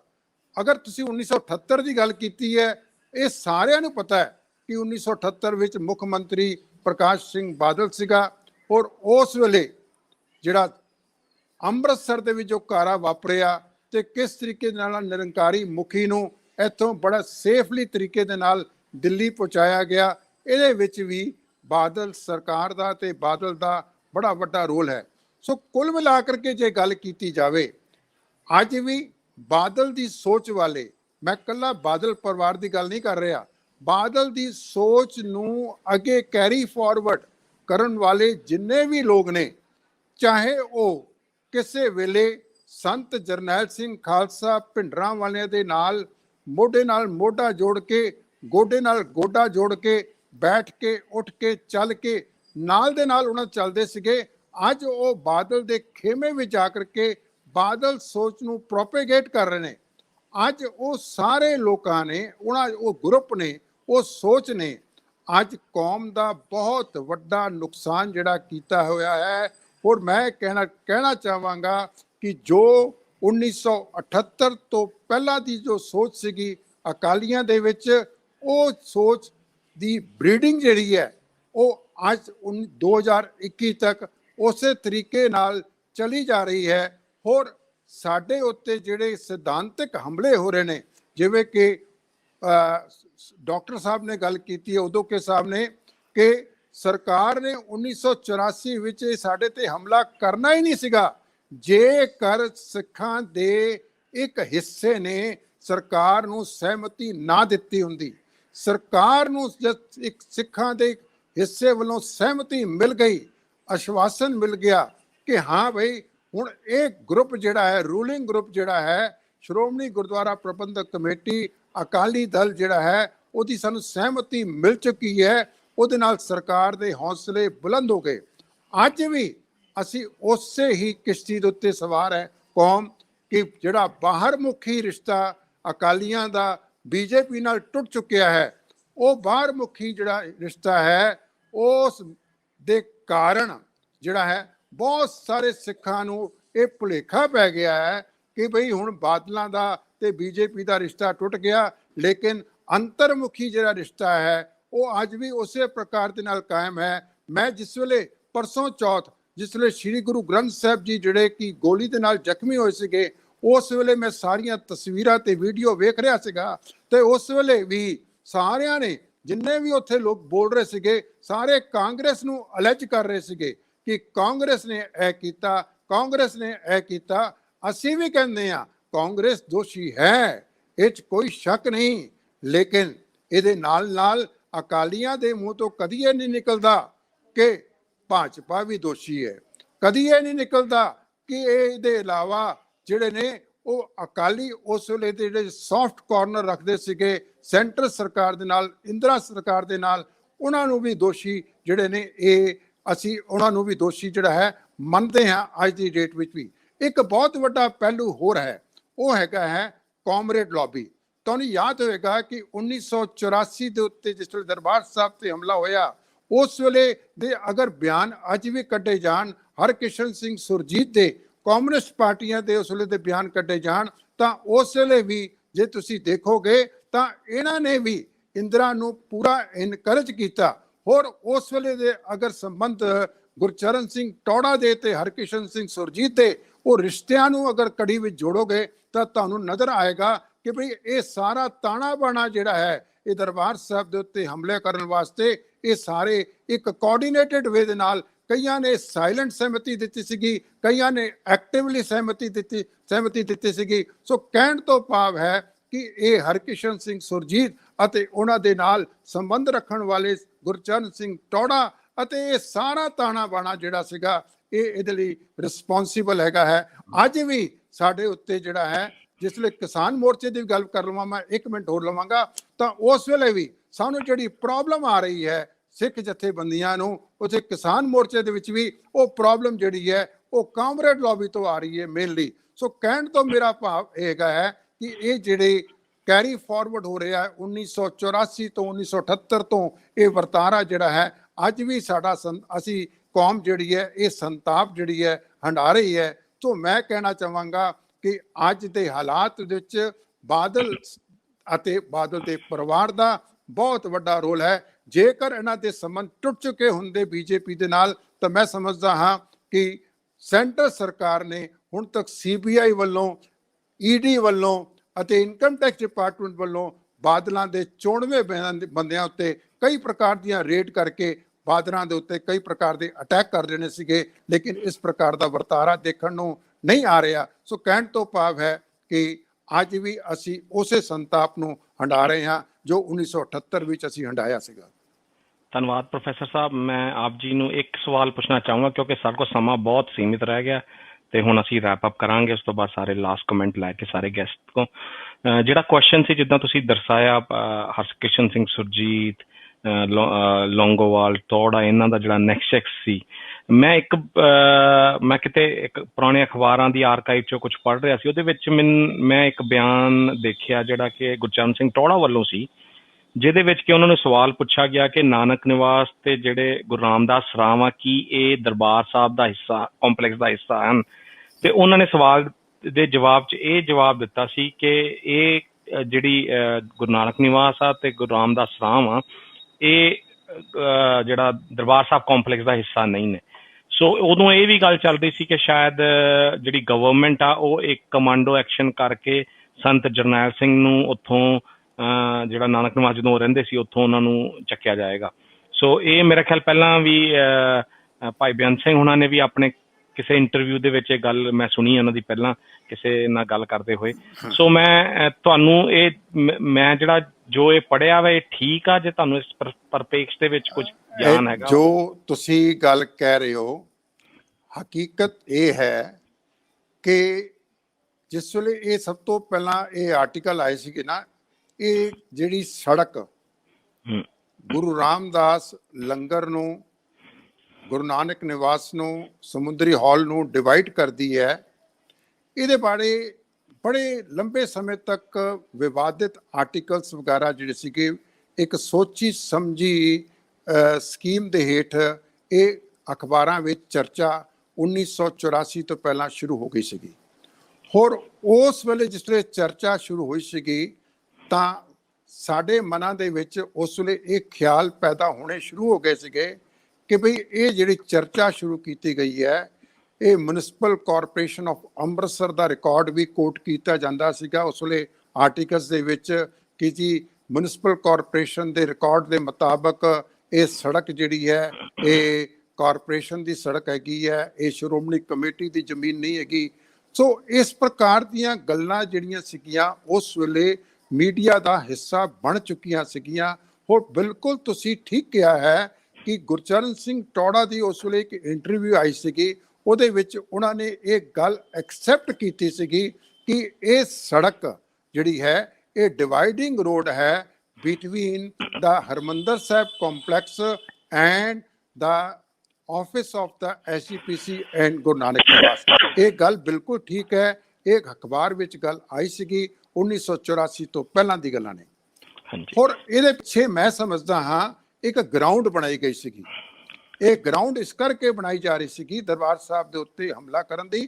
ਹੋਰ ਉਸ ਵੇਲੇ ਇੱਕ ਚਰਚਾ ਦਾ ਵਿਸ਼ਾ ਬਣ ਗਿਆ ਸੀਗਾ ਇਹ ਕਿ ਇਹ ਚਰਚਾ ਇਸ ਕਰਕੇ ਸ਼ੁਰੂ ਕੀਤੀ ਗਈ ਹੈ ਕਿ ਕਿਧਰੇ ਗੁਰੂ ਨਾਨਕ ਨਿਵਾਸ ਦੇ ਉੱਤੇ ਕਮਾਂਡੋ ਐਕਸ਼ਨ ਕਰਕੇ ਕੋਈ ਐਸਾ ਤਰੀਕਾ ਅਪਣਾ ਕਰਕੇ ਸਰਕਾਰ ਹਮਲਾ ਕਰਕੇ ਸੰਤ ਜਰਨੈਲ ਸਿੰਘ ਖਾਲਸਾ ਨੂੰ ਜਿਉਂਦਾ ਜਾਂ ਸ਼ਹੀਦ ਉੱਥੋਂ ਫੜ ਕੇ ਸਰਕਾਰ ਕੋਈ ਕਾਰਵਾਈ ਨਾ ਕਰੇ। ਹੋਰ ਮੈਂ ਸਮਝਦਾ ਹਾਂ ਕਿ ਉਸੇ ਕਾਰਨ ਕਰਕੇ ਹੀ ਇਹ ਸੰਤ ਜਰਨੈਲ ਸਿੰਘ ਜੀ ਖਾਲਸਾ ਭਿੰਡਰਾਂਵਾਲੇ ਅਤੇ ਉਹਨਾਂ ਦੇ ਸਾਥੀ ਉੱਥੋਂ ਸ਼੍ਰੀ ਅਕਾਲ ਤਖਤ ਸਾਹਿਬ ਸ਼ਿਫਟ ਕੀਤੇ ਨੇ। ਲੇਕਿਨ ਕੁਝ ਕਿਤਾਬਾਂ ਦੇ ਵਿੱਚ ਕੁਝ ਹਿਸਟੋਰੀਅਨਸ ਨੇ ਇਸ ਗੱਲ ਨੂੰ ਟਵਿਸਟ ਕਰਕੇ ਇਸ ਪ੍ਰਕਾਰ ਨਾਲ ਪੇਸ਼ ਕਰ ਦਿੱਤਾ ਕਿ ਇਹ ਸਿਰਫ ਤੇ ਸਿਰਫ ਕਮਰਿਆਂ ਦੀ ਲੜਾਈ ਸੀਗੀ। ਬੱਬਰ ਖਾਲਸਾ ਇੰਟਰਨੈਸ਼ਨਲ ਦੇ ਨਾਲ ਇਸ ਪ੍ਰਕਾਰ ਦੇ ਝਗੜਾ ਸੀਗਾ ਜਿਹਦੇ ਕਰਕੇ ਸੰਤ ਜਰਨੈਲ ਸਿੰਘ ਉੱਥੋਂ ਕਾਮਲੀ ਐਂਡ ਕੁਆਇਟਲੀ ਉੱਥੋਂ ਛੱਡ ਕੇ ਚਲੇ ਗਏ। ਹਕੀਕਤ ਤਾਂ ਇਹ ਹੈ ਕਿ ਉਸ ਵੇਲੇ ਇੱਕ ਐਸਾ ਮਾਹੌਲ ਸਿਰਜਿਆ ਗਿਆ ਸੀਗਾ ਕਿ ਉਸ ਗੁਰੂ ਨਾਨਕ ਨਿਵਾਸ ਦੇ ਉੱਤੇ ਜਿਹਦੇ ਵਿੱਚ ਕਿ ਬਲਬੀਰ ਸਿੰਘ ਸੰਧੂ ਖਾਲਿਸਤਾਨ ਕੌਂਸਲ ਦੇ, ਜਿਹਦੇ ਵਿੱਚ ਕਿ ਕੰਵਰ ਸਿੰਘ ਧਾਮੀ ਅਕਾਲ ਫੈਡਰੇਸ਼ਨ ਵਾਲੇ ਅਤੇ ਬੱਬਰ ਖਾਲਸਾ ਦੇ ਸਿੰਘ ਵੀ ਅਤੇ ਸੰਤ ਜਰਨੈਲ ਸਿੰਘ ਖਾਲਸਾ ਭਿੰਡਰਾਂਵਾਲੇ ਅਤੇ ਹੋਰ ਜਥੇਬੰਦੀਆਂ ਜਿਹੜੀਆਂ ਸੀਗੀਆਂ, ਫੈਡਰੇਸ਼ਨ ਦੇ ਕੋਲ ਵੀ ਕੁਝ ਕਮਰੇ ਸੀਗੇ ਉਸ ਵੇਲੇ ਉਸ ਕੰਪਲੈਕਸ ਦੇ ਵਿੱਚ। ਮੈਂ ਖੁਦ ਜਾਂਦਾ ਰਿਹਾ ਉਹਨਾਂ ਕਮਰਿਆਂ ਦੇ ਵਿੱਚ। ਸੋ ਕੁੱਲ ਮਿਲਾ ਕਰਕੇ ਜਿਹੜਾ ਸੀਗਾ ਕਿ ਇਹ ਟਕਰਾਅ ਜਿਹੜਾ ਵਾਲੀ ਗੱਲ ਜਾਂ ਬੱਬਰਾਂ ਨਾਲ ਕਨਫਰੰਟੇਸ਼ਨ ਵਾਲੀ ਗੱਲ ਕਰਕੇ ਸੰਤ ਜਰਨੈਲ ਸਿੰਘ ਜਿਹੜੇ ਸੀਗੇ ਉਹ ਉੱਥੋਂ ਸ਼ਿਫਟ ਕਰਕੇ ਗੁਰੂ ਨਾਨਕ ਅਕਾਲ ਤਖਤ ਸਾਹਿਬ ਨਹੀਂ ਗਏ, ਬਲਕਿ ਇਸ ਐਪਰੀਹੈਂਸ਼ਨ ਤੇ ਇਸ ਪੋਸੀਬਿਲਿਟੀ ਨੂੰ ਦੇਖਦੇ ਹੋਏ ਕਿ ਵੀ ਉੱਥੇ ਕਿਸੇ ਪ੍ਰਕਾਰ ਦਾ ਕਮਾਂਡੋ ਐਕਸ਼ਨ ਕੋਈ ਹੋ ਸਕਦਾ ਹੈ। ਹੋਰ ਇਹ ਸਾਰਾ ਕੁਝ ਜਿਹੜਾ ਸੀਗਾ ਇਹ ਮੀਡੀਆ ਦੇ ਵਿੱਚ ਜਿਸ ਵੇਲੇ ਗੱਲਾਂ ਆ ਗਈਆਂ ਤਾਂ ਉਹਦੇ ਨਾਲ ਐਪਰੀਹੈਂਸ਼ਨ ਦਾ ਲੈਵਲ ਬੜਾ ਵੱਧ ਗਿਆ ਸੀਗਾ, ਤਾਂ ਕਰਕੇ ਸੰਤ ਜਰਨੈਲ ਸਿੰਘ ਉੱਥੋਂ ਸ਼ਿਫਟ ਕਰਕੇ ਸ਼੍ਰੀ ਅਕਾਲ ਤਖਤ ਸਾਹਿਬ ਉੱਥੇ ਸ਼ਿਫਟ ਕਰ ਗਏ ਸੀਗੇ। ਥੈਂਕ ਯੂ ਜੀ, ਥੈਂਕ ਯੂ ਵੈਰੀ ਮਚ। ਬਹੁਤ ਬਹੁਤ ਧੰਨਵਾਦ ਜੀ। ਭਾਈ ਹਰਵਿੰਦਰ ਸਿੰਘ ਜੀ, ਤੁਸੀਂ ਜੇ ਕੁਝ ਵੀ ਐਡ ਕਰਨਾ ਹੋਏ ਕੋਈ ਸਵਾਲ ਤਾਂ ਕਰਿਓ। ਆਪਾਂ ਤਕਰੀਬਨ ਹੁਣ ਸਮਿੰਗ ਅਪ ਵੱਲ ਵਧਣਾ ਹੈ ਤੇ ਮੈਂ ਇੱਕ ਇੱਕ ਕਰਕੇ ਜਿੱਥੇ ਆਪ ਜੀ ਦਾ ਕਲੋਜ਼ਿੰਗ ਆਰਗੂਮੈਂਟ ਲੈਣਾ ਸਾਰਿਆਂ ਦਾ, ਉੱਥੇ ਹੀ ਮੈਂ ਆਪ ਜੀ ਨੂੰ ਇੱਕ ਛੋਟਾ ਜਿਹਾ ਸਵਾਲ ਵੀ ਆਪ ਜੀ ਦੇ ਅੱਗੇ ਰੱਖਾਂਗਾ। ਬੇਅੰਤ ਸਿੰਘ ਜੀ, ਮੈਂ ਆਪ ਜੀ ਤੇ ਆਉਣਾ ਜੀ। ਆਪ ਜੀ ਦੇ ਭਰਾਤਾ ਨੇ ਜੋ ਸੰਤਾਂ ਦੀ ਸੋਚ ਨੂੰ ਕਹੀਏ ਪਰਨਾਇਆ ਹੋਵੇ ਜਾਂ ਕਹਿ ਲਓ ਕਿ ਉਹਨਾਂ ਦੇ ਨਾਲ ਜਿਹੜੇ ਖੁਦ ਨਿੱਜੀ ਤੌਰ ਤੇ ਵਿਤਕਰੇ ਹੋਏ ਜਾਂ ਕੌਮੀ ਤੌਰ ਤੇ ਜੋ ਵਿਤਕਰਾ ਉਹਨਾਂ ਨੇ ਵੇਖਿਆ, ਸੰਤਾਂ ਦੀ ਸਪੀਚ ਵਿੱਚ ਉਦੋਂ ਕਈ ਇਹੋ ਜਿਹੀਆਂ ਗੱਲਾਂ ਸੁਣਨ ਨੂੰ ਮਿਲਦੀਆਂ ਸਨ ਕਿ ਫੌਜ ਦੇ ਵਿੱਚ ਜੋ ਸਿੱਖਾਂ ਦੇ ਨਾਲ ਵਿਤਕਰੇ ਹੋ ਰਹੇ ਨੇ, ਜਾਂ ਜਿੱਦਾਂ ਕਹਿ ਲਓ ਕਿ ਸੁਪਰਸੀਡ ਕਰ ਜਾਣਾ। ਜਿਹੜੇ ਨੌਨ ਸਿੱਖ ਸਨ ਉਹ ਬਾਅਦ ਵਿੱਚ ਜੁਆਇਨ ਕਰਦੇ ਸਨ ਆਰਮੀ, ਪਰ ਛੇਤੀ ਪ੍ਰਮੋਟ ਹੋ ਜਾਂਦੇ ਸਨ ਤੇ ਸਾਡੇ ਲੋਕ ਲੋ ਰੈਂਕਸ ਤੇ ਰਹਿ ਜਾਂਦੇ ਸਨ। ਸੋ ਇਹੋ ਜਿਹੇ ਜਿਹੜੇ ਵਿਤਕਰੇ ਉੱਥੇ ਫੌਜ ਦੇ ਵਿੱਚ ਹੋ ਰਹੇ ਸਨ, ਵੱਖਰੇ ਵੱਖਰੇ ਤਰੀਕੇ ਨਾਲ ਹੋ ਰਹੇ ਸਨ, ਉਹ ਵੀ ਕਾਰਨ ਬਣੇ। ਪਰ ਮੇਰਾ ਆਪ ਜੀ ਨੂੰ ਇੱਕ ਸਵਾਲ ਹੈ ਕਿ ਅੱਜ 37 ਸਾਲ ਬਾਅਦ, ਕਿਉਂਕਿ ਆਪਾਂ ਸਮਾਂ ਪਵਲ ਵੱਧ ਰਹੇ ਹਾਂ, 37 ਸਾਲਾਂ ਬਾਅਦ ਅੱਜ ਸੰਤਾਂ ਦੀ ਫੋਟੋ ਤਾਂ ਹਰ ਥਾਂ ਦਿਸ ਰਹੀ ਹੈ, ਪਰ ਸੰਤਾਂ ਦੀ ਸੋਚ ਕਿਤੇ ਨਹੀਂ ਦਿਸ ਰਹੀ। ਤੁਹਾਨੂੰ ਕੀ ਲੱਗਦਾ ਹੈ ਕਿ ਇਹਦੇ ਪਿੱਛੇ ਕਾਰਨ ਕੀ ਹੈ ਤੇ ਕੀ ਕਰੇ ਸਿੱਖ ਜਗਤ ਅੱਜ 37 ਸਾਲਾਂ ਬਾਅਦ? ਵੇਖੋ, ਇਹ ਬਹੁਤ ਵੱਡਾ ਕਾਰਨ ਹੈ ਸਾਡੇ ਲੀਡਰਸ਼ਿਪ। SGPC ਨੇ ਸਭ ਕੁਝ ਤੇ ਸੰਭਾਲਣਾ ਹੈ, ਉਹੀ ਕਰਨਾ ਹੈ। ਸਾਰਾ ਐਡਾ ਵੱਡਾ ਫੰਡ ਆ, ਕੋਈ ਸਕੂਲ ਨਹੀਂ, ਕਾਲਜ ਨਹੀਂ, ਕੋਈ ਖੇਡ ਦਾ ਮੈਦਾਨ ਨਹੀਂ, ਕੁਛ ਨਹੀਂ। ਇਹ ਸਭ ਦਾ ਬੇੜਾ ਗਰਕ ਤੇ ਸਾਡਾ SGPC ਵਾਲਿਆਂ ਪ੍ਰਧਾਨ ਨੇ ਕੀਤਾ। ਖਾਸ ਕਰਕੇ ਬਾਦਲ ਦਾ ਹੋਲਡ ਆ ਇਹ, ਚਾਹੇ ਇਲੈਕਸ਼ਨ ਹੋਏ ਨਾ ਹੋਏ, ਸੈਂਟਰ ਨੇ ਉਹਦੇ ਸਿਰ ਤੇ ਮਿਹਰ ਭਰਿਆ ਹੱਥ ਰੱਖਿਆ ਹੈ। ਚਾਹੇ ਉਹ ਅਕਾਲੀ ਆਪਣੀ ਸਰਕਾਰ ਆ ਜਾਏ, ਆਪਣੀ ਕਾਂਗਰਸ ਦੀ ਆ ਜਾਏ, ਚਾਹੇ ਉਹ BJP ਦੀ ਆ ਜਾਏ, ਉਹ ਬਿਲਕੁਲ ਉਦਾਂ ਹੀ ਰਹਿਣਾ। ਕਿਉਂ ਨਾ ਉਹਨਾਂ ਦਾ ਇੱਕ, ਮੈਂ ਹੁਣ ਕਹਿ ਨਹੀਂ ਸਕਦਾ ਜਿੱਦਾਂ ਕੋਈ ਪਾਲਤੂ ਨਹੀਂ ਕਿਸੇ ਦਾ ਕੋਈ ਹੁੰਦਾ, ਇਹ ਉਹਨਾਂ ਨੇ ਬਹੁਤ ਵਧੀਆ ਸਿੱਖ ਪਾਲ ਕੇ ਸਾਡੇ ਮੱਥੇ ਮਾਰਿਆ ਆ ਸਿੱਖ ਕੌਮ ਦੇ। ਕਿਉਂ ਸਭ ਤੋਂ ਵੱਧ ਬੇੜਾ ਗਰਕ ਇਹੋ ਹੀ ਕਰ ਸਕਦਾ ਹੈ, ਹਿੰਦੂ ਚਿਹਰੇ ਵਾਲਾ ਇਹਨਾਂ ਬੇੜਾ ਗਰਕ ਨਹੀਂ ਕਰ ਸਕਦਾ। ਇਸ ਕਰਕੇ ਅਸੀਂ ਕਿਤੋਂ ਆਸ ਰੱਖੀਏ ਤੇ ਕਿਤੋਂ ਨਾ ਰੱਖੀਏ। ਜਿਹੜੇ ਵਿਤਕਰੇ ਹੁੰਦੇ ਆਏ ਆ, ਚਾਹੇ ਆਪਣੇ ਜਨਰਲ ਹਰਬਖਸ਼ ਸਿੰਘ ਸੀਗਾ 65 ਦੀ ਲੜਾਈ ਦੇ ਵਿੱਚ, ਜਦੋਂ ਉਹਨੇ ਬਾਰਡਰ ਹੀ ਆਪਣਾ ਬਿਆਸ ਬਣਾਉਣ ਲਈ ਕਹਿ ਦਿੱਤਾ ਸੀ ਸਰਕਾਰ ਨੇ, ਤਾਂ ਉਹਨੇ ਆ ਕੇ ਮਨਾ ਕਰ ਦਿੱਤਾ। ਉਹਨੇ ਆਖਿਆ ਇਹ ਕੰਮ ਨਹੀਂ ਹੋਣਾ। ਫਿਰ ਲੜਾਈ ਜਿੱਤਣ ਤੋਂ ਬਾਅਦ ਉਹ ਪ੍ਰਧਾਨ ਮੰਤਰੀ ਨੇ ਆਣ ਕੇ ਫਿਰ ਆਖਿਆ ਇਹਨੇ ਸਾਨੂੰ ਜਿੱਤ ਕੇ ਸਾਡੀ ਝੋਲੀ ਚ ਪਾਈ ਆ ਲੜਾਈ ਦੇ, ਇਸ ਕਰਕੇ ਇਹਨੂੰ ਡਿਸਮਿਸ ਨਹੀਂ ਕਰਨਾ, ਨਹੀਂ ਤੇ ਉਹਦਾ ਵੀ ਹਸਿਆ ਭਾਜੀ ਵਰਗਾ ਹੀ ਹੋਣਾ ਹੈ। ਲਾਲ ਬਹਾਦਰ ਸ਼ਾਸਤਰੀ ਉਹਨੂੰ ਬਚਾ ਗਿਆ। ਬਾਕੀ ਇਹਨਾਂ ਹਿੰਦੂਆਂ ਵੱਲੋਂ ਜਾਂ ਇਹਨਾਂ RSS ਵਾਲਿਆਂ ਵੱਲੋਂ ਬਲਕਿ ਕੋਈ ਕਸਰ ਹੈ ਨਹੀਂ। ਮੋਹਨ ਭਗਵਤ ਜਿਹੜਾ ਆ, ਉਹ ਪਿੱਛੇ ਰਹਿ ਕੇ ਬਾਦਲ ਸਾਹਿਬ ਦੇ ਪੂਰਾ ਸਿਰ ਤੇ ਮਿਹਰ ਭਰਿਆ ਹੱਥ ਰੱਖਿਆ ਆ। ਉਹਨੇ ਆਖਿਆ ਵੀ ਤੂੰ ਕਰੀ ਜਾ, ਤੈਨੂੰ ਪੁੱਛਣ ਵਾਲਾ ਕੋਈ ਨਹੀਂ, ਤੇ ਉਹ ਅੱਜ ਤੱਕ ਕਰੀ ਆਉਂਦਾ। ਸਭ ਕੁਛ ਉਹਨੇ ਕੀਤਾ, ਬੱਚੇ ਮਰਵਾਏ, ਲੁੱਟਿਆ ਸੁੱਟਿਆ, ਸਭ ਕੁਛ ਕੀਤਾ। ਅੱਜ ਤੱਕ ਗੁਰੂ ਗ੍ਰੰਥ ਸਾਹਿਬ ਦੀ ਬੇਅਦਬੀਆਂ ਕੀਤੀਆਂ। ਜਿੰਨੇ ਪ੍ਰਧਾਨ ਬਣਦੇ ਨੇ ਸਿਰਫ ਚੌਧਰ ਲਈ, ਤੇ ਉਹਦੇ ਲਈ ਇਹ ਜੁੱਤੀਆਂ ਖਾ ਲੈਂਦੇ ਨੇ, ਗਾਲਾਂ ਖਾ ਲੈਂਦੇ ਨੇ, ਬੇਇੱਜ਼ਤੀ ਕਰਾ ਲੈਂਦੇ, ਪਰ ਉਹਦੇ ਵੱਲ ਉਂਗਲ ਲਿਗੇ ਕਰਦੇ। ਜਦੋਂ ਕਿ ਸ਼ਰੇਆਮ ਪਤਾ ਹੈ, ਚਾਹੇ ਆਪਣੇ ਅਕਾਲ ਤਖਤ ਸਾਹਿਬ ਦੇ ਜਥੇਦਾਰ ਸਾਬਕਾ ਜਥੇਦਾਰ ਰਣਜੀਤ ਸਿੰਘ ਜੀ, ਭਾਈ ਰਣਜੀਤ ਸਿੰਘ ਜੀ ਡੇਟ ਨਾਲ ਦੱਸਣ ਡਏ ਨੇ, ਟਾਈਮ ਦੱਸਣ ਡਿਆ ਕਿ ਇਹਨੇ ਇਸ ਟਾਈਮ ਤੇ ਆਹ ਕੁਛ ਕੀਤਾ। ਕੋਈ ਪਰਵਾਹ ਨਹੀਂ, ਕੋਈ ਪੁੱਛਣ ਵਾਲਾ ਨਹੀਂ ਕਿ ਸੈਂਟਰ ਸਰਕਾਰ ਦਾ ਹੱਥ ਆ। ਆਦਮੀ ਆਪਣੇ ਦਰਬਾਰ ਸਾਹਿਬ ਤੇ ਹਜ਼ੂਰੀ ਰਾਗੀ, ਬਡਾਲਾ ਸਾਹਿਬ, ਸਭ ਕੁਝ ਦੱਸਣ ਡਏ ਨੇ। ਪਰ ਵੇਖੋ, ਆਪਣੇ ਭੌਰ ਸਾਹਿਬ ਨੇ ਦੱਸਿਆ ਕਿ ਮੈਂ ਰਿਜ਼ਾਈਨ ਇਸ ਕਰਕੇ ਕੀਤਾ, ਇਹਨਾਂ ਗੁਰੂ ਗ੍ਰੰਥ ਸਾਹਿਬ ਦੇ ਕਬਲੇ ਚ ਕੀਤਾ, ਆਹ ਕੁਛ ਕੀਤਾ। ਸਭ ਕੁਛ ਤੇ ਇਹਨਾਂ ਦੇ ਹੱਥੀਂ ਹੋਣ ਡਿਆ, ਸਭ ਕੁਛ ਕਰਵਾਉਣ ਡਿਆ, ਤੇ ਇਹਨਾਂ ਪੰਜਾਬ ਨੂੰ ਮਾਰਨਾ, ਇਹਨਾਂ ਸਿੱਖੀ ਤੋਂ ਜ਼ਿਆਦਾ ਇਹ ਸਤਿਆਨਾਸ਼ ਕਰਨ ਡਏ ਨੇ। ਕਿਤੇ ਆਸ ਰੱਖੀਏ ਤੇ ਕਿਤੇ ਨਾ ਰੱਖੀਏ, ਇਹ ਆਪਣੇ ਕਰਵਾਉਣ ਡਏ ਨੇ। ਉਹ ਪਿੱਛੇ ਹੋ ਕੇ ਸਭ ਕੁਝ ਕਰਵਾਈ ਜਾਣ ਡਏ ਨੇ। ਇਹਨਾਂ ਵਿੱਚ ਕਿਸੇ ਚ ਵੀ ਕੋਈ ਕਸਰ ਨਹੀਂ। ਜਿੰਨਾ ਚਿਰ ਇਹ ਗਲੋਂ ਨਹੀਂ ਲਾਹਦੀ, SGPC ਵਾਲੇ ਬੰਦੇ ਜਿਹੜੇ ਗੰਦੇ ਜਿਹਨਾਂ ਉੱਤੇ ਬਿਠਾਏ ਨੇ, ਜਿਹੜੇ ਸਿੱਖ ਕੌਮ ਦੇ ਦੋਖੀ ਨੇ, ਜਿੰਨਾ ਚਿਰ ਇਹ ਗਲੋਂ ਨਹੀਂ ਲਾਹਦੇ, ਉਹਨਾਂ ਚਿਰ ਸਿੱਖ ਕੌਮ ਦਾ ਕੋਈ ਭਵਿੱਖ ਨਹੀਂ, ਨਾ ਕਿਸੇ ਬੱਚੇ ਦਾ, ਨਾ ਕਿਸੇ ਕਾਰੋਬਾਰ ਦਾ। ਇਹ ਉਹਨਾਂ ਦੇ ਪੈਟਰਨ ਤੇ ਜੋ ਉਹਨਾਂ ਨੂੰ ਪਿੱਛੋਂ ਹੁਕਮ ਹੁੰਦਾ, ਉਹਦੇ ਮੁਤਾਬਕ ਇਹਨਾਂ ਚੱਲਣਾ। ਚਾਹੇ ਕਾਂਗਰਸ ਆ, ਮਹਾਰਾਜਾ ਰਮਿੰਦਰ ਸਿੰਘ ਆ, ਚਾਹੇ ਬਾਦਲ ਨੇ, ਇਹਨਾਂ ਚ ਸਾਰੇ ਇੱਕੋ ਹੀ ਨੇ, ਇੱਕ ਦੂਸਰੇ ਨਾਲ ਮਿਲ ਕੇ ਹੀ ਚੱਲਦੇ ਨੇ। ਆਪਣੇ ਇਹਨਾਂ ਨੇ ਲੁੱਟ ਸੁੱਟ ਵਾਲੀ ਧਿਆਨ ਹੈ। ਰੇਤਾ ਲੁੱਟ ਲਓ, ਖੇਤੀਬਾੜੀ ਲੁੱਟ ਲਓ। ਸਾਲ ਪਹਿਲਾਂ ਦੇ ਆਪਣੇ ਇਹਨਾਂ ਦੇ ਆਪਣੇ ਜੋ ਵੱਡੇ ਨੇ, ਆਪਣੇ ਅਡਾਨੀ ਵਡਾਨੀ ਦੇ, ਇਹਨਾਂ ਦੇ ਆਪਣੇ ਗੋਦਾਮ ਬਣ ਚੁੱਕੇ, ਸਭ ਕੁਛ ਹੋ ਜਾਏ। ਮਤੇ ਪਾਸ ਤੇ ਆ ਕਾਲੇ ਕਾਨੂੰਨ ਤੇ ਬਾਅਦ ਚ ਹੁੰਦੇ ਨੇ। ਇਹਨਾਂ ਸਾਰਿਆਂ ਨੂੰ ਪਤਾ, ਇਹ ਹਿੱਸੇਦਾਰ ਸੀ, ਇਹਨੂੰ ਪਤਾ ਹੈ ਪੰਜਾਬ ਮੈਂ ਸਾਂਭ ਲੈਣਾ। ਹਰ ਸਟੇਟ ਦਾ ਜਿਹੜਾ ਚੀਫ ਮਿਨਿਸਟਰ ਸੀ, ਉਹਨਾਂ ਨੂੰ ਪਤਾ ਸੀ ਸਭ ਕੁਝ ਤੇ ਸਾਡੇ ਹੱਥ ਹੋਣਾ। ਜਿਹੜਾ ਇਹਨਾਂ ਨੇ ਜਿੰਨੇ ਅੱਗੇ MLA ਆ ਜਾਂ ਉਹਨਾਂ ਨੇ ਅੱਗੇ ਬਣਾਤੇ ਨੇ ਹਲਕਾ ਇੰਚਾਰਜ, ਇਹ ਸਭ ਕੁਛ ਇਹਨਾਂ ਨੇ ਗਿਣ ਮਿਥ ਕੇ। ਹਲਕਾ ਇੰਚਾਰਜ ਦਾ ਕੀ ਮਤਲਬ ਹੁੰਦਾ ਹੈ? ਅੱਜ ਤੱਕ ਹੋਇਆ ਕੋਈ? ਸਿਰਫ ਉਹਨੇ ਇਹ ਦੱਸਣਾ ਕਿ ਆਹ ਤੇਰੇ ਬਰਖਲਾ ਬੋਲਦਾ ਸੀ, ਇਹਨੇ ਤੈਨੂੰ ਵੋਟ ਨਹੀਂ ਪਾਉਣੀ, ਇੰਨੀ ਇਹਦੀ ਜ਼ਿਆਦਾ ਦੀ, ਇਹਨੂੰ ਇੱਥੇ ਅੜਾ ਦੇ, ਇੱਥੇ ਛਡਾ ਦੇ। ਆਹ ਕੁਛ ਇਹਨਾਂ ਦੀ ਪਲੈਨਿੰਗ ਇਹੋ ਜਿਹੀ ਬੇੜਾ ਗਰਕ ਤੇ ਥੱਲਿਓਂ ਲਾ ਕੇ ਉੱਤੋਂ ਤੱਕ ਹੋਣ ਡਿਆ। ਉੱਤੋਂ ਤੱਕ ਹੁਕਮੇ ਚੱਲਿਆ, ਸਭ ਕੁਛ ਹੋਇਆ, ਸਭ ਕੁਝ ਗਿਣ ਮਿਥ ਕੇ ਹੋਣ ਡਿਆ, ਔਰ ਬਹੁਤ ਚੰਗੀ ਤਰ੍ਹਾਂ ਹੋਣ ਡਿਆ, ਚੰਗੀ ਤਰ੍ਹਾਂ ਸੁਹਾਗਾ ਮਾਰਨ ਡਿਆ ਨੇ। ਸਭ ਤੋਂ ਜ਼ਿਆਦਾ ਨੁਕਸਾਨ ਇਹਨੇ ਕੀਤਾ। ਜੋ ਸਭ ਤੋਂ ਵੱਡੀ ਗੱਲ ਹੈ, ਗੁਰੂ ਗ੍ਰੰਥ ਸਾਹਿਬ ਦੀ ਬੇਅਦਬੀ ਬਾਰੇ ਨਹੀਂ ਕੋਈ ਬੋਲਦਾ, ਤੇ ਸਾਡੇ ਲਈ ਕਿਹੜਾ ਬੋਲੂਗਾ? ਹਾਂਜੀ ਹਾਂਜੀ, ਧੰਨਵਾਦ ਭਾਈ ਸਾਹਿਬ, ਆਪ ਜੀ ਦਾ ਬਹੁਤ ਬਹੁਤ, ਆਪ ਜੀ ਨੇ ਡਿਟੇਲ ਚ ਦੱਸਿਆ।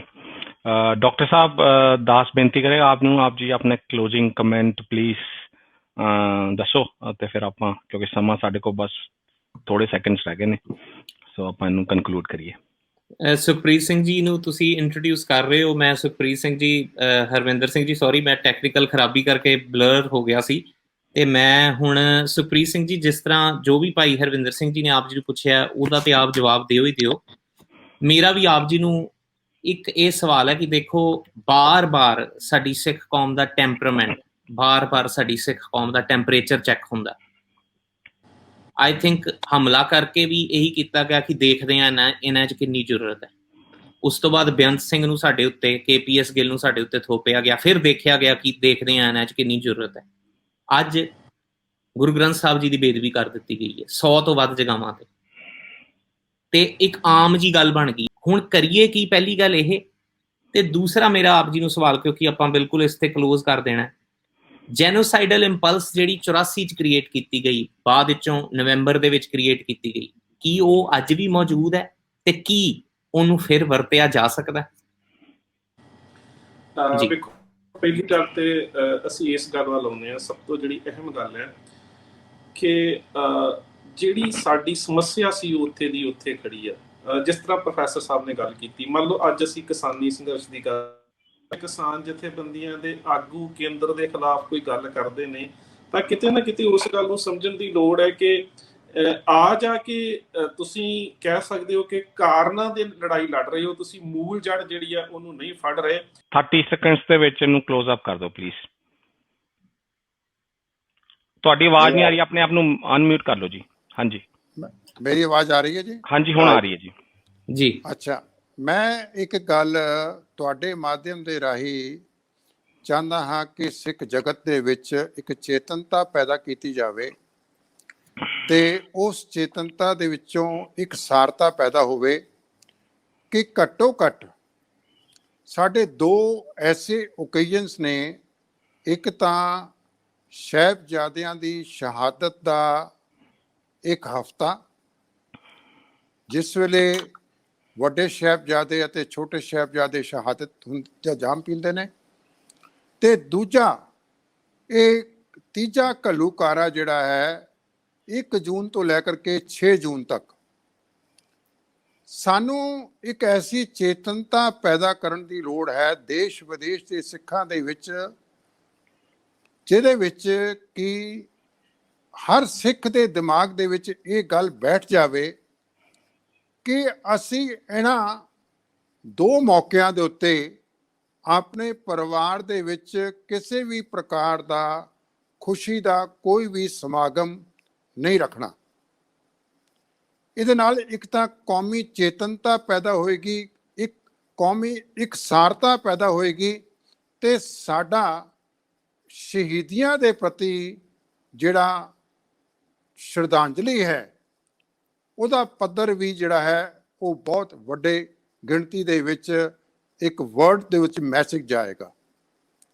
ਸੋ ਇੱਕ ਤਾਂ ਇੱਕ ਸਾਨੂੰ ਇੱਕ ਅਗਲੇ ਸਾਲ ਤੱਕ 2022 ਦੇ ਘੱਲੂਘਾਰੇ ਤੱਕ ਇਹ ਗੱਲਾਂ ਆਪਣੇ ਚੈਨਲਸ ਦੇ ਰਾਹੀਂ ਸਾਨੂੰ ਇਹ ਗੱਲਾਂ ਸਪਰੈਡ ਕਰਨੀਆਂ ਚਾਹੀਦੀਆਂ ਨੇ ਕਿ ਸਾਨੂੰ ਘੱਲੂਘਾਰੇ ਸਪਤਾਹ ਦੇ ਦੌਰਾਨ ਪੂਰੇ ਸਿੱਖ ਜਗਤ ਨੂੰ ਕਿਸੇ ਵੀ ਪ੍ਰਕਾਰ ਦਾ ਕੋਈ ਖੁਸ਼ੀ ਦਾ ਮੌਕਾ ਜਿਹੜਾ ਹੈ ਉਹ ਸੈਲੀਬ੍ਰੇਟ ਨਹੀਂ ਕਰਨਾ ਚਾਹੀਦਾ।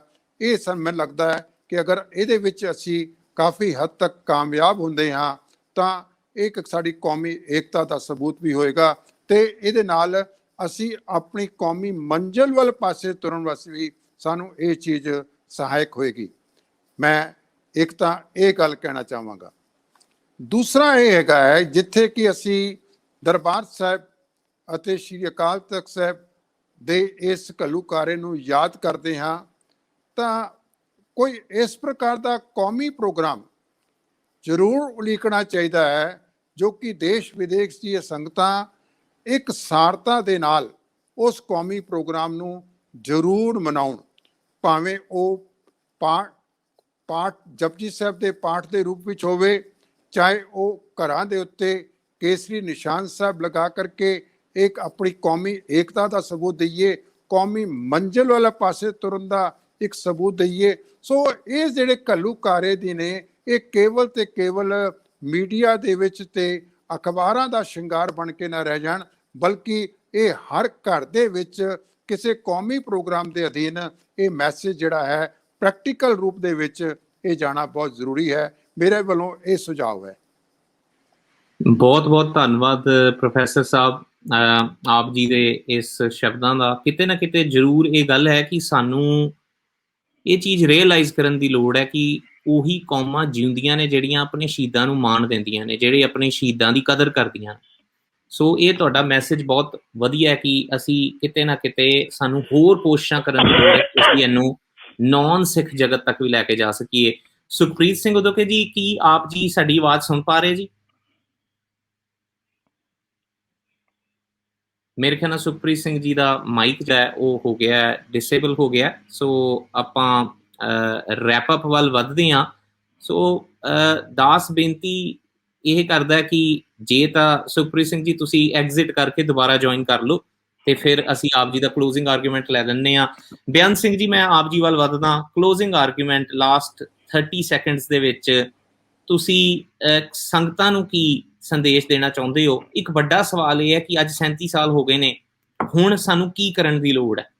ਕੀ ਕਰੀਏ ਅਸੀਂ ਕਿ ਸਾਡੇ ਨਾਲ ਦੁਬਾਰਾ ਇਹ ਵਰਤਾਂਤ ਨਾ ਵਾਪਰੇ, ਜਾਂ ਫਿਰ ਅਸੀਂ ਇਸ ਚੀਜ਼ ਦੀ ਰਿਡਮਸ਼ਨ ਕਰ ਸਕੀਏ? ਕਿਉਂਕਿ ਆਕੀ ਜਿਹਨੇ ਸਾਡੇ ਤੇ ਹਮਲਾ ਕੀਤਾ ਉਹਨੇ ਤਾਂ ਸਾਡੇ ਨਾਲ ਕੋਈ ਰਿਡਮਸ਼ਨ ਨਹੀਂ ਕਰਨੀ, ਨਾ ਹੀ ਕੋਈ ਇਨਸਾਫ ਕਰਨਾ। ਅਸੀਂ ਕਿਸ ਤਰੀਕੇ ਦੇ ਨਾਲ ਇਸ ਪੌੜੀਆਂ ਨੂੰ ਅੱਗੇ ਵੱਲ ਨੂੰ ਵਧੀਏ ਤਾਂ ਕਿ ਸਾਡੀ ਕੌਮ ਜਿਹੜੀ ਹੈ ਹੋਰ ਸੋਲੀਡੀਫਾਈ ਹੋਏ, ਹੋਰ ਸਟਰੋਂਗ ਹੋਏ? ਸਭ ਤੋਂ ਵੱਡਾ ਕਾਰਨ ਤੇ ਹੋਈ ਹੈ ਇਲੈਕਸ਼ਨ। ਕਿਉਂ ਇਲੈਕਸ਼ਨ ਹੁੰਦੀ ਆ 10-15 ਦਿਨ ਪਹਿਲਾਂ ਸ਼ਰਾਬਾਂ ਪੀ ਕੇ, ਫੀਮਾਂ ਖਾ ਕੇ, ਨਸ਼ੇ ਕਰਕੇ ਅਸੀਂ 5 ਸਾਲਾਂ ਲਈ ਉਹਨਾਂ ਦੇ ਗੁਲਾਮ ਹੋ ਜਾਂਦੇ ਹਾਂ। ਪਹਿਲਾਂ ਤਾਂ ਇਹ ਛੁਟਕਾਰਾ ਪਾਈਏ, ਅਸੀਂ ਇਹ ਕੰਮ ਨਹੀਂ ਕਰਨਾ, ਸਹੁੰ ਖਾਣੀ ਆ ਕਿ ਅਸੀਂ ਨਸ਼ੇ ਪੀ ਕੇ ਖਾ ਕੇ ਪੈਸੇ ਲੈ ਕੇ ਵੋਟਾਂ ਨਹੀਂ ਪਾਉਣੀਆਂ ਔਰ ਆਪਣੇ ਹਲਕੇ ਦਾ ਹੀ MLA ਜਾਂ ਲੀਡਰ ਚੁਣਨਾ। ਸੈਕੰਡ ਇਹ ਆ ਕਿ ਜਿੱਦਾਂ ਤੁਹਾਡੀ ਵਾਰਾਂ ਲਾਉਂਦੇ ਨੇ, ਉਸੇ ਤਰ੍ਹਾਂ ਜਿਹੜੇ ਹੁਣ ਦੇ ਤਾਜ਼ਾ ਸ਼ਹੀਦ ਨੇ, ਮੌਜੂਦਾ ਸ਼ਹੀਦ ਨੇ, ਹੁਣ ਜਿਹੜੇ 84 ਤੋਂ ਬਾਅਦ ਦੇ ਨੇ ਜਾਂ 84 ਵੇਲੇ ਦੇ ਆਏ ਨੇ, ਇਹਨਾਂ ਹੀ ਸ਼ਹੀਦਾਂ ਦੀਆਂ ਵਾਰਾਂ ਗਾਈਆਂ ਜਾਣ, ਪਿਛਲੇ ਦੀਆਂ ਸ਼ਹੀਦਾਂ ਦੀਆਂ ਨਾਲ ਗਾਈਆਂ ਜਾਣ। ਜਿੱਥੇ ਵੀ ਸਮਾਗਮ ਹੁੰਦਾ, ਜਿੱਥੇ ਜਾਂਦੇ ਆ, ਇਹੋ ਹੀ ਦੱਸਿਆ ਜਾਏ, ਇਹਦੇ ਬਾਰੇ ਹੀ ਜ਼ਿਆਦਾ ਚਰਚਾ ਹੋਵੇ। ਕਿਉਂ ਜਿਹੜੀਆਂ ਸਰਕਾਰਾਂ ਬਦਲ ਤੋਂ ਬਾਅਦ ਹੀ ਅਸੀਂ ਕੁਝ ਕਰ ਸਕਦੇ। ਜਿੰਨਾ ਚਿਰ ਇਹ ਸਰਕਾਰਾਂ ਰਹੀਆਂ ਉਹਨਾਂ ਚਿਰ ਸਾਡਾ ਕੋਈ ਭਵਿੱਖ ਨਹੀਂ, ਨਾ ਸਾਡੇ ਬੱਚਿਆਂ ਦਾ, ਨਾ ਸਾਡੇ ਕਾਰੋਬਾਰ ਦਾ। ਇਸ ਕਰਕੇ ਆਪਾਂ ਨੂੰ ਸੁਚੇਤ ਪਹਿਲਾਂ ਹੋਣਾ ਪੈਣਾ, ਚੰਗੇ ਲੀਡਰ ਚੁਣਨੇ ਪੈਣੇ ਆ, ਬਾਅਦ ਵਿੱਚ ਹੀ ਸਾਡਾ ਭਲਾ। ਉਹਦਾ ਸਾਡਾ ਕੋਈ ਭਲਾ ਨਹੀਂ, ਨਾ ਕੋਈ ਭਵਿੱਖ ਦਾ ਸਾਡਾ। ਜੀ ਬਹੁਤ ਬਹੁਤ ਧੰਨਵਾਦ ਜੀ। ਸੁਖਪ੍ਰੀਤ ਸਿੰਘ ਉਦੋਕੇ ਜੀ, ਆਈ ਥਿੰਕ ਅਸੀਂ ਤੁਹਾਨੂੰ ਹੁਣ ਸੁਣ ਪਾ ਰਹੇ ਹਾਂ। ਹਾਂਜੀ ਹਾਂਜੀ, ਆ ਰਹੀ ਆਵਾਜ਼ ਜੀ? ਬਿਲਕੁਲ, ਤੁਹਾਡੀ ਆਵਾਜ਼ ਬੜੀ ਮੁਕੰਮਲ ਤੌਰ ਤੇ ਆ ਰਹੀ ਹੈ। ਹਾਂਜੀ ਸੁਖਪ੍ਰੀਤ ਸਿੰਘ ਜੀ, ਤੁਸੀਂ ਕਲੋਜ਼ਿੰਗ ਆਰਗੂਮੈਂਟ ਵੀ ਰੱਖੋ ਤੇ ਜਿਹੜੇ ਸਵਾਲ ਆਪ ਜੀ ਨੂੰ ਪੁੱਛੇ ਸਨ ਉਹਨਾਂ ਤੇ ਵੀ ਜ਼ਰੂਰ ਚਾਨਣ ਪਾਓ ਜੀ। ਵੇਖੋ ਵੀਰ ਜੀ, ਸਭ ਤੋਂ ਪਹਿਲੀ ਤਾਂ ਅਹਿਮ ਗੱਲ ਹੈ ਕਿ ਇਹ ਜਿਹੜੀ ਸਮੁੱਚੀ ਜਿਹੜੀ ਘੱਲੂਘਾਰੇ ਦੇ ਦੌਰਾਨ ਜੰਗ ਲੜੀ ਗਈ, ਜੇ ਇਹਦੇ ਵਿੱਚੋਂ ਅਸੀਂ ਇੱਕ ਨਿਚੋੜ ਵੇਖੀਏ ਤਾਂ ਉਹ ਸਾਡੇ ਸਾਹਮਣੇ ਨਿਚੋੜ ਆਉਂਦਾ ਪੰਥ ਪ੍ਰਥਮ। ਪਹਿਲੀ ਗੱਲ ਤਾਂ ਇਹ ਹੈ। ਸੋ ਜਿਹੜੀ ਪੰਥ ਪ੍ਰਥਮ ਦੀ ਭਾਵਨਾ ਮੈਂ 1-2 ਕਿਤਾਬਾਂ ਦੇ ਵਿੱਚ ਵੀ ਪੜ੍ਹਿਆ। ਜਨਰਲ ਸ਼ਬੇਕ ਸਿੰਘ ਉਹਨਾਂ ਨੂੰ ਇੱਕ ਪ੍ਰੈਸ ਰਿਪੋਰਟਰ ਨੇ ਪੁੱਛਿਆ ਸੀਗਾ ਕਿ ਤੁਸੀਂ ਬਹੁਤ ਸਾਰੀਆਂ ਜੰਗਾਂ ਇਸ ਦੇਸ਼ ਦੇ ਵਾਸਤੇ ਲੜੀਆਂ ਨੇ ਤੇ ਹੁਣ ਜਿਹੜੀ ਤੁਸੀਂ ਜੰਗ ਲੜ ਰਹੇ ਹੋ ਉਸੇ ਦੇਸ਼ ਦੇ ਖਿਲਾਫ ਨੇ। ਤੇ ਉਹਨਾਂ ਦਾ ਜਵਾਬ ਸੀਗਾ ਕਿ ਜਿਸ ਦੇਸ਼ ਦੇ ਵਾਸਤੇ ਮੈਂ ਜੰਗਾਂ ਲੜੀਆਂ, ਉਹਨਾਂ ਜੰਗਾਂ ਨੂੰ ਲੜਨ ਤੋਂ ਪਹਿਲਾਂ ਜਿਹੜੀ ਮੈਂ ਕਸਮ ਖਾਧੀ ਸੀ ਉਹ ਆਪਣੇ ਇਸ਼ਟ ਦੀ ਖਾਧੀ ਸੀ। ਸੋ ਪਹਿਲੀ ਗੱਲ ਤਾਂ ਇਹ ਹੈ ਕਿ ਪੰਥ ਪ੍ਰਥਮ ਹੈ, ਉੱਥੇ ਇਸ਼ਟ ਦੀ ਗੱਲ ਆ ਜਾਂਦੀ ਹੈ। ਦੂਜੀ ਗੱਲ ਇਹ ਹੈ ਕਿ ਇਹ ਜਿਹੜੀ ਸਾਡੀ ਆ ਜਾ ਕੇ ਜੰਗ ਹੈ, ਇਹ ਉੱਥੇ ਦੀ ਉੱਥੇ ਇਸ ਕਰਕੇ ਟਿਕੀ ਹੈ ਕਿ ਅੱਜ ਵੀ ਜਿਹੜੀਆਂ ਸਮੱਸਿਆਵਾਂ, ਮੈਂ ਫੋਰ ਐਗਜ਼ਾਮਪਲ ਜੇਕਰ ਕਿਸਾਨੀ ਸੰਘਰਸ਼ ਦੀ ਗੱਲ ਕਰਾਂ ਤੇ ਜਿਹੜੇ 3 ਕਾਨੂੰਨ ਨੇ, ਚਾਹੇ ਉਹ ਟ੍ਰੇਡ ਐਂਡ ਕਮਰਸ ਦੀ ਗੱਲ ਆ ਜਾਂਦੀ ਹੈ, ਚਾਹੇ ਉਹ ਫਿਰ ਜਿਹੜੀ ਆ ਕੰਟਰੈਕਟ ਫਾਰਮਿੰਗ ਦੀ ਗੱਲ ਆ ਜਾਂਦੀ ਹੈ, ਐਸੈਂਸ਼ੀਅਲ ਕਮੋਡਿਟੀ ਐਕਟ ਦੀ ਅਮੈਂਡਮੈਂਟ ਦੀ ਗੱਲ ਆ ਜਾਂਦੀ ਹੈ। ਅਸੀਂ ਕਾਰਨਾਂ ਨਾਲ ਲੜ ਰਹੇ, ਅਸੀਂ ਜੜ ਨੂੰ ਨਹੀਂ ਫੜ ਰਹੇ।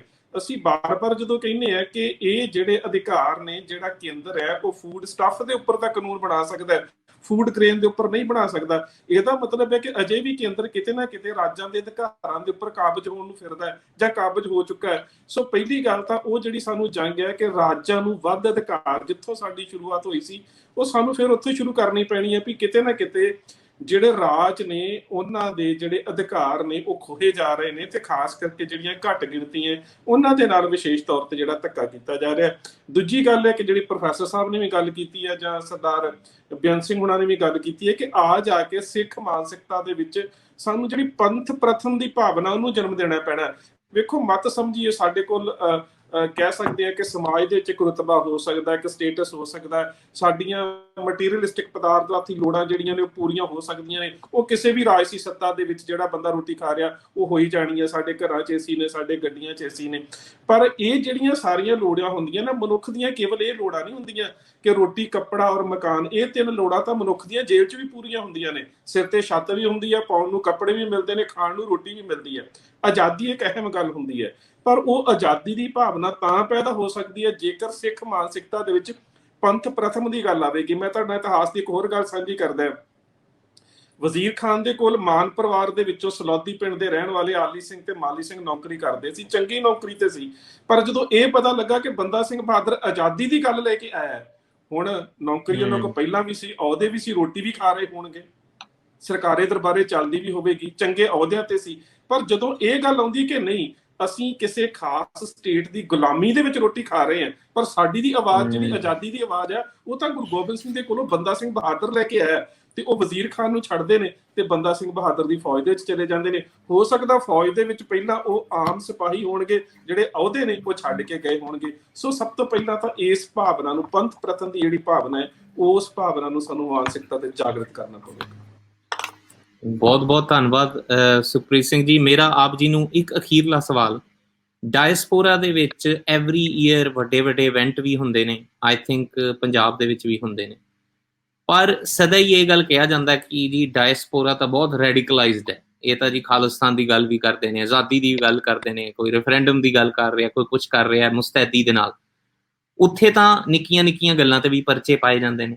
ਪਰ ਜੇ ਮੈਂ ਆਪ ਜੀ ਨੂੰ ਇੱਕ ਸਵਾਲ ਪੁੱਛਾਂ, ਕਿਉਂਕਿ ਤੁਸੀਂ ਉੱਥੇ ਨੌਜਵਾਨਾਂ 'ਚ ਸਮਾਂ ਬਿਤਾਉਂਦੇ ਹੋ, ਤੁਸੀਂ ਬਹੁਤਾ ਸਮਾਂ ਉਹਨਾਂ 'ਚ ਬਤੀਤ ਕਰਦੇ ਹੋ, ਤੁਸੀਂ ਉਹਨਾਂ ਦੀ ਨਬਜ਼ ਫੜਨੀ ਜਾਣਦੇ ਹੋ, ਜੇ ਮੈਂ ਤੁਹਾਨੂੰ ਇੱਕ ਲਾਸਟ ਸਵਾਲ ਹੈ ਮੇਰਾ, ਕਿ ਇੱਥੇ ਜਿੰਨੀ ਅਵੇਅਰਨੈਸ ਹੈ, ਤੁਹਾਨੂੰ ਲੱਗਦਾ ਹੈ ਉੱਥੇ ਵੀ ਉਨੀ ਅਵੇਅਰਨੈਸ ਹੈ? ਕਿਉਂਕਿ ਉਹਨਾਂ ਦੇ ਨਾਲ ਤਾਂ ਆਪਣੀ ਹੱਡ ਬੀਤੀ ਹੈ, ਕਿਸੇ ਨਾ ਕਿਸੇ ਦੇ ਘਰੋਂ ਕੋਈ ਸ਼ਹੀਦ ਹੋਇਆ ਜਾਂ ਕੁਛ ਹੋਇਆ। ਸੋ ਤੁਹਾਨੂੰ ਕੀ ਲੱਗਦਾ ਕਿ ਸਾਰੀ ਨੌਜਵਾਨੀ ਵਰਲਡ ਵਾਈਡ, ਡਾਇਸਪੋਰਾ ਇਨਕਲੂਡਿਡ, ਅਸੀਂ ਸਾਰੇ ਇੱਕ ਪੇਜ ਤੇ ਹਾਂ ਆਪਣੇ ਇਸ ਜੈਨੋਸਾਈਡ ਨੂੰ ਲੈ ਕੇ, ਔਰ ਇਸ ਜੈਨੋਸਾਈਡ ਤੋਂ ਸਦਾ ਵਾਸਤੇ ਮੁਕਤ ਹੋਣ ਲਈ, ਜੋ ਆਪਣਾ ਰਾਜ ਭਾਗ ਸਥਾਪਿਤ ਕਰਨ ਲਈ ਜੋ ਸਾਡੇ ਦਿਲ ਦੇ ਵਿੱਚ ਤਮੰਨਾਵਾਂ ਨੇ, ਜਾਂ ਜੋ ਸਾਡੇ ਦਿਲ ਦੇ ਵਿੱਚ ਚੇਤਨਾ ਹੈ, ਕਿ ਉਹ ਸਾਰਿਆਂ ਦੀ ਇੱਕ ਸਥਿਰ ਇੱਕ ਲੈਵਲ ਤੇ ਹੈ, ਜਾਂ ਕੋਈ ਫਰਕ ਹੈ ਡਾਇਸਪੋਰਾ ਤੇ ਪੰਜਾਬ ਦੇ ਸਿੱਖਾਂ 'ਚ? ਵੇਖੋ ਜੀ, ਕੁਛ ਗੱਲਾਂ ਤਾਂ ਹੁੰਦੀਆਂ ਨੇ ਕਿ ਜਿਹੜਾ ਪੰਜਾਬ ਦਾ ਨੌਜਵਾਨ ਹੈ ਕਈਆਂ ਥਾਵਾਂ ਤੇ ਆਪਣੇ ਵਿਚਾਰ ਜਿਹੜੇ ਨੇ ਉਹ ਖੁੱਲੇ ਆਮ ਉਹਨਾਂ ਨੂੰ ਪ੍ਰਗਟ ਨਹੀਂ ਕਰ ਸਕਦਾ, ਉਹਦੀਆਂ ਕੁਝ ਮਜਬੂਰੀਆਂ ਨੇ। ਪਰ ਇਹ ਨਹੀਂ ਕਹਿ ਸਕਦੇ ਕਿ ਉਹਦੀ ਮਾਨਸਿਕਤਾ ਦੇ ਵਿੱਚ ਇਸ ਸੰਤਾਪ ਦੇ ਜਿਹੜੇ ਜ਼ਖਮ ਨੇ, ਉਹਨਾਂ ਦੇ ਅਕਸ ਜਿਹੜੇ ਉਹਨੂੰ ਮਿਟ ਚੁੱਕੇ ਨੇ। ਸੋ ਕਿਤੇ ਨਾ ਕਿਤੇ ਜਿਹੜੀ ਚੇਤਨਤਾ ਹੈ ਉਹਦਾ ਪੱਧਰ ਤਾਂ ਥੋੜਾ ਉੱਚਾ ਨੀਵਾਂ ਹੋ ਸਕਦਾ ਹੈ। ਜਾਣਕਾਰੀ ਦੇ ਸਰੋਤਾਂ ਦੇ ਵੱਧ ਕਰਕੇ ਜਿਹੜਾ ਵਿਦੇਸ਼ੀ ਸਿੱਖ ਆ, ਮੈਨੂੰ ਲੱਗਦਾ ਕਈ ਵਾਰੀ ਹੋ ਸਕਦਾ ਕਿ ਉਹ ਜ਼ਿਆਦਾ ਕਹਿ ਸਕਦੇ ਹੋ ਕਿ ਉਹਦੇ ਕੋਲ ਆਪਣੇ ਜਾਣਕਾਰੀ ਦੇ ਸਾਧਨ ਹੋਣ ਦੇ ਕਰਕੇ, ਸੰਚਾਰ ਸਾਧਨ ਜ਼ਿਆਦਾ ਹੋਣ ਕਰਕੇ, ਉਹ ਭਵਿੱਖ ਦੇ ਵਿੱਚ ਵਾਪਰ ਰਹੀਆਂ ਜਿਹੜੀਆਂ ਘਟਨਾਵਾਂ ਨੇ ਉਹਦੇ ਨਾਲ ਨੇੜੇ ਤੋਂ ਜੁੜਿਆ ਹੋਇਆ, ਤੇ ਸਾਡੇ ਕੋਲ ਕੁਝ ਜਾਣਕਾਰੀ ਦੇ ਸਾਧਨ ਘੱਟ ਹੋਣ ਕਰਕੇ ਸਾਡੀ ਕਿਤਨਾ ਵੀ ਬਣ ਜਾਂਦੀ ਹੈ। ਪਰ ਇਹ ਜੇਕਰ ਤੁਸੀਂ ਘੱਲੂ ਘਾਰੇ ਜੂਨ 84 ਦੀ ਗੱਲ ਕਰਦੇ ਹਾਂ, ਤੇ ਇਹਦੇ ਸੰਤਾਪ ਤੋਂ ਬਾਅਦ ਜਿਹੜਾ ਕੌਮ ਦੀ ਚੇਤਨਤਾ ਦਾ ਹੁਲਾਰਾ ਉਹ ਬਿਲਕੁਲ ਤੋਲ ਦੇ ਰੂਪ ਦੇ ਵਿੱਚ ਇੱਕੋ ਜਿਹਾ। ਇਹ ਗੱਲ ਵੱਖਰੀ ਹੈ ਕਿ ਉਸ ਨਿਸ਼ਾਨੇ ਤੱਕ ਪਹੁੰਚਣ ਲਈ ਤਰੀਕੇ ਸਾਰਿਆਂ ਦੇ ਵੱਖ-ਵੱਖ ਹੋ ਸਕਦੇ ਨੇ, ਪਰ ਜਿਹੜੀ ਘਾਟ ਰੜਕਦੀ ਹੈ ਉਹ ਮੈਨੂੰ ਕਿਤੇ ਨਾ ਕਿਤੇ ਕਮਿਊਨੀਕੇਸ਼ਨ ਦੀ ਰੜਕਦੀ ਹੈ, ਤੇ ਜਾਂ ਫਿਰ ਮੈਨੂੰ ਰੜਕਦੀ ਕਿ ਅਜੇ ਵੀ ਸਾਡੀ ਕੌਮੀਅਤ ਦੇ ਵਿੱਚ ਨਿਸ਼ਾਨੇ ਨੂੰ ਲੈ ਕੇ ਅੰਤਰ ਵਿਰੋਧ ਦੀ ਜਿਹੜੀ ਭਾਵਨਾ ਉਹ ਨਹੀਂ ਘਟ ਰਹੀ। ਕਿਤੇ ਨਾ ਕਿਤੇ ਛੋਟੀਆਂ-ਛੋਟੀਆਂ ਗੱਲਾਂ ਦੇ ਉੱਪਰ ਜਿਹੜਾ ਸਾਡਾ ਅੰਤਰ ਵਿਰੋਧ ਹੈ ਉਹ ਬਾਰ-ਬਾਰ ਜਨਮ ਲੈਂਦਾ ਹੈ। ਜਨਮ ਉਦੋਂ ਲੈਂਦਾ ਜਦੋਂ ਖਾਸ ਕਰਕੇ ਅਸੀਂ ਇਹ ਦਿਹਾੜੇ ਮਨਾ ਰਹੇ ਹੁੰਦੇ ਹਾਂ, ਉਹਦੇ ਪਿੱਛੇ ਜਿਹੜੀਆਂ ਕਹਿ ਸਕਦੇ ਹਾਂ ਕਿ ਜਿਹੜੀਆਂ ਸਾਜ਼ਿਸ਼ਾਂ ਨੇ ਉਹਨਾਂ ਨੂੰ ਸਮਝਣ ਦੀ ਬੜੀ ਲੋੜ ਹੈ। ਬਹੁਤ ਬਹੁਤ ਧੰਨਵਾਦ ਸੁਖਪ੍ਰੀਤ ਸਿੰਘ ਜੀ। ਇਸ ਤੋਂ ਪਹਿਲਾਂ ਤੁਸੀਂ ਜਾਓ, ਸਾਡਾ ਇੱਕ ਤਾਂ ਮੈਂ ਜ਼ਰੂਰ ਕਹਿਣਾ ਚਾਹੁੰਦਾ ਸੰਗਤਾਂ ਦੇ ਸਾਹਮਣੇ, ਇੱਕ ਤਾਂ ਤੁਹਾਨੂੰ ਪਹਿਲੀ ਗੱਲ ਤਾਂ ਦੁਰਲਭ ਜਿਹੜਾ ਵਸਤੂ ਹੁੰਦੀ ਉਹਨੂੰ ਲੱਭਣਾ ਬਹੁਤ ਔਖਾ ਹੈ, ਤੁਹਾਨੂੰ ਲੱਭਣਾ ਬਹੁਤ ਔਖਾ ਹੈ, ਤੇ ਜਦੋਂ ਤੁਸੀਂ ਮਿਲ ਜਾਓ ਤੇ ਫਿਰ ਸਾਡਾ ਦਿਲ ਕਰਦਾ ਵੀ ਤੁਹਾਨੂੰ ਹੋਰ ਤੋਂ ਹੋਰ ਸਵਾਲ ਕਰੀ ਜਾਈਏ। ਸੋ ਇੱਕ ਅਖੀਰਲਾ ਸਵਾਲ ਕਹਿ ਕੇ ਤੇ ਅਸੀਂ ਇਸ ਚੀਜ਼ ਨੂੰ ਸਮ ਅਪ ਕਰਾਂਗੇ। ਜੈਨੋਸਾਈਡਲ ਇੰਪਲਸ ਤੇ ਮੈਂ ਆਪ ਜੀ ਨੂੰ ਸਵਾਲ ਪੁੱਛਿਆ ਸੀ, ਉਸ ਵੇਲੇ ਕ੍ਰੀਏਟ ਕੀਤੀ, ਔਰ ਅੱਜ ਤੱਕ ਕਿਤੇ ਨਾ ਕਿਤੇ ਸਾਨੂੰ ਦੇਖਣ ਨੂੰ ਮਿਲਦੀ ਹੈ। ਕਦੀ ਉਹਦਾ ਰੁਖ ਮੁਸਲਮਾਨਾਂ ਵੱਲ ਹੋ ਜਾਂਦਾ ਹੈ, ਕਦੀ ਉਹਦਾ ਰੁਖ ਸਿੱਖਾਂ ਵੱਲ ਹੋ ਜਾਂਦਾ ਹੈ, ਕੀ ਜੈਨੋਸਾਈਡਲ ਇੰਪਲਸ ਅੱਜ ਵੀ ਐਗਜ਼ਿਸਟ ਕਰਦੀ ਹੈ, ਤੇ ਜੇ ਐਗਜ਼ਿਸਟ ਕਰਦੀ ਹੈ ਤੇ ਸਾਨੂੰ ਇਹਦੇ ਤੋਂ ਕਿਸ ਤਰ੍ਹਾਂ ਅਸੀਂ ਬਚ ਸਕਦੇ ਹਾਂ, ਤੇ ਕੀ ਤੁਹਾਨੂੰ ਲੱਗਦਾ ਕਿ ਆਉਣ ਵਾਲੇ ਫਿਊਚਰ ਵਿੱਚ ਇਹ ਵਰਤੀ ਜਾ ਸਕਦੀ ਹੈ ਸਾਡਾ ਦੁਬਾਰਾ ਨਸਲਕੁਸ਼ੀ ਕਰਨ ਲਈ? ਤਾਂ ਵੇਖੋ, ਜਿਹੜੀ ਜੈਨੋਸਾਈਡਲ ਇੰਪਲਸ ਹੁੰਦੀ ਹੈ, ਜਿਹਨੂੰ ਅਸੀਂ ਨਸਲਕੁਸ਼ੀ ਦੀ ਭਾਵਨਾ ਕਹਿੰਦੇ ਹਾਂ, ਨਸਲਕੁਸ਼ੀ ਦੀ ਭਾਵਨਾ ਹਮੇਸ਼ਾ ਸਟੇਟ ਵੱਧ ਰਹੇ ਅੰਤਰਰਾਸ਼ਟਰੀ ਦਬਾਅ ਦੇ ਮੁਤਾਬਕ ਉਹਦੇ ਤਰੀਕੇ ਬਦਲਦਾ ਹੈ। ਕੋਈ ਸਮਾਂ ਸੀ ਜੂਨ 84 ਚ ਕਤਲੇਆਮ ਹੁੰਦਾ ਹੈ, ਨਵੰਬਰ 84 ਚ ਕਤਲੇਆਮ ਹੁੰਦਾ ਹੈ, ਉਹ ਸਾਡਾ ਸਰੀਰਕ ਕਤਲੇਆਮ ਹੈ। ਉਹਦੇ ਤੋਂ ਵੱਧ ਕਿਤੇ ਵੱਡਾ ਕਤਲੇਆਮ ਜਿਹੜਾ ਹੁੰਦਾ ਸਾਡੇ ਸੱਭਿਆਚਾਰ ਨੂੰ ਖਤਮ ਕਰਕੇ ਹੁੰਦਾ ਹੈ, ਜਿਹਦੇ ਤੋਂ ਬਾਅਦ ਦੇ ਵਿੱਚ ਪੰਜਾਬੀ ਗਾਇਕੀ ਇਸ ਪੱਧਰ ਦੀ ਆਉਂਦੀ ਹੈ ਜਦੋਂ ਮਾਨਸਿਕ ਤੌਰ ਤੇ ਮੈਂ ਕਹਿੰਦਾ ਕਿ ਸਿੱਖ ਮਾਨਸਿਕਤਾ ਦੇ ਨਾਲ ਇੱਕ ਤਰ੍ਹਾਂ ਦਾ ਬਲਾਤਕਾਰ ਹੁੰਦਾ ਹੈ। ਉਹਦੇ ਤੋਂ ਬਾਅਦ ਨਸ਼ਿਆਂ ਦਾ ਇੱਕ ਖਾਸ ਪ੍ਰਵਾਹਣ ਵਗਦਾ ਹੈ, ਉਸ ਪ੍ਰਵਾਹਣ ਦੇ ਵਿੱਚ ਵੀ ਸਿੱਖਾਂ ਦੀ ਨਸਲਕੁਸ਼ੀ ਹੁੰਦੀ ਹੈ। ਉਹਦੇ ਤੋਂ ਬਾਅਦ ਮੀਡੀਆ ਦੇ ਰਾਹੀਂ ਜਿਹੜੀ ਸਿੱਖਾਂ ਦੀ ਮਾਨਸਿਕਤਾ ਦਾ ਕਤਲੇਆਮ ਕੀਤਾ ਜਾਂਦਾ ਹੈ। ਸੋ ਇਹ ਮੈਂ ਸੋਚਦਾ ਕਿ ਨਸਲਕੁਸ਼ੀ ਦੇ ਤਰੀਕੇ ਜਿਹੜੇ ਨੇ, ਜੈਨੋਸਾਈਡਲ ਜਿਹੜੀ ਇੰਪਲਸ ਹੁੰਦੀ ਹੈ, ਨਸਲਕੁਸ਼ੀ ਦੀ ਜਿਹੜੀ ਭਾਵਨਾ ਹੁੰਦੀ ਹੈ, ਸਟੇਟ ਵੱਧ ਰਹੇ, ਮਤਲਬ ਕਿ ਹੁਣ ਜੇ ਸਰਕਾਰ ਮੰਨ ਲਓ, ਮੈਂ ਹੁਣ ਜੇ ਕਿਸਾਨੀ ਸੰਘਰਸ਼ ਦੀ ਫਿਰ ਉਦਾਹਰਨ ਦੇਵਾਂ, ਤਾਂ ਉੱਥੇ ਬਹੁਤ ਵੱਡਾ ਰਿਪਰੈਸ਼ਨ ਕਰਕੇ ਜਾਂ ਕਰੈਕਡਾਊਨ ਕਰਕੇ ਬਹੁਤ ਵੱਡਾ ਸਰਕਾਰ ਕਤਲੇਆਮ ਨਹੀਂ ਕਰੂਗੀ। ਉਹਨੇ ਉਹਨੂੰ ਕਤਲੇਆਮ ਨਹੀਂ ਕੀਤਾ, ਹੌਲੀ ਹੌਲੀ ਉਸ ਲੀਡਰਸ਼ਿਪ ਦੇ ਰਾਹੀਂ ਉਹ ਜਿਹੜੀ ਸਿੱਖਾਂ ਦੀ ਇਕੱਠੀ ਹੋਈ ਸਮੂਹਿਕ ਚੇਤਨਤਾ ਸੀ ਉਹਨੂੰ ਖੰਡਾ ਦਿੱਤਾ, ਜਿਹਦੇ ਵਿੱਚ ਲੈਫਟਿਸਟ ਦਾ ਇੱਕ ਬਹੁਤ ਵੱਡਾ ਜਿਹੜਾ ਹਿੱਸਾ ਹੀ ਸਰਕਾਰ ਦੇ ਪੱਖ ਦੇ ਵਿੱਚ ਭੁਗਤਿਆ। ਸੋ ਸਟੇਟ ਜਿਹੜੀ ਹੈ ਹਮੇਸ਼ਾ ਜੀਨੋਸਾਈਡ ਜਿਹੜੀ ਇੰਪਲਸ ਹੁੰਦੀ ਹੈ ਉਹਨੂੰ ਖਤਮ ਨਹੀਂ ਹੋਣ ਦਿੰਦੀ, ਉਹਦੇ ਤਰੀਕੇ ਬਦਲਦੀ ਹੈ ਜੋ ਜੋ ਉਹਦੇ ਉੱਪਰ ਅੰਤਰਰਾਸ਼ਟਰੀ ਦਬਾਅ ਪੈਦਾ ਹੁੰਦੇ ਨੇ। ਸੋ ਹੁਣ ਵੀ ਮੈਂ ਸੋਚਦਾ ਕਿ ਸਿੱਖ ਦੀ ਜੇ ਸਰੀਰਕ ਨਹੀਂ ਹੈ ਤਾਂ ਮਾਨਸਿਕ ਤੌਰ ਤੇ ਨਸਲਕੁਸ਼ੀ ਅਜੇ ਵੀ ਜਾਰੀ ਹੈ।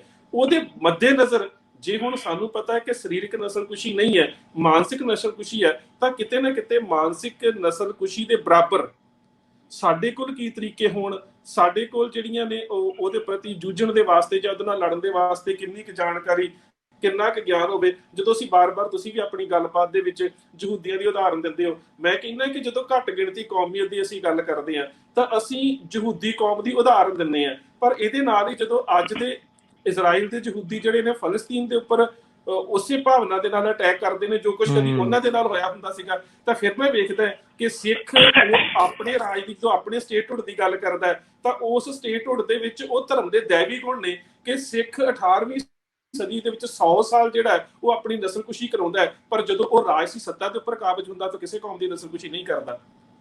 ਸੋ ਇਸ ਕਰਕੇ ਸਾਨੂੰ ਆਪਣੇ ਸਟੇਟਹੁੱਡ ਦੀਆਂ ਜਿਹੜੀਆਂ ਉਹ ਭਾਵਨਾਵਾਂ ਨੇ ਉਹਨਾਂ ਤੇ ਮਾਣ ਹੋਣਾ ਚਾਹੀਦਾ, ਪਰ ਸਟੇਟ ਸਾਡੀ ਨਸਲਕੁਸ਼ੀ ਕਿਵੇਂ ਕਰ ਰਹੀ ਹੈ ਉਹਨੂੰ ਸਮਝਣ ਦੀ ਚੇਤਨਤਾ ਜ਼ਰੂਰ ਹੋਣੀ ਚਾਹੀਦੀ ਹੈ। ਬਿਲਕੁਲ ਜੀ, ਬਹੁਤ ਬਹੁਤ ਧੰਨਵਾਦ। ਸੋ ਇਹ ਸਨ ਸਾਡੇ ਸਾਰੇ ਅੱਜ ਦੇ ਗੈਸਟ। ਮੈਂ ਹੁਣ ਬੇਨਤੀ ਕਰਦਾ ਭਾਈ ਹਰਵਿੰਦਰ ਸਿੰਘ ਜੀ, ਮੇਰੇ ਕੋ-ਹੋਸਟ ਔਰ ਇਸ ਪ੍ਰੋਗਰਾਮ ਨੂੰ ਕਹਿ ਲਓ ਰਚਣ ਵਾਲੇ, ਔਰ ਮੈਂ ਜ਼ਰੂਰ ਇੱਕ ਨਾਮ ਹੋਰ ਲੈਣਾ ਚਾਹੁੰਦਾ ਜਿਹੜਾ ਪਰਦੇ ਦੇ ਪਿੱਛੇ ਸਾਡੇ ਲਈ ਇਹ ਸਾਰਾ ਚੀਜ਼ਾਂ ਰਿਕਾਰਡ ਕਰਕੇ ਐਡਿਟ ਕਰ ਰਿਹਾ, ਗੁਰਵਿੰਦਰ ਸਿੰਘ ਜੀ ਆਸਟ੍ਰੇਲੀਆ ਤੋਂ, ਸਿੰਘ ਸਟੇਸ਼ਨ ਦੇ ਜਿਹੜੇ ਓਨਰ ਨੇ, ਉਹਨੂੰ ਚਲਾਉਂਦੇ ਨੇ।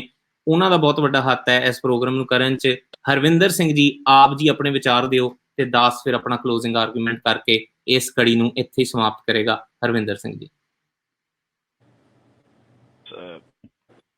ਮੇਰਾ ਖਿਆਲ ਹੁਣ ਮੇਰੇ ਕੋ ਕੁਝ ਕਹਿਣ ਨੂੰ ਰਹਿ ਨਹੀਂ ਗਿਆ। ਸਾਡੇ ਕੋਲ ਜਿਹੜੇ ਪੰਥ ਦੇ ਵਿਦਵਾਨ ਸੱਜਣ ਸਨ ਜਿਨ੍ਹਾਂ ਨੇ ਆਪਣੇ ਸਰੀਰਿਕ ਹੰਢਾਏ ਨੇ ਤੇ ਉਹਨੇ ਸਾਰੇ ਸਿੰਘਾਂ ਦੀ ਸੰਗਤ ਮਾਣੀ ਨੇ, ਤੇ ਡਾਕਟਰ ਸਾਹਿਬ ਸਾਡੇ ਪੰਥ ਦੇ ਉੱਗੇ ਹਿਸਟੋਰੀਅਨ ਨੇ, ਤੇ ਇਸ ਲਈ ਇਹਨਾਂ ਨੇ ਬਹੁਤ ਕੁਝ ਕਵਰ ਕਰਤਾ। ਦਾਸ ਕੋ ਹੋਰ ਕੁਝ ਨਹੀਂ ਹੈ। ਬਸ ਮੈਂ ਆਖਰੀ 'ਚ 2 ਸ਼ਬਦ ਕਹਿਣਾ ਚਾਹੂੰਗਾ ਕਿ ਅਸੀਂ ਸਾਰੇ ਜਿਹੜੇ ਜੂਨ 84 ਦੇ ਸ਼ਹੀਦ ਨੇ, ਸਾਰੇ ਜਥੇਬੰਦੀਆਂ ਤੋਂ ਉਹਨਾਂ ਨੂੰ ਛੱਤ ਪ੍ਰਣਾਮ ਕਰਦੇ ਨੇ।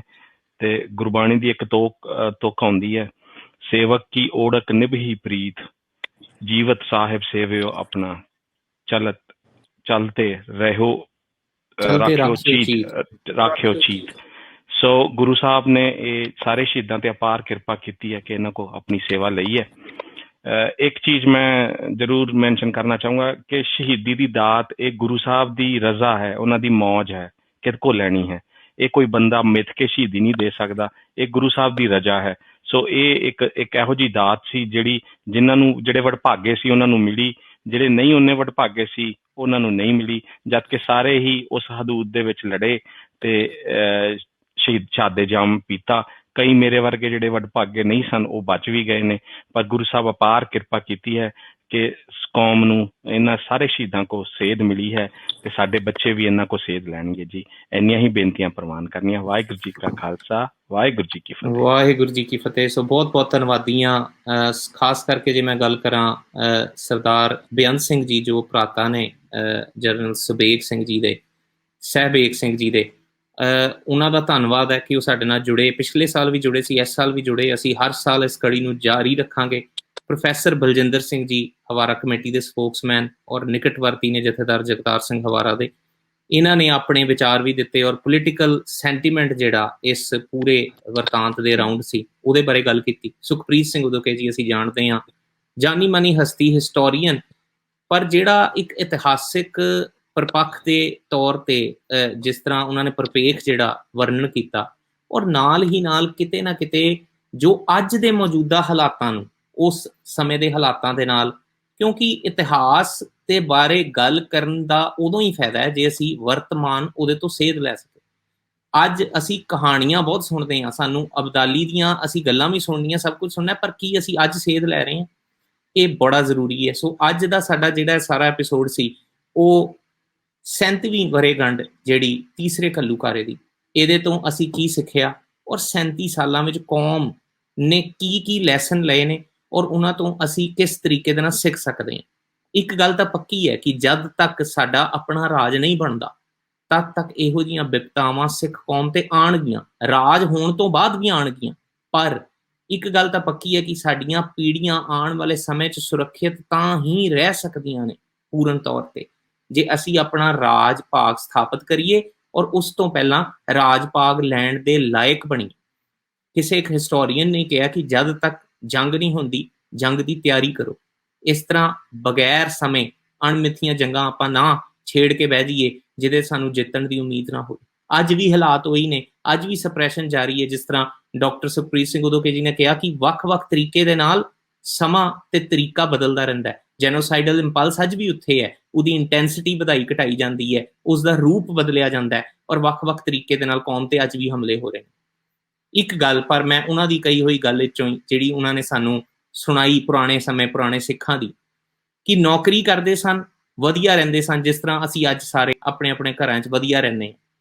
ਪਰ ਜਦੋਂ ਬਾਬਾ ਬੰਦਾ ਸਿੰਘ ਬਹਾਦਰ ਉਹਨਾਂ ਕੋਲ, ਪੁਰਾਤਨ ਸਿੰਘਾਂ ਕੋਲ ਰਾਜ ਦੀ ਗੱਲ ਲੈ ਕੇ ਆਇਆ ਤੇ ਸਿੱਖਾਂ ਨੇ ਆਪਣਾ ਸਭ ਕੁਝ ਛੱਡ ਕੇ ਰਾਜ ਭਾਗ ਸਥਾਪਿਤ ਕਰਨ ਵੱਲ ਨੂੰ ਤੁਰ ਪਏ। ਅੱਜ ਸਾਨੂੰ ਇਹ ਗੱਲ ਸੋਚਣੀ ਪੈਣੀ ਹੈ ਕਿ ਯਹੂਦੀ ਕੌਮ ਦੀ ਅਸੀਂ ਗੱਲ ਕਰਦੇ ਹਾਂ, ਬੜੇ ਵੱਡੇ ਜੈਨੋਸਾਈਡ ਹੋਏ ਉਹਨਾਂ ਦੇ ਨਾਲ, ਪਰ ਜਦੋਂ ਉਹਨਾਂ ਦਾ ਆਪਣਾ ਰਾਜ ਸਥਾਪਿਤ ਹੋਇਆ ਤੇ ਉਹਨਾਂ ਨੇ 100 ਸਾਲਾਂ ਦੇ ਨਾਜ਼ੀ ਜਨਰਲਾਂ ਨੂੰ ਵੀ ਫੜ ਕੇ ਇਨਸਾਫ ਕਰਵਾਇਆ ਵਰਲਡ ਕੋਰਟ ਦੇ ਵਿੱਚ। ਤੇ ਕਿਤੇ ਨਾ ਕਿਤੇ ਸਾਡੇ ਲਈ ਵੀ ਇੱਥੇ ਹੀ ਸੇਧ ਜਾਂਦੀ ਹੈ ਕਿ ਅਸੀਂ ਆਪਣਾ ਇਨਸਾਫ ਆਪ ਲੈਣਾ। ਜਿਸ ਤਰ੍ਹਾਂ ਗੁਰੂ ਸਾਹਿਬ ਦੇ ਸ਼ਬਦ ਨੇ, ਕੋਈ ਕਿਸੇ ਕੋ ਰਾਜ ਨਾ ਦੇ ਹੈ, ਜੋ ਲੈ ਹੈ ਨਿਜ ਬਲ ਸੇ ਲੈ ਹੈ। ਸੋ ਅੱਜ ਦਾ ਸਾਡੇ ਐਪੀਸੋਡ ਦੀ ਅਸੀਂ ਇੱਥੇ ਹੀ ਸਮਾਪਤੀ ਕਰਦੇ ਹਾਂ। ਫਿਰ ਵੇਖਣਾ ਤੁਸੀਂ, ਅਸੀਂ ਕੋਈ ਨਾ ਕੋਈ ਹੋਰ ਜਿਹੜਾ ਅੱਜ ਦੇ ਜਿੰਨੇ ਸਾਡੇ ਗੈਸਟ ਸਨ ਉਹਨਾਂ ਦੇ ਨਾਲ ਕਿਸੇ ਨਾ ਕਿਸੇ ਹੋਰ ਟੌਪਿਕ ਤੇ ਆਪ ਜੀ ਦੇ ਨਾਲ ਇਸੇ ਤਰੀਕੇ ਦੇ ਨਾਲ ਰੂਬਰੂ ਹੋਵਾਂਗੇ। ਵਰਲਡ ਸਿੱਖ ਪਾਰਲੀਮੈਂਟ ਦੀ ਐਜੂਕੇਸ਼ਨ ਕਾਉਂਸਲ ਵੱਲੋਂ ਔਰ ਸਿੰਘ ਸਟੇਸ਼ਨ ਵੱਲੋਂ ਇਹ ਸਾਂਝਾ ਉਪਰਾਲਾ। ਬਹੁਤ ਧੰਨਵਾਦ ਵੇਖਣ ਲਈ। ਫਿਰ ਜੁੜਾਂਗੇ ਕਿਸੇ ਹੋਰ ਵਿਸ਼ੇ ਤੇ। ਤਦ ਤੱਕ ਫਤਿਹ ਦੀ ਸਾਂਝ ਪਾਉਂਦੇ ਹਾਂ। ਆਓ ਗੱਜ ਵੱਜ ਕੇ ਬੁਲਾਈਏ। ਵਾਹਿਗੁਰੂ ਜੀ ਕਾ ਖਾਲਸਾ, ਵਾਹਿਗੁਰੂ ਜੀ ਕੀ ਫਤਿਹ।